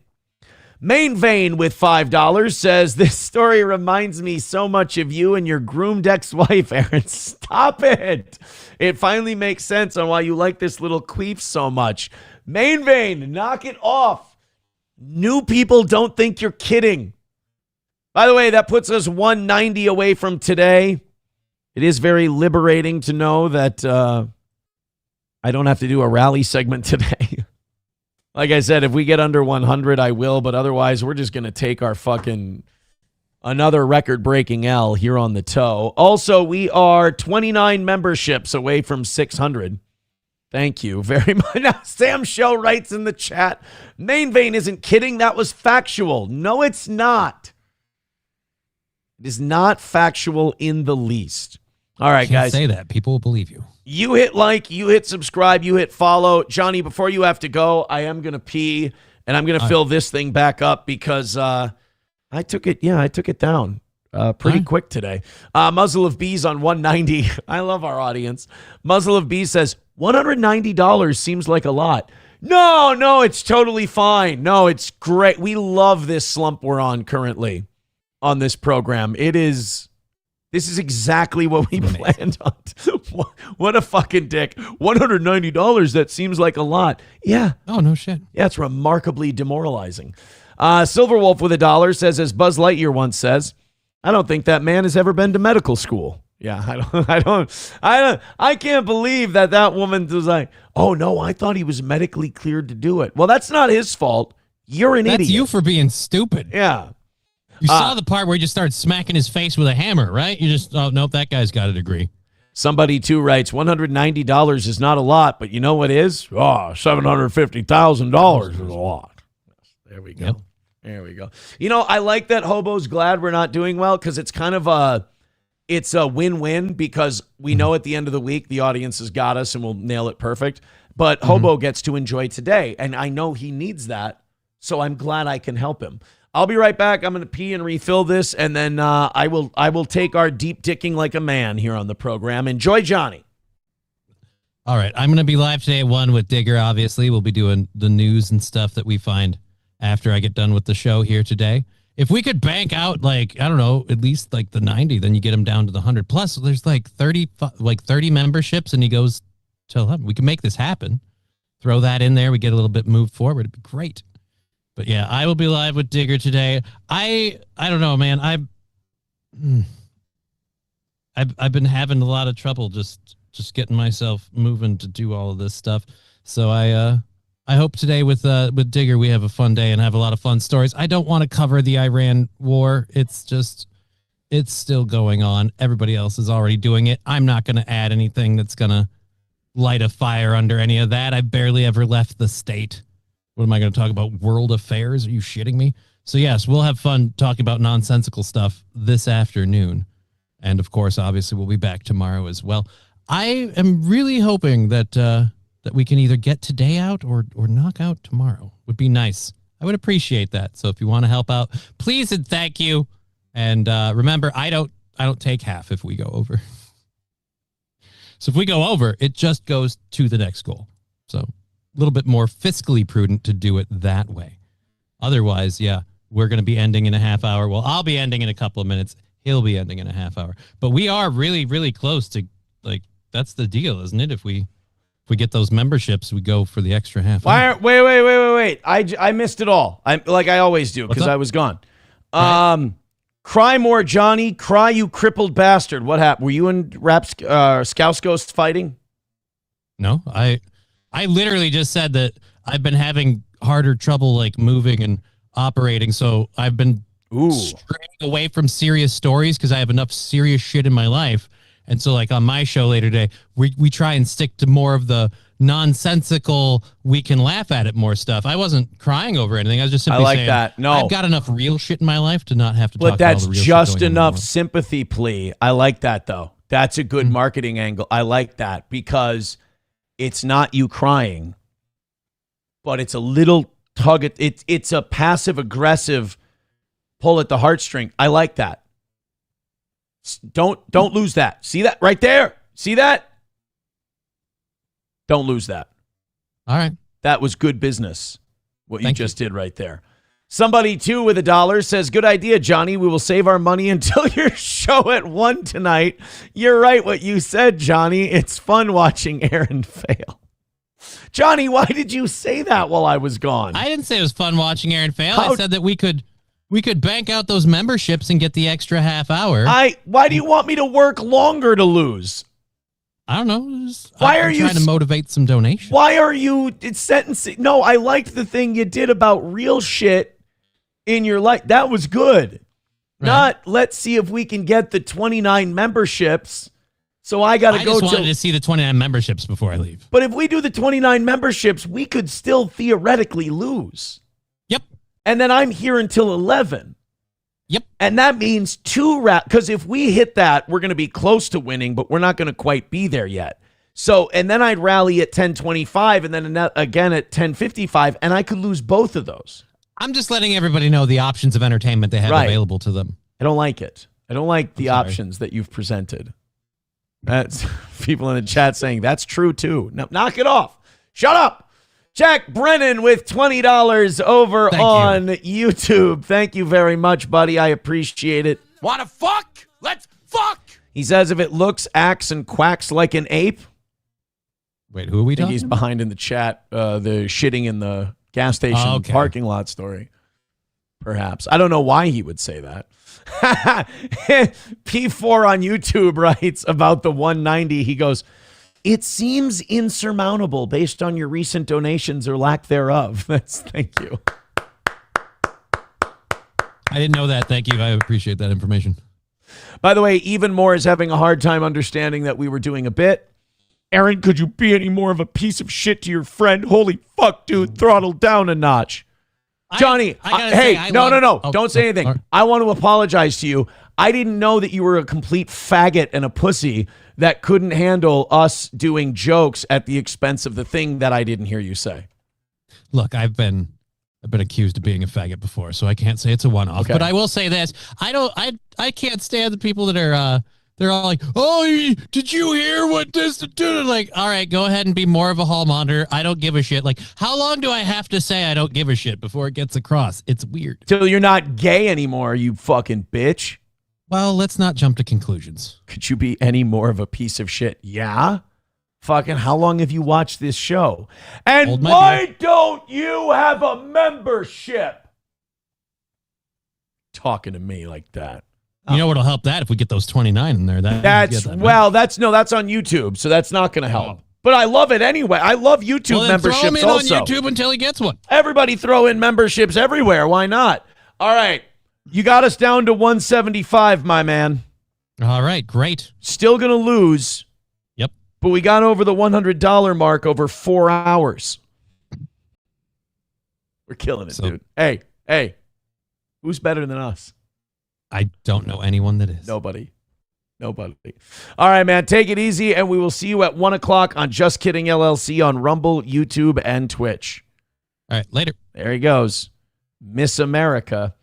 All right, boys and girls, we've still got a show to do here, and this is the fun part. This is where I get to fail on my own. Luckily, at 175, I don't have to do a rally segment. So there's like this weird sweet spot where we miss by over 100, so I'm liberated. And I'm like, you know what? Let's just do the content, and then I can just fail in peace. And then this is like watching the slow death of a program. It's like I'm changing the way we do the rallies. It's like, but it's not fun for the people who hate me because it's like not this like struggling. It's just accepting the rising waters. And they're like, no, come on, be a dick about it. Well, no, we'll accept the rising waters. And the other thing is, like I kind of said to Embarrass Hobo earlier, we're still hitting the week. I mean, the week is still looking good. It's just these morning shows, Monday through Wednesday, it's almost becoming a fun little gimmick on the show. Speaking of a fun little gimmick, did you see the apparently this whole social media trend of running through the Scientology churches has now expanded? It started with these little Gen Z fuckers running into Scientology churches with cameras because they don't let you go in there. You can't go into the Celebrity Center. You can't go into any of these Scientology buildings. They'll just kick you out right away. They'll turn you away at the door. So what they do is these like 8 or 9 Gen Z kids will either have phones, attached to themselves or have selfie sticks or whatever, and they'll all go in there all at once and they'll just sprint through the place. It's very funny. Well, apparently they've now started doing the same thing only with midgets. So they sent a dozen or so midgets to a Scientology center and just turned them loose. This is the funniest prank. Today, me and my friends are raiding the church of Scientology. Yeah! Dude, it's like they're wearing the DX invading the Norfolk Scope WCW helmets.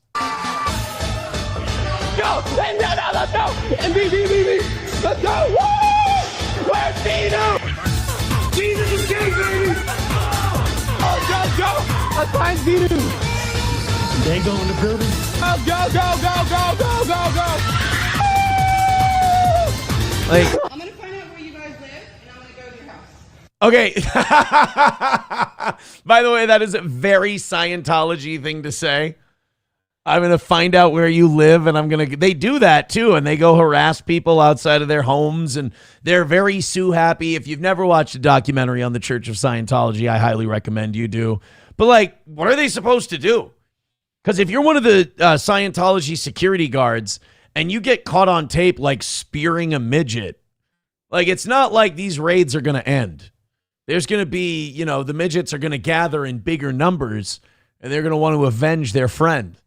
However, there are not an insignificant amount of us who would be very entertained by the idea of a midget being speared by Scientology security.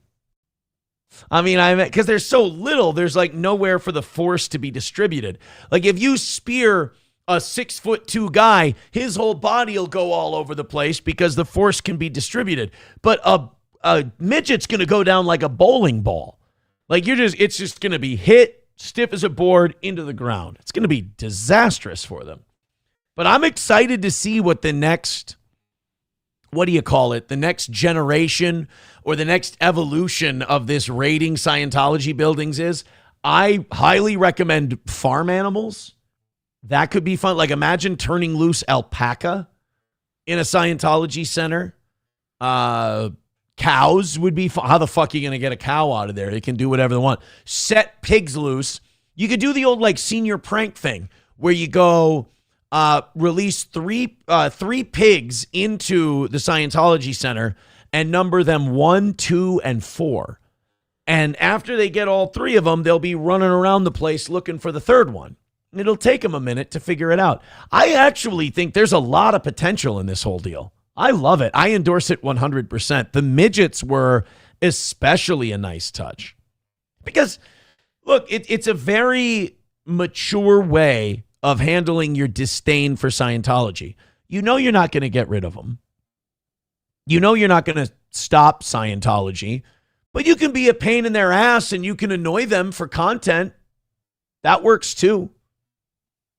Yeah, Reformed Rapscallion says midgets are fun. Yeah, like when they lean into something, they lean into it. Papa Shab says the Mortal Kombat music is frying me. Yeah, I was just going to say, it's like not only are we going to lose by 175 today, but now in a segment that got no donations, I'm also going to lose YouTube monetization for today's episode. So we're killing it. We're killing it today. Chips and Diff says, hey, there was that one guy who tried speed running through the White House dinner too. Yeah, that was a different one. Maybe that was the whole deal. It was a big misunderstanding. That guy was just trying to do the Scientology bit. By the way, I watched a couple of conspiracy, not necessarily conspiracy videos, but like deep dives into the theories on that White House Correspondents' Dinner deal. The whole thing is weird. I've developed a theory on it, but I'm not willing to like stand by it. Oh, here goes. Here's what I developed over the weekend. Well, I have a headphone in when I'm making the kids dinner, so I can still hear if one of them like breaks their neck. But I can also have something to do while I'm making dinner because I'm ADHD as fuck. So I've got my headphone in, and I can listen to this conspiracy thing on the White House Correspondents' Dinner shooter. Or would-be shooter. And I've developed my theory. My theory is this. You know how Trump will like fly off the handle on Truth Social and he'll come up with something that sounds like his idea and you'll be like, holy shit. And then the next day he'll walk it back and then it'll still be like, pro-Israel and whatever they want. Well, I have a feeling that Trump will get like a little closer to ending this Iran war. And stay with me on this. Like Trump will get a little closer to ending this Iran war. And then they'll let him know, like, we can get to you at any time. You're going to do like, I feel like the White House Correspondents' Dinner guy is like an MK Ultra or like an asset. And I feel like he's there to put the fear of God into Trump and like Melania and others and be like, hey, Melania, you keep talking that cash money shit on the Epstein files. Or, hey, Donald, you start talking about wrapping up this war before Israel's ready to wrap it up, or until our buddies in the oil business are done raking in their profits from all this, we have ways of convincing you. We have ways of stopping you from thinking that you're in charge. And the White House Correspondents' Dinner shooting deal is one of those instances. That's where I'm at. It's either something like that or it was some nutbar who hated Trump because of the Epstein files and wanted to kill him. It's one of those two things. Sam Show says, at best, Trump fucked up and can't get out from under his own mess. Maybe, Trump fucked up and can't get out from under his own mess, but I don't know if it's his mess to begin with. I feel like he was fed this and like, you're going to do this and here's how we're going to do it. But I understand. I agree with you in that, like, that's the best case scenario. The best case scenario is Trump decided to do this and now he fucked up and he doesn't know how to get out. The more real scenario is the one that Marco Rubio laid down, and I don't think he was supposed to, when he said publicly, we knew Israel was going to attack them, so in order to protect them, we attacked them first because we know that if Israel attacked them, they were going to attack our bases, so we jumped in. Basically, Israel forced our hand and forced us into this. Now, it's amazing if we just stopped giving them our taxpayer money and we disavowed them and were just neutral towards Israel, Israel could do whatever the fuck they wanted in that part of the world, and it would never put us in any danger. Wouldn't that be a wonderful world to be in? Which means it's never going to happen. Silverwolf with $1 says, or, hear me out, he is a dude who is tired of this president, and you are looking too deep into it. Same venue. I think it was Reagan was shot at, actually. Place has noted terrible security. No, okay, that's what I said, though. I said the two options I have are like, this was a warning to Trump. We can get at you at any time. Do what the fuck we say. Or it is what this guy said in his manifesto and he's pissed off about the Epstein files. I do think it's one of those two things. All right, guys. Thank you very much for that $1. I appreciate it. The amount of small hope, and I do. I'm a romantic at heart. The small amount of hope I have that we're going to go on some kind of crazy rally here at the end of the show is beginning to dwindle. 175 away. Streamlabs, PayPal, Venmo, Super Chats, and Rumble Rants. I think 2 straight weeks of essentially missing morning goals, but still ending up perfect for the week. I think I'm going to do a little experiment tomorrow. I think I do, because I think I would be idiotic if I didn't listen to my audience. I think I would be idiotic if I didn't try to switch things up a little bit and change things up and see if it made a difference or not. I personally don't think the experiment I'm thinking of doing will make a difference, but if it does, you unlock something. Because, like, the evening show isn't going to bail us out forever. Like, eventually this economy catches up with everybody. And everybody takes a little knock, you know. So hit like, hit subscribe, hit follow. Throw a couple of bucks our way. I appreciate it. By the way, spurging in the chat and writing 6 or 7 different things in a row. That's a good way to, like, just get you out of there. Mr. Stellar gifting a membership on YouTube. Thank you very much. All right, 170 away from a win today. Thank you guys very much. Anybody contributing to this program is a friend of mine. We're also 29 memberships away from 600s. Chips and Diff says, send in your $5 to wish Aaron a happy May 4th. Oh, God. I'm going to go to the gym after the show today. I almost said I'm going to go to gym. And I just hope I don't hear that fucking May the 4th be with you shit today. I hate it so much. It's like hearing Happy Hump Day on Wednesday. MSO writes 170. Damn. You know what? At least Hobo Chili Recipe has the decency to say he's happy that we're missing by so much. At least he's open and honest and says, I'm very happy this is happening to you. I respect that. MSO, I don't like your passive-aggressive 170. Damn. As though you don't want another massive win on a Monday. Thank you, buddy. This is very telling. The CEO of Hershey's is saying that they are making a new candy, or I'm sorry, not making a new candy. They're seeing new sales on the climb of gum and mint. You thought they were just a chocolate company. They got gums, they got mints. Everybody owns 900 things now, and they own like the opposing end. Like the Hershey's company owns chocolate, and also like they'll own diabetes medication. So like they get you on both ends. But Hershey's CEO is saying that their gum and mint sales are on the rise to combat Ozempic breath. Now, I didn't know this about Ozempic. I know that it rots your bones. It puts holes in your bones. I think Ozempic is actually the perfect drug for our modern society because it leaves you thinner on the outside, but just a broken, diseased, stinky, gross, weak husk on the inside. And I think it's a perfect exposure of our current society, which is hollow, empty, broken inside. So I like Ozempic. I think Ozempic is good. I think Ozempic is a self-cleaning oven. I think if you are such a... Now, if you need it for diabetes, this is different. I understand. But if you're someone who's taking it because you're too fucking lazy to work out or eat better or whatever, I'm guilty of that second one.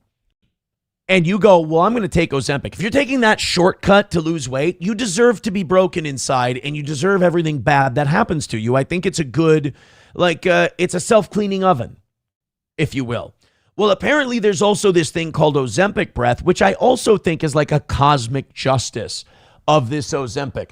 Apparently when you take Ozempic, your breath fucking reeks like dog shit, which I think is fantastic because it's, again, your insides rotting and your breath stinking. Also, you can lose 50, 60 pounds so you can look a little quote unquote prettier on the outside. So your bones go to shit, your body weakens, you don't eat as many nutrients that you need, and your breath reeks like the devil's cunt. I love it. I think this is great. This is the best. Chew those mints, you fucking cows. Take your pills, chew your gum, chew your cud, you pig, and let's do this.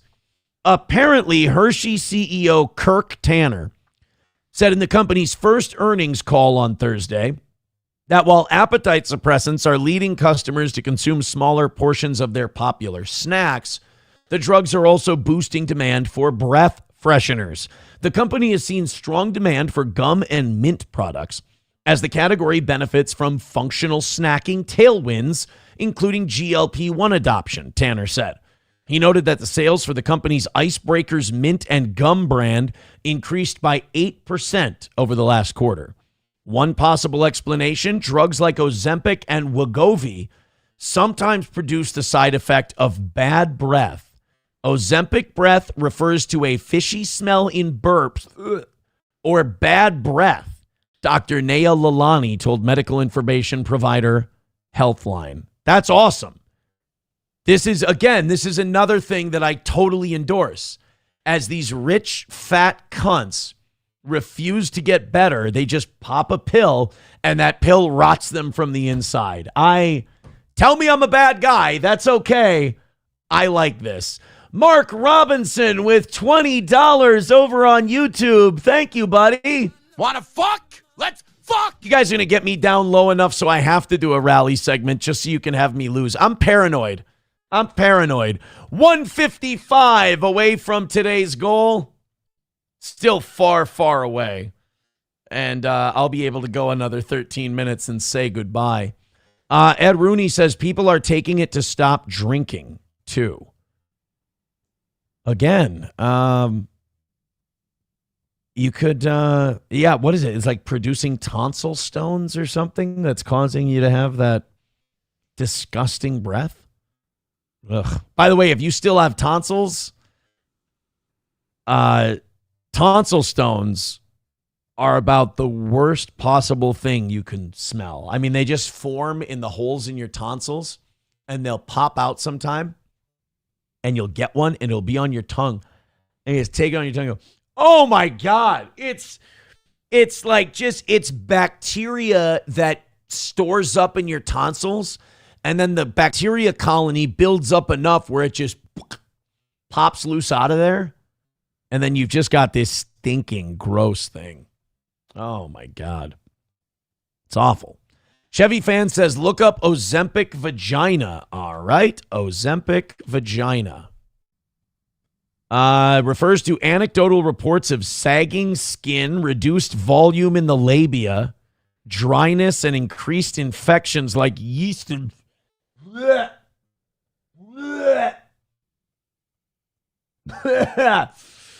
These changes are likely due to rapid fat loss rather than a direct intended effect of the medication. All right. But like, do other people get stinky cunts and yeast infections from losing weight? I don't think so. I don't hear that from like people who lose weight without Ozempic. They don't say like, oh man, I don't mind losing 60 pounds, but boy, does my cunt reek. Yeah, that's not usually a thing you hear. Not maybe, they wouldn't say it, but like, boy, am I dry as a cactus because of my losing weight and running a lot. I don't know. I buy it. Ozempic vagina or Ozempic vulva, as it's referred to. Let's not do vulva. Vulva's not a marketable word. Vagina. Ozempic pussy. That's a good one, too. Feldrain with $2 says, so what I am hearing is that Amy Schumer stinks from both ends. Oh, yeah, just rotten twat and horrible mouth breath. Awful. 155 away from today. Thank you, guys. Very, very much. All right, looks like, hey, we got time for one more segment. Unless you guys decide to knock out 29 memberships in the first 10 minutes, judging by today, probably not going to happen. Streamlabs, PayPal, Venmo, Super Chats, Rumble Rants, etc. We're going to stay away from the begging and the rally segment today. It's 155. We're not going to hit it from there. If we were, we would have gotten closer by now. We're just going to save the embarrassment. I think that's a smart thing to do for this show. It's more respectable. We just provide people good content. So hit like, hit subscribe, and hit follow. And before we go today, I will just ask if you would like to donate some money. We do live off of listener contributions. Again, nobody's blaming you. It is fucking rough out there. We understand. If you feel like donating to the show, please and thank you. Tonight on the evening show, we are going to have the 320 Pred Patrol on the program again. They were busy this weekend, and you guys loved them a lot, made us a lot of money. So we're going to bring them back on the program. All right. Hey, guys. Bappa and Sam show are going to like this Joe Rogan clip. So Rogan had Mark Normand, Ari Shaffir, and Shane Gillis on his show. And they were talking about pedos and a lot of these pedos who run to Israel. Now, Joe Rogan is one of the most frustrating guys out there because one day you'll be like, oh, man, Joe's breaking loose. Joe's breaking loose of his handlers over at Spotify. Joe's going to tell it like it is. Joe knows. And then the next day you'll be like, oh, fuck, there goes Joe sucking Peter Till's cock again. Oh, but, well, we thought we were close. I don't know if Joe's lack of committing to a lot of this conspiracy stuff, I don't know if it's on purpose or if Joe's just like a really wealthy guy who hunts a lot and has kids and hobbies and he just doesn't pay attention to that kind of shit. I don't necessarily know if it's nefarious, but when you're when you kind of came up being known as the conspiracy guy, it is kind of weird to hear you start questioning conspiracies all of a sudden. But this is Joe Rogan on the pedophiles who run to Israel to hide out. Why wouldn't he live in Israel? That's the place where he's most protected. Yeah, but that's like the number one place where sex offenders go from America that are Jewish, that are in trouble. Yeah, they take anybody in. I didn't know that. Yeah, they take anybody in. Yeah, who's Jewish, especially right. If you're Jewish, it's called right of return. It's considered your homeland, so you have right of return. So if you commit a heinous crime, well, like that Alexandrovich did, he won't see any real consequences for that. He's going to go to Israel and stay in Israel. A lot of people have done this. I mean, you commit the crime here in the United States. And even if they arraign you, even if that, like, it's hard because, like, as a judge, can you really say, well, you're Jewish, so I'm going to have you surrender your passport? I mean, can you, it's constitution. I'm not saying, like, morally should you do that. I mean, maybe you probably should. You should probably do that with everybody who commits a crime against children. You got to surrender your passport. We don't want you going anywhere. But, like, especially Jewish people, you're like, all right, there is a specific country you can go to that will willingly protect you from the justice we seek to pursue against you in this case. That is fucked up. By the way, our greatest ally, recipient of $3.4 billion a year in tax revenue, and hides our pedophiles. Jewish people, they'll just take you in. Wow, Jews have had a run. You had Madoff, Weinstein, Epstein. Stop. You're Mark. Mark, you saw the treatment Theo Vaughn got when he said stuff like this to Rogan. Rogan told him to get on antidepressants. You taking your pills, Mark? You taking your Noticinol? You'd better. Thank you. The other guy.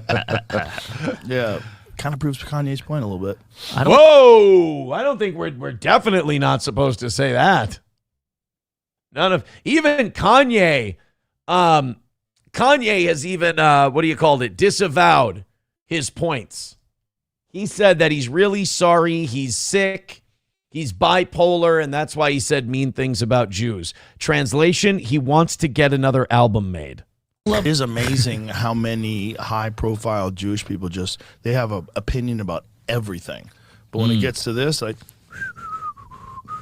yes. That's not true. You ask them about it, they'll go, oh, you're going to ask me about this? You're so anti-Semitic. Did you know that 80 years ago, me mom died in the hall? Yeah, we know. They don't say nothing about it. They just kind of divert. Or they'll say things like, well, the Catholic Church. And right, even us Catholics go, wow, that was evil and a mistake, and that never should have been allowed, and that was a terrible thing. You guys won't even say that about the pedophiles who run to Israel. Could you at least do that? Could you go, oh, it's a horrible practice, it's terribly evil, and the government of Israel should stop doing it? That would be cool. They just avoid that or come up with some random way to justify annihilating an entire city. Yeah. Afghanistan, Iraq. Those fuckers had it really coming. They were Jews. Twice? The second one was just going, hey, check this out, Russia. Yeah, that's true. Everybody did that's dead. But based on today, oy vey. There you go. So Joe Rogan talking about, Joe, I'm not telling you how to do your program. I'm just saying that the founders of Spotify, they might ask you and go, Joe, do we really need to have that kind of discussion on your program? I mean, that kind of conversation, that can encourage people to think a certain way that's just, possibly not true. Joe, we just don't want to be guilty of spreading misinformation. That's all. We just don't want anybody being misinformed, Joe. That's the beginning and end of it. That's all. MSO says, so Aaron is just going to accept defeat? Yes. I know you want me to do a 7-minute segment where I sit here. I don't have it in me anymore.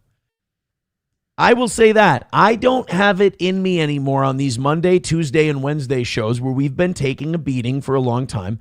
I like being able to do my show, ending it respectfully. Yes, we missed by, how much did we miss by today? 155. And trusting my audience that they've got our back later in the week. That's all. You have to be able, if you're going, this show has survived off radio for 6 years. And you have to understand that, look, the money doesn't come in the way it used to. And instead of fighting against that and crying and whining about it, understand that the audience is donating differently. They're contributing differently, and respond to that. And that's what we're doing. But I know what MSO is doing. MSO is doing a thing where he goes, no, I like the part where you humiliate yourself. Oh, don't worry. I will humiliate myself again, but only when I feel like there's a chance. But yeah, this show doesn't do monetarily what it used to do anymore. We've evolved from many different versions of this program, Bapa Shab says, people will vote with their dollars, herder. Reformed Rapscallion says, surrender looks good on you, Imholt. Imholt is French. It's not. It's German. It's German. Sam Show says you humiliate yourself daily by bringing a useless cripple on and telling the public you actually pay him to do that. Here's what I'll do. Tomorrow we'll do a little experiment because it has been 2 weeks now since we've knocked out a goal Monday or Tuesday or Wednesday, but yet the rest of the week, but we're perfect and we make it up the rest of the week. So what I'm going to do tomorrow is I just kind of want to end the Johnny shit. Like, Johnny gets shit on a lot, and I'd like to put an end to that. So tomorrow, I'm going to give Johnny the day off. He even said, he's going through some tough things right now. I want to give Johnny the day off tomorrow. And then when we miss by $250 tomorrow, I'll know that it's not Johnny, and we can continue on and just say, well, maybe people are getting tired of the Monday, Tuesday, and Wednesday show. Oh, now Sam Show says swap him with Oz. Well, now that's going to cost me more if I swap him with Oz. All right, guys, hit like, hit subscribe, hit follow, and thank you very much for an awesome show. I appreciate it. You guys were great today. Again, if you want to click one of the links in the chat and throw us a couple of bucks today, that would be awesome. If you didn't get your way, I'm sorry. I apologize, but I had fun today. It was a great show. We're going to get some clips out there. We're going to get some shorts out there. Have a great rest of your day, and we will see you tonight for the evening show. Take it easy, Oh, no. We got to raid somebody. We got to do a raid.